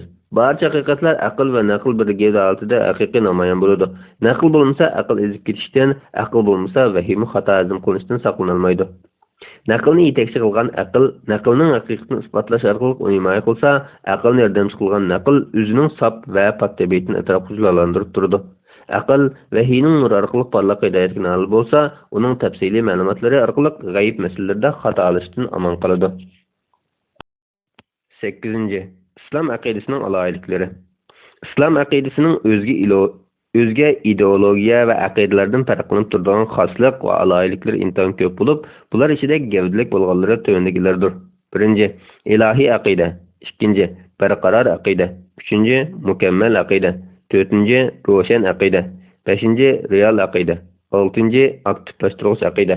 7. O'rtaxil aqida. 9. Aqida ilmi sohasida yozilgan vakil xarakterlik nadir asarlar. Kunimizga qadar aqida ilmi haqida yozilgan nadir asarlar nurg'un bo'lib, bu haqda tövəndiklərini örnek sifatida ko'rsatib o'tish mumkin. 1. Al-Fiqhul Akbar. Muallifi İmam Azam Abu Hanifa. 2. Tavhidnoma. Kitabut Tavhid. Muallifi İmam Abu Mansur al-Maturidi. 3. Maqalat al-Islamiyyin. Muallifi İmam Ebul Hasan el-Eşeri. 4. Tahaviye aqidasi. Al-Aqidatu Tahaviye. Muallifi İmam Ebu Cafer Tahavi. 5. Aqida O'ttirhaliq. Al-Iqtisad fil-I'tiqad. Muallifi İmam Ebu Hamid el-Ghazzali. 6. Tevhid yetakchisi. Risalatut Tevhid. Muallifi İmam Muhammed Abduh. 10. Allah'ın mevcutluğunun bayani ve delilleri. Allah'ın mevcutluğu itiqad qilish İslam aqidasiga asosiy rukunlardan biri. İslam aqidasiga barliq asoslar, nizam, qimmat qarash, axloq va boshqa yakka yoki ijtimoiy qurilmalarning hammasi ushbu aqidani manba qiladi. Jumladan islomdagi barliq aqida masalalarining yadrosi, uli va asosi mazkur ana aqidani markaz qiladi. Go'yo koinotdagi barliq haqiqatlar Allohning mavjudligidan iborat buyuk haqiqatdan sirg'ib chiqqaniga o'xshash, islom aqidasidagi barcha aqidalar Allohning mavjudligining haqiqatidan iborat bu ul aqidadan sirg'ib chiqqandir. Bilish inson aqlining eng aqlli va zarur bo'lgan ehtiyoji va talabi. Shariat qimmat, ulug'liq va muhimlik jihatda darajaga ayrilganidek, shay'iylar qimmat, ulug'liq va muhimlik jihatda darajaga ayrilganidek, bilishning qimmat va muhimlik jihatdan darajasi bor. İnsan üçün ən aldı bilen bilişi zörür və mühim bolğan нәрсә Allah'ını tunuş və bilişdir.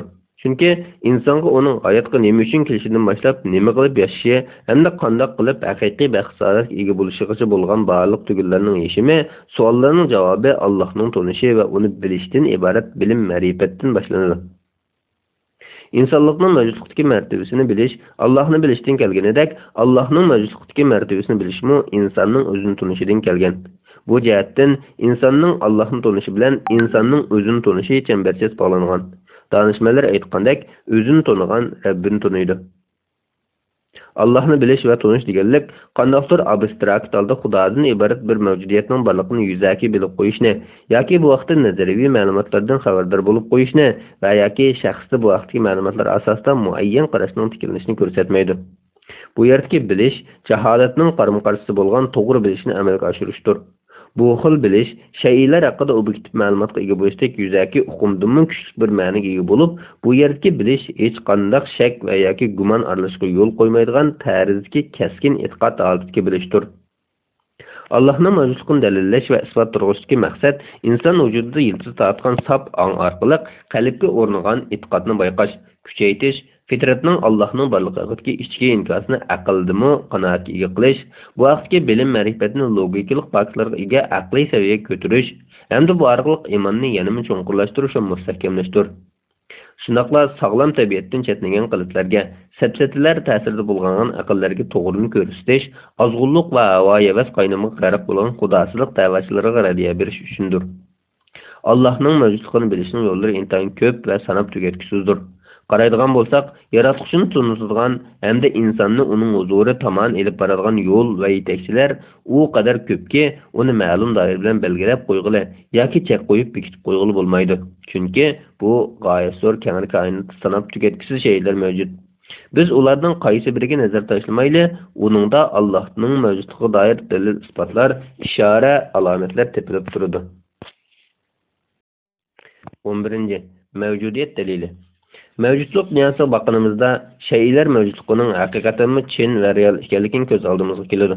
Yani bu xil aqliy yuzlanish her insan için öz-özüden ma'lum ishlardir. Bu go'yo har birimiz o'zimizning mavjudligini shak qilmag'iniga o'xshash bir haqiqat. Sebep natija qonunun asosida qaraganimizda mevcutlikdagi shaylarning bor bo'lishi o'zini o'zi paydo qilib olgan yoki tasodifiy paydo bo'lib qolgan emas. Sebep natija qonuni aksiyomlik haqiqat ustida olamdagi mavjudotning paydo bo'lishida o'z kuchini ko'rsatib turadi. Shaylar mavjudligining ikkinchi bir kuch yoki sababga muhtoj bo'lishining muayyanlash natijada mavjudlikni barqarorlashning mavjudlikni muqarrarlashtiradi va bir-biridan farqli ayrim ikki mavjudlik borligini o'ttirib chiqaradi. Mana bu mavjudlik olamda ikki tur mavjudlikning borligining dalilidir.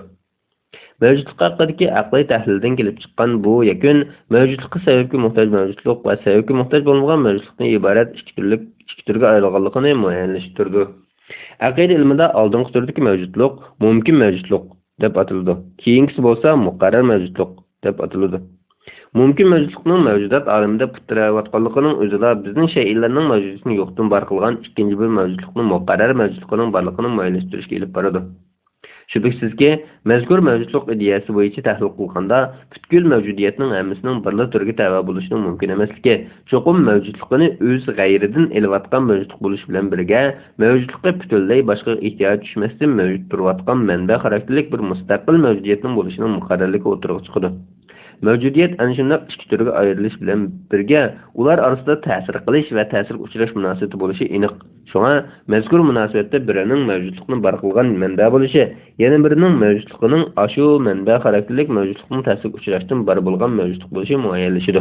Mana bu aqliy yakun tabiiy muqarrar mavjudiyatning, ya'ni Xudoning borligining isbotidir. 12. Koinot dalili. Alamda yuz berayotgan tinimsiz o'zgarishlar, paydo bo'lish, yetilish, ojizlash, o'lish va yo'qolish qatorliqlarning hadisiy shaylarning xususiyatiga vakillik qilganligi bir haqiqat. Buningdan biz olam shaksiz hadis, ya'ni paydo bo'lgan degan qanoatga kela olamiz. Sabab natija qonuniyatiga asosan har qanday paydo bo'lg'uchi uni paydo qilgan sababga muhtoj. Buningga binoan deymizki, olamni paydo qilgan sabab bor. Ana shu sabab Allohdir. Alamning hadis ekanligi aqliy va naqliy haqiqat bo'lib qolmay, bu yana ilm-fan haqiqatlaridandir. Bugungi ko'p sonliq ilm-fan olimlar tomonidan olqishlanayotgan va keng sharhlanayotgan cho'ng portlash ta'limotimi olamning azaliy emasligi, boshlanishi bor va paydo bo'lgan hadis ekanligidek ilmiy haqiqatni orqa ko'rinish qilmoqda. Olamning boshlanishga ega va paydo bo'lganligidan iborat bu haqiqat olamning yaralmagan yoki azaliy borliqdek başlanışı bar hadisi ekanligidek ilmiy haqiqatni orqa ko'rinish qilmoqda. Olamning boshlanishga ega va paydo bo'lganligidan iborat bu haqiqat olamning yaralmagan yoki azaliy borliq ekanligidek ehtimolliklarga o'rin qo'ymaydigan va olamning cho'qim paydo qiluvchisi, yaratquchisi borligini dalillaydigan asoslardandir. Mana bu xil mantiqiy qurilmasi va ilmiy asosi puxta dalil Allohning borligi va haqida intayin mukammal va sog'lom javob bergan bo'lsa qaramay, bir-birlik materializmchilar olamni paydo qilishning Xudo bo'lib qilishidan qochib, nazariyalarni e'tiroz shaklida o'tirib qo'yishdi. Ular olamning boshlanishi bor va paydo bo'lgan bo'lishi cho'qim uni paydo qilgan Xudo bo'lishni kerak qilmaydiganligi haqida ba'zi tasavvurlarni o'tirib qo'yib beqishdi. Bular ichida gavlikrakdan davriy olam nazariyasi, ko'p sonliq olam nazariyasi qatorliqlar bor. Ko'rib o'tganimizdek ilm-fan mutaxassislari bu xil nazariyalarni ilm-fanga qaraganda ilmiy fantaziyaga yaqin deb muayyanlashtirish bilan birga biror ilmiy asosga ega emasligini muayyanlashtirdi. Shunaqla ular ko'p sonliq olam nazariyasi isbotlanib qoldi degandimi, buni da'vo qiluvchilarning yana aslidagi ana koinotning qanday paydo bo'lganligini dalillab berish kerak bo'lganligini va buning Xudoga yetadigan yo'lni birdamchilik uzatishdan boshqa yaratmaydiganligini, aks uning xiyoliy tutki faraz bo'lishi nuqtasidan Xudoga bo'lgan ehtiyojni yana bir qadam olg'a surib berdiganligini muayyanlashtirishdi. Materializmchilar olamning paydo qilgan sababni biror moddiy manbaga bog'lashdan ojiz kenidan keyin sababsizlar yo'qlikdan paydo bo'lgan deyishdan boshqa chora topilmagan bo'lib, bu vaqtdagi da'volarning ilmiy asosi yo'q bo'lishidan sirat logikaga xilof ekanligi ma'lum. Chunki bundaq bir da'vo sabab natija o'rtasidagi munosabat ustida tadqiqot olib boradigan ilm-fanning yetidan qo'yib tashlashga olib boradi. Sabab natija qonunini yo'q chiqarish ilm-fanni yo'q chiqarishdir. Materializmchilar yuqoridagi da'volarga biror ilmiy yoki aqliy izoh berishdan ojiz kelishi bilan koinot dalilidan logik qurilmalarga e'tiroz bildirib beqishdi. Bular ichida gavliklarga munonlardir. Birinchi, olamni paydo qilgan tunji kuch cho'qim Xudo bo'lish kerakmi?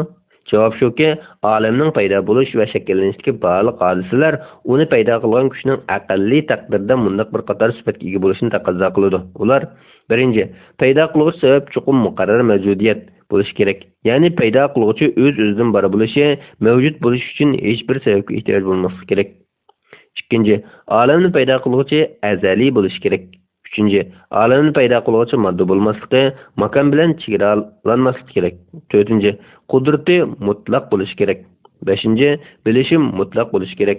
Oltinchi, mustaqil qaror chiqarishga qobil bo'lishi kerak.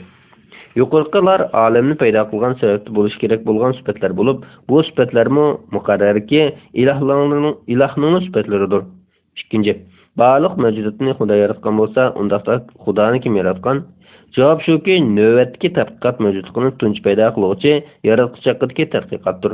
Xudo tunji paydo qilgan va yaratgan zot bo'lgan ekan, tunji paydo qiluvchini paydo qilgan kim degan bu tur savol logikalik jihatdanmi, aqliy jihatdanmi xato savoldir. Uchinchi, dindorlar biror hadisning ilmiy zotini sunishdan ojiz kelsalar Xudo yaratgan da'voladi. Şuna dindarlar davatkan Xuda boşluğunu tolduruz Xudasıdır. İlim-pen aman kelgisi onun cevabını tapıdı. Cevap şu ki, bizning Xuda bar degan sözümüz ilmi izahatı vaqtliq bilinmegenlikten kelip çıkan emas. Belki alem payda bolgan degan ilmi haqiqatdan kelip çıkandır. Çünkü ilim-pendiki bu haqiqat özgürmüş haqiqat. Nazariyalar özgürüşü, hatta çoğun barlaş talimatıdan başka talimatlar oturup çıkışı mümkün. Ama alem ezeli emas. Hadis degan bu haqiqat hazırmı ve kelgusidimi ilim-pende özgürmüş haqiqatdır. Yuqorqi etirazlarga berilgan javob va mulohazlar shubhasizki koinot dalilining ilmiy quvvatini kuchaytirib qolmay, yaratquchiga bo'lgan iymonni yuksak ishonch va shaksiz haqiqat martabasiga ilib chiqishdir. 13. Yaratish dalili. Yaratish demek şeyini yo'qdan bar qilish, uni yo'qlik olamdan mavjudlik olamiga elib chiqish demakdir. Qur'on aqliy xitob va ta'limotlar asosida yaratish hodisasining mavjudligini, olamning yaralganligini muayyanlashtirdi. Chunki Qur'oniy xitoblar aytadiki, şeyinin sababsiz mavjud bo'lishi yoki uning o'zini o'zi barliqqa keltirilishi mumkin emas. Bunda ekan, mazkur şeyini vujudga keltirib, uni yo'qdan bar qilgan yaratuvchi bor. Ana shu yaratuvchi Alloh taolodir. Yaratish va yo'qdan bar qilishning faqat Xudoga mansub ishlardandir.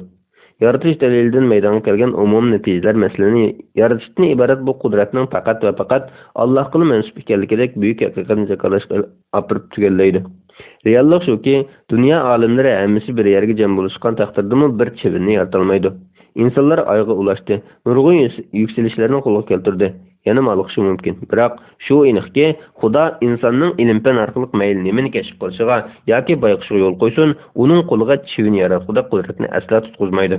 Bumi o'z navbatida Xudoning qudrat mo'jizasi jumlasidir. Faqat Allohla har bir shay'ini yaratuvchi yagona zotdir. 14. İnsan dalili. Kainatning yaralganligidan iborat bu haqiqat Xudoning mavjudligiga dalil bo'lganidek, koinotga qonuniyatlar, tartib insonlarmi Xudoning mavjudligining eng kuchli dalillaridandir. Olamning tartib inson asosida harakat qilayotganligi, uningda qonuniyatlarning hukm surayotganligi Qur'on Karim va aqliy dalillar hamda ilm-fan natijalari muayyanlashgan masaladir.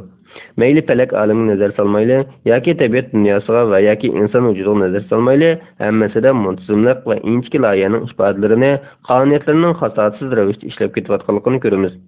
İntizam va loyiha hukm surgan ekan, tasodifiylikqa ehtimollik qolmaydi.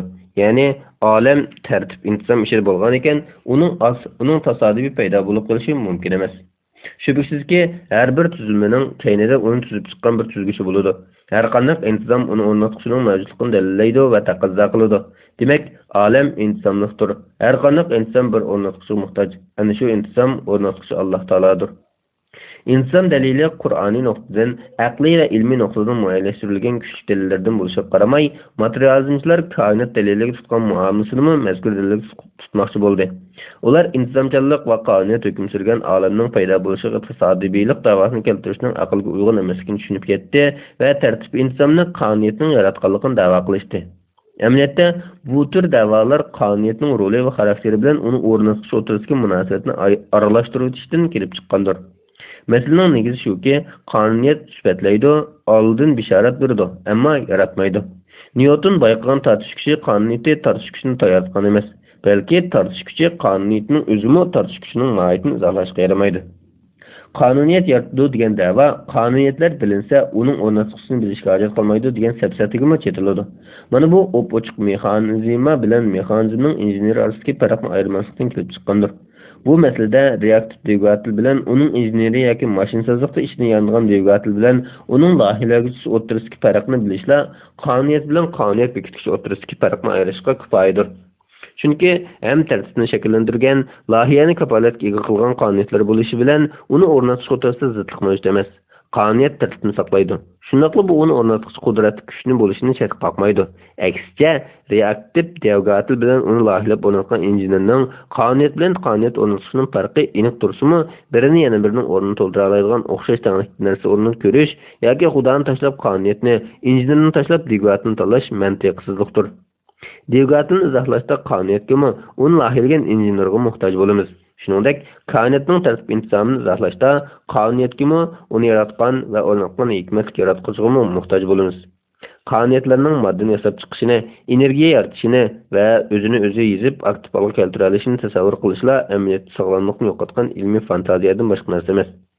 Yuqorqi inson dalili qarata tushgan ba'zi e'tirozlarga javob bo'lib, intizom dalilining logikalik va ilmiy asosining puxtaligi yaratquchining borligini dalillab qolmasdan, uning yeganilik, tangdoshsizlik va yuksak farosat, hikmat egasi ekanligidek ilohiy sifatlarga dalildir. Bismillahirrohmanirrohim. İslam aqid ensiklopediyasi 1-tom yegani yaratquchi. Xotima 8-15 bet 15. Maqsad g'oya dalili.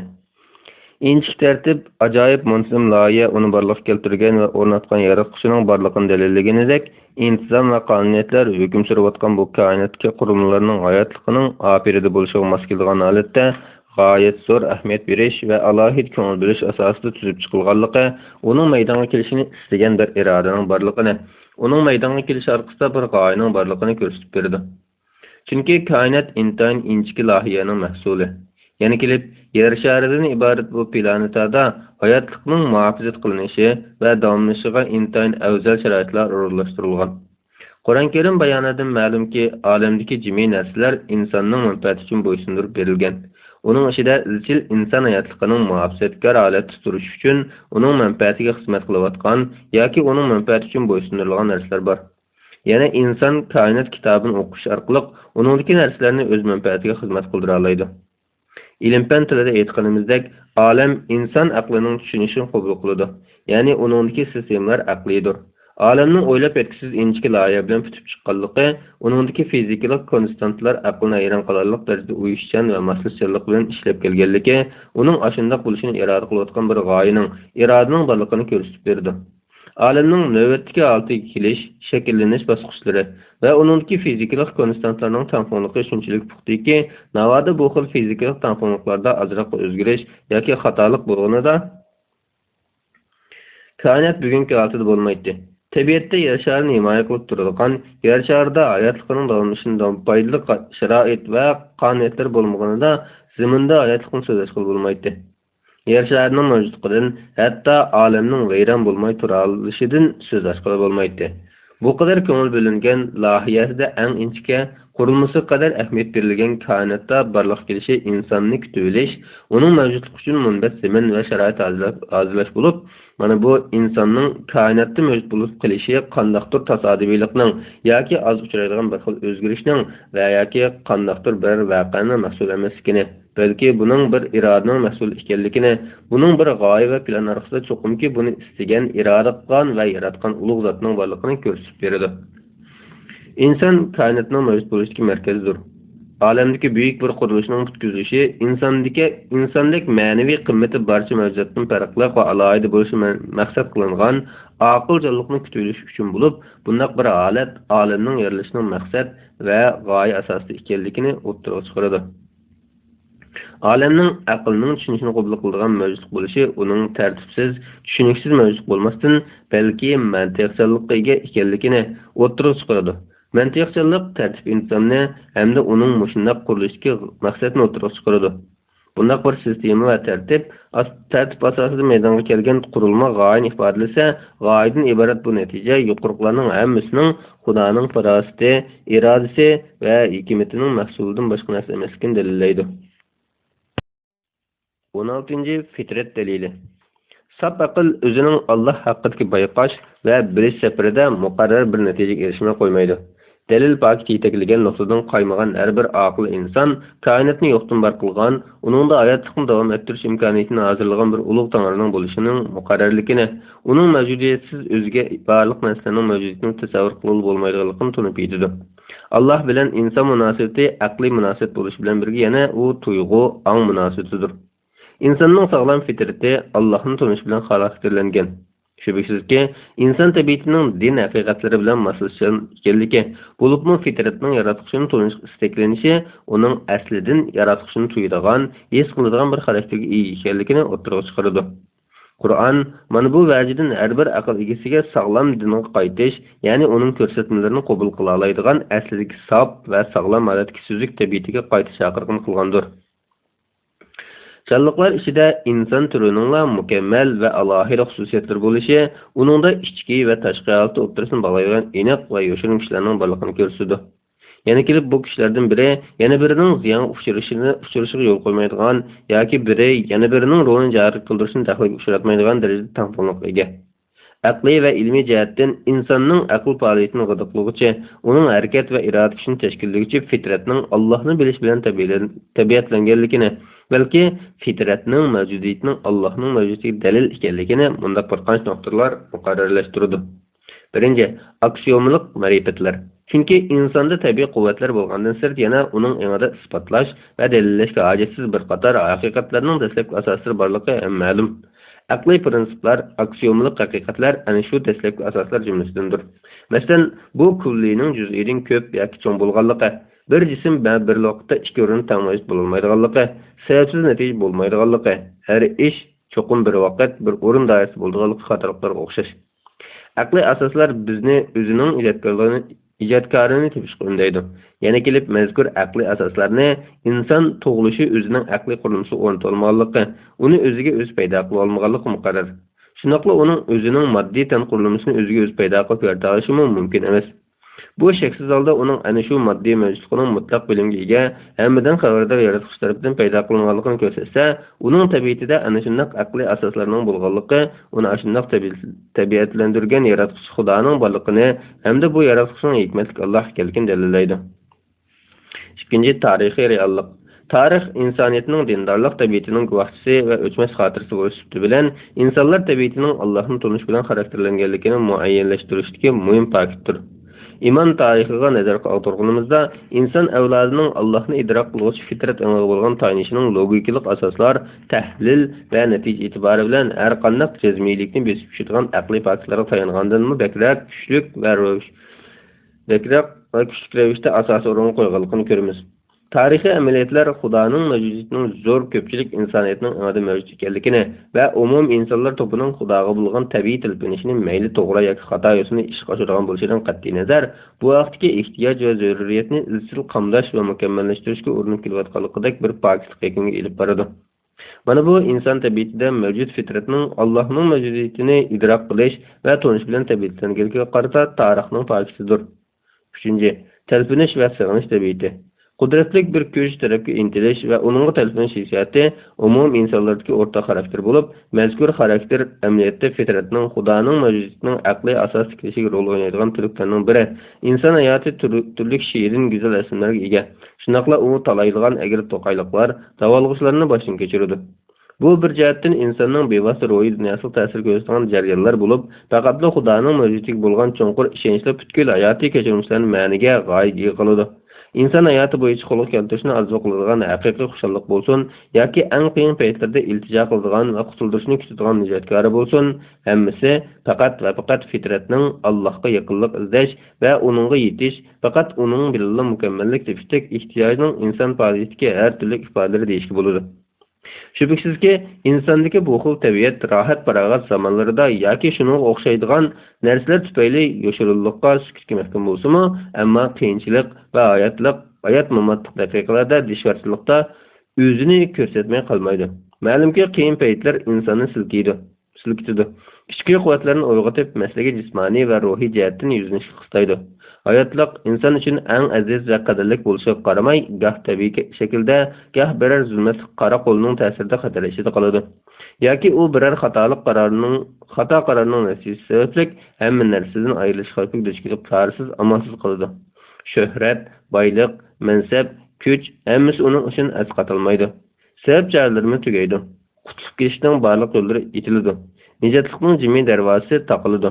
Bundan chog'da muqarrarki, uni faqat birli tarafdan umid kutishga ichidan bir kuch unamay qolmaydi.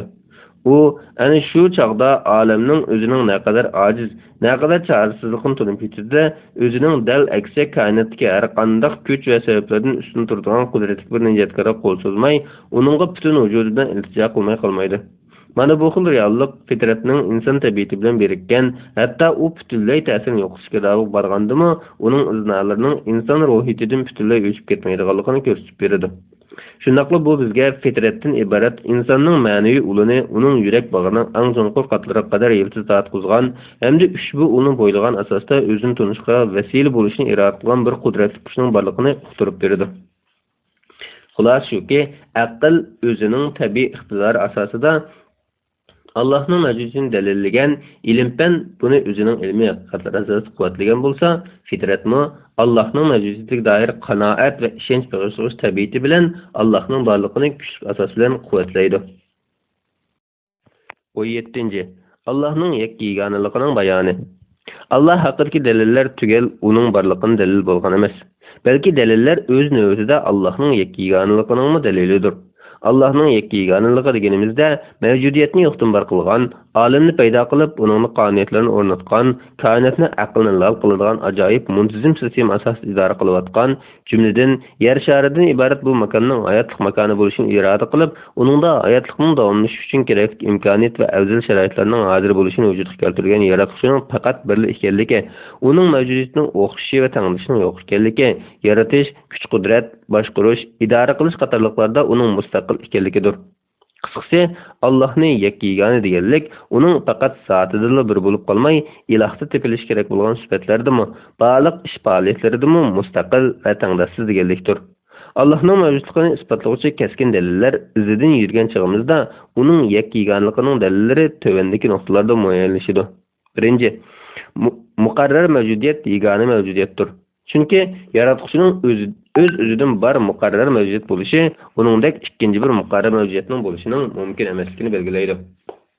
Ikkinchi, azaliylik sifatiga ega yaratuvchining borligi uning yakkigona bo'lishini taqozo qiladi. Olam odis bo'lgan ekan, uni paydo qiluvchining odis bo'lishi mumkin emas. Undaq bo'lmaganda sabab zanjirining cheksiz davomlashishi kelib chiqadi. Bunday bir davomlashish aqliy asos va aksiomlik haqiqatlarga xilof. Demak, olamni yaratgan zot azalidir va birdir. Yaratish demak yo'qdan bor qilish, uni vujudga keltirish demakdir. Bunday bir ishning vujudga kelishi faqat birli yaratuvchining ishi bo'lishi kerakligini belgilaydi. Agar yaratuvchi ikki bo'lganida, ma'lumki bu xil tasavvur har ikki xudoning kuchli qudratda ish qilib xudoda bo'lish tegishli hamma jihatlarda taqmiddan o'taqisi bo'lishi yoki bo'lmaganda ma'lum jihatdan tang bo'lmasligi yoki ikkisidan birining yana biridan daris to'g'riroq bo'lishidan iborat uch xil ehtimollikni keltirib chiqarmay qolmaydi. Biroq bu uch xil ehtimollikning har biri aqlga zid bo'lib, faqat birli yakun aqlga muvofiq bo'lsa-mu, azaliy yaratuvchining faqatla bir ekanligi, uning o'xshash yana bir mavjudlikning bo'lishining mumkin emasligidir. Üçüncü, puxta intizam bunu o'rnatgan va idora qilayotgan Xudoning yakkiganligini dalillaydi. Olamning paydo bo'lish sababi birli yaratuvchiga berib to'xtaganidek, olamdagi intizam birligi va bu intizamning intayin inchiklik bilan loyihalanishi hamda uningdagi qonuniyatlarning izchil va kashilsiz holda rolini joriy qildirayotganligini buni o'rnatgan qudrat egasining tangdoshsiz va yeganligini dalillaydi.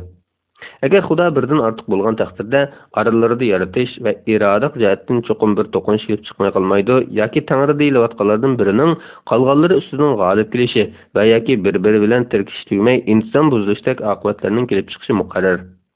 Bunaq bir to'qinish yoki kashili bo'lmaganligi yaratuvchining yeganligini va tangdish yo'qligini ko'rsatadi. İki Xudo bir ishni o'zaro hamdamlashib, qo'l-qo'l qilishga kelishib oldi deb qarasak, bu faraz fojiadan boshqa narsa bo'lmaydi. Chunki bu hamdamlikni qabul ko'rgan tarafning butun ishlarni idora qila oladigan darajada qobil bo'lmasdan ojiz ekanligini ko'rsatib beradi. Kelishib olish ehtimolligidagi har qanday bir faraz yaratuvchining qudrati va tangdoshligidan iborat ustidan zidilaydi.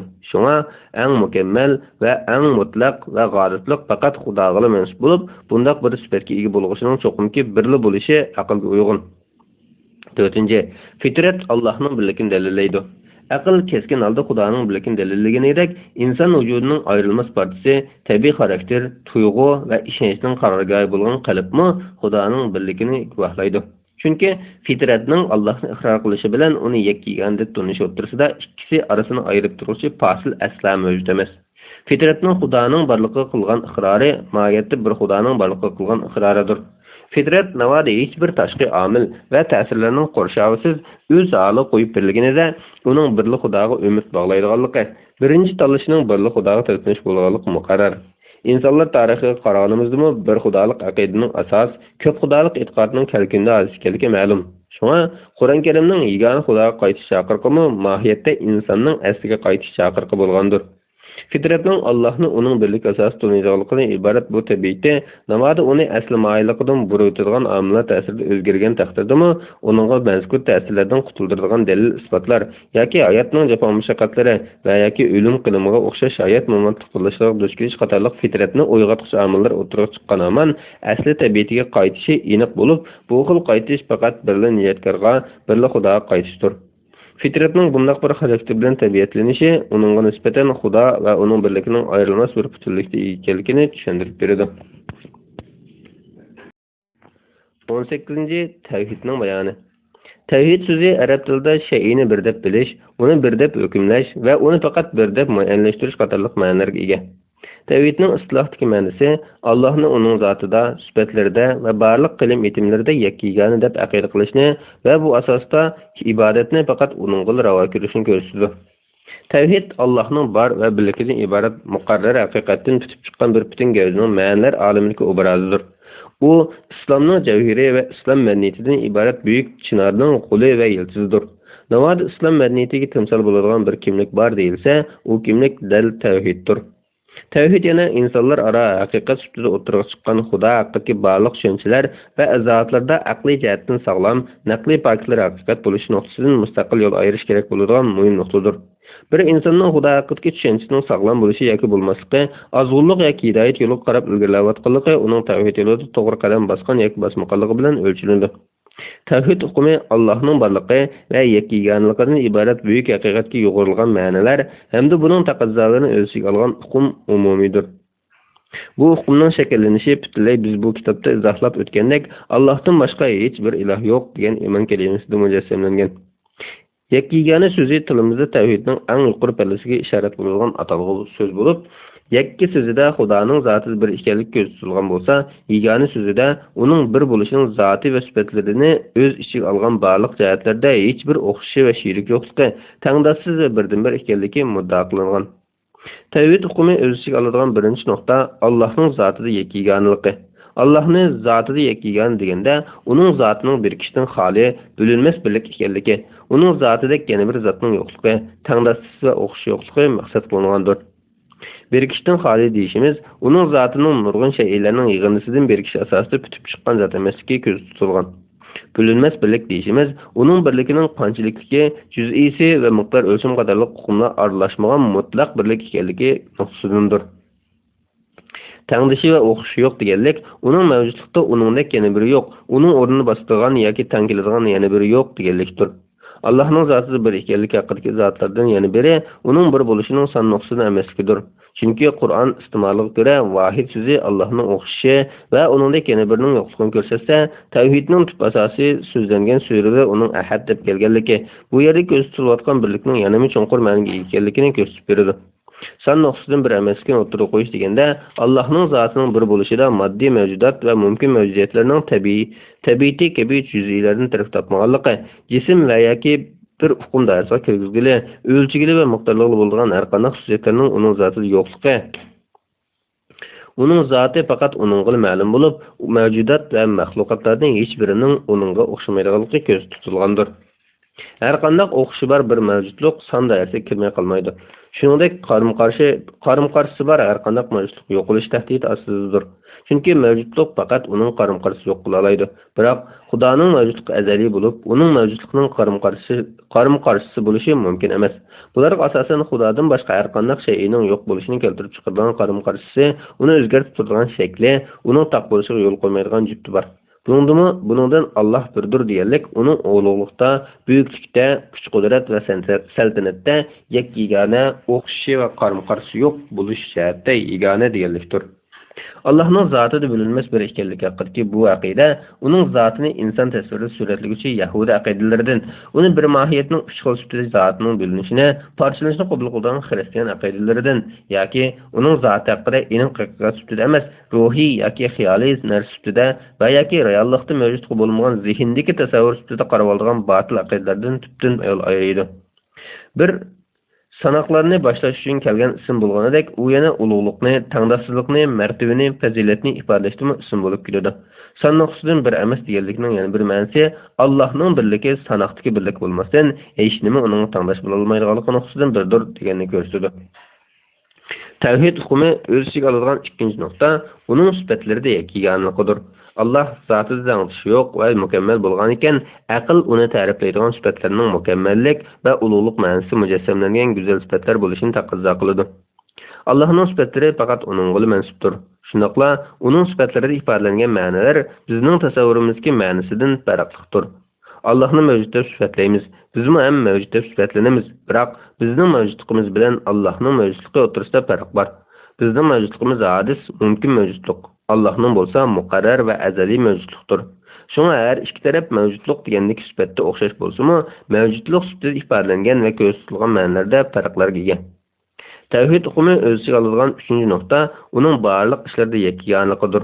Yaratış ve alemni idare qilish, intizam o'rnatish ve insan asasida idare qilish qatorliqlarning hammasi onun yaratquchi, hammaga qodir, hammani bilguchi, hikmat bilan ish qiluvchi, hayotlik berguchi ve onu qaytirib olguchi qatorliq sifatlarga ishorat qiluvchi qilim etimlardir. Shunaqla bu qilim etimlarda Allah mustaqil ve bir o'zi bor bo'lib, uning ishlarida uningga hamkorlashadigan yoki taqsimlashadigan biror sheriki yoki amroyi yo'qdir. Allah'ın zatı bir buluşu, Hristiyan ve Yahudi aqidalerdeki Xudoning tabiatiga nuqsoniy sifatlarini yoki aqlga zid ta'sirlarni qo'shishda xatolikning Allohning ifodalashning mumkinsizligini bildirsa, uning qilim etimlarida mustaqil va tangdossiz bo'lishidek bu haqiqat paganizm va buddizm aqidalariga o'xshash, shundaqli Yunon afsonalariga atalmış tangrilar misoli Xudoning faoliyatini tabiat ta'siriga yoki tabiatdagi ma'lum jonliq va yoki jonsiz shaylarga mansub bo'lib taqsimlash va bu orqali xudolik salohiyatini ko'paytirish, shundaqla mavjudiyatda va ya reallikda hech bir o'rni yo'q afsonaviy obrazlarda tasvirlash qatorliqlarga o'xshash ko'p xudochilik sifatlarini butunlay rad qiladi. Tavhid babini biz bir jumla yig'inchoqlarimizda Alloh taolaning yakkagonligi masalasi, uning zotida bir, sifatlarida o'xshash yo'q, qilim etilmada sheriki yo'q degandan iborat 3 nuqta birdaklik hosil qilgan. Tevhid hukmi öz içine aldıgan 4. nokta, ibadet fakat Allah üçündür. Tevhidning tabirida ibadet tevhidinin maxsus eskertilishidagi muhim amlardan biri Allah'tan başka hiç ilah yoktur degan shahodat kelimesi kelgan ilah so'zidir. Chunki ilah so'zining ma'nolaridan biri uning ibodatga tegishli zot degan ma'noda kelishidir. İbadatga tegishli bo'lish Allohning o'z g'ayridan farqlangan xoslik bo'lib, bu xuddi yaratuvchi sutini Xudodan ayirib qarash mumkin bo'lmagandekla, Xudolik salohiyat faqat ibodatga loyiq bo'lgan zotga xos, ibodatning faqat Xudolik salohiyati egasiga tegishlidir. Kainatning yaralishi hikmatsiz, g'oyasiz bo'lmaganidek, insonning yaralishi mu hikmatdan, g'oyadan ayrilgan emas. Chunki Xudoning ishida behudilik va hikmatsizlik bo'lmaydi. Undaqda insonning bor bo'lishi mu cho'qimki bir g'oyadan ayrilmaydi. Bo'libmi koinotga solishtirganda hajmi jihatdan bir tal zarraga to'g'ri kelmaydigan bir mavjudlikni dunyoga opayat qilish uchun dunyoning koinotni shunchalik ahamiyat, Xudoning koinotni shunchalik ahamiyat va farishta yaratganligida insonni yaratishdimi bir g'oyabalikni eng tufik ifodasidir. Navad bu g'oyani birli so'z ixchamlab ifodalash to'g'ri kelsa, ushbu g'oya Allohga ibodat qilishdir. Ibodat so'zi intayin keng va umum hukmdir. U ba'zi Xudoning ibodat yuzasidan ko'rsatgan har qanday harakat va faoliyatlarga ishlatilsa, yana ba'zilar dinning ma'lum shuarni yoki ko'rsatmalarini bajarib keltirishni ko'rsatadi. Yana ba'zilar duo, namoz qatorliq diniy faoliyat va amallarga ism bo'lib keladi. Ibodat tavhidining asosi shuki, ibodat faqat yegani Allohga tegishlidir. Allohning insonni yer yuzida Allohga alohid imtiyozga ega qilgan nurg'un afzal sharoitlardan bahramlanish uchun imkoniyatlarini sunganligidek yana bir reallikni ko'z oldimizga tashlaydi. Mana bu Allohni eng oliy shaklda ulug'lashga tegishli zot ekanligining sabablaridan bo'lib, ibodat Allohni ulug'lashning yuqori chekidir. İbadet gerçi birer dini belgelimlerde yoki birer şeyini buyruqini taqozosi asosida ish oshirilishi bilan maydonga keladigan harakat faoliyatlarga ishlatilgan bo'lsa-mu, biroq u singib boralaydigan doira nuqul belgilama va ko'rsatmalar asosidagi amallarda cheklanib qolmaydi. Mohiyat jihatdan elib aytganda, ibodat inson hayotining barliq taraflarini o'z ichiga oladi. Haqiqiy ma'nodagi ibodat amaliyotda Xudo bo'lgan yuksak tunishdan, ishonch va sevgidan kelib chiqadigan inson faoliyatida ixtiyoriy shaklda aks etken barliq harakat ve amellerinin yığındısıdır. Şundaqla bu öz növbətində Xudodan ibaret büyük haqiqat o'tirishga zishtini kuchaytirish ve onunla memnunluğunu qazanış gözlənilən ulug'vor itoatdir. Ibadet öz növbətində yaratquchiga loyiq banda bo'lishdir. İbadet ma'nosiga Allohga bo'lgan chunqur muhabbat va yuqori darajada ko'rsatilgan itoat yo'g'rilgan. Shunga haqiqiy ibodatda itoat va muhabbatdan iborat ikki narsaning birla bo'lishi kifoya qilmaydi. Faqat har ikki narsa teng topilganda ibodat o'z ma'nosini haqiqiy topgan bo'ladi. İbadet yana inson hayotidagi bir harakatga, hatto olgan har bir narsaga, har bir nafasga qadar ma'no qatadigan yoshirin kuchdir. U inson faoliyatining tashqi ko'rinishlaridan sirt ichki muddasini, niyat iqbolini, maqsad g'oyalarini o'z ichiga oladi. U hayotning har bir inch qalqinlariga qadar singan. Shunga uning simolarini din ilib kelgan barliq ko'rsatmalarda harakat faoliyatlari tepish mumkin. Din inson hayotini ilohiy nizom asosida tartibga solish, inson bilan inson o'rtasidagi, Xudo bilan inson o'rtasidagi munosabatni to'g'ri shaklda qurib chiqish va saodat yo'liga yetaklash uchun kelgan ilohiy sistema desak, ibodat mazkur sistemaning hayotiy kuchidir. Harakat keltiruvchi ruhidir. İbadet yana insonni o'z bo'yinturuq ostiga ilib oladigan nafs xohishdan tartib, toki o'ziga o'xshash yaralish tabiatiga ega barliq narsalarga bosh egish, cho'qinish va uning roziligini qo'lga keltirishga urinishdek moddiy va yoki ma'naviy qulluqdan hamda uning asoratlaridan qutulishning, hur va ozod bo'lishining yo'lidir. Yegani Allohning ibodatga loyiq deb tanishning tavhidning ayrilmas bir parchasi bo'lishi ana shunday bir qator muhim nuqtalarda gavdalanadi. Tugan so'z. İnsan mevcut bo'ladigan din asla yo'qolmaydi. Din mevcut bo'ladigan yaratuvchi bo'lgan iymon yo'qolmaydi. Iymon bo'ladigan umid yo'qolmaydi. Umid bo'ladigan inson har vaqt orzu qilgan saodatga erishmay qo'ymaydi. Yegani yaratuvchi insoniyatning birdan-bir umid va najotlik manbasidir. Uning yetakchiligi u bilan insoniyat orasini bog'lovchi va bu bog'ni eng to'g'ri va mazmun shaklda tutashtiruvchi yegani yo'ldir. Ana shu yegani yaratuvchi huzuridan nozil bo'lgan butkul insoniyat rahmat, asoyishlik va adolat ilib kelish uchun tushirilgan hamda barliq samoviy dinlarning xotimasi va ansab javhir bo'lgan din islom dinidir. Yegani yaratuvchidan boshqa har qanday narsaga tiz cho'kishni rad qiladigan bu din dunyoga o'r kelib, o'r yashashni nizom qilgan yegani tutqudir. Bu din insonlarning odimiylik mizoniga, sog'lom tabiatiga, aqliy va ruhiy talabiga, aqliy qimmat ehtiyojiga eng uyg'un bo'lgan dindir. Bu din yegani yaratuvchini eng sog'lom tushuntiruvchi va to'g'ri shaklda tunishtiruvchi dindir.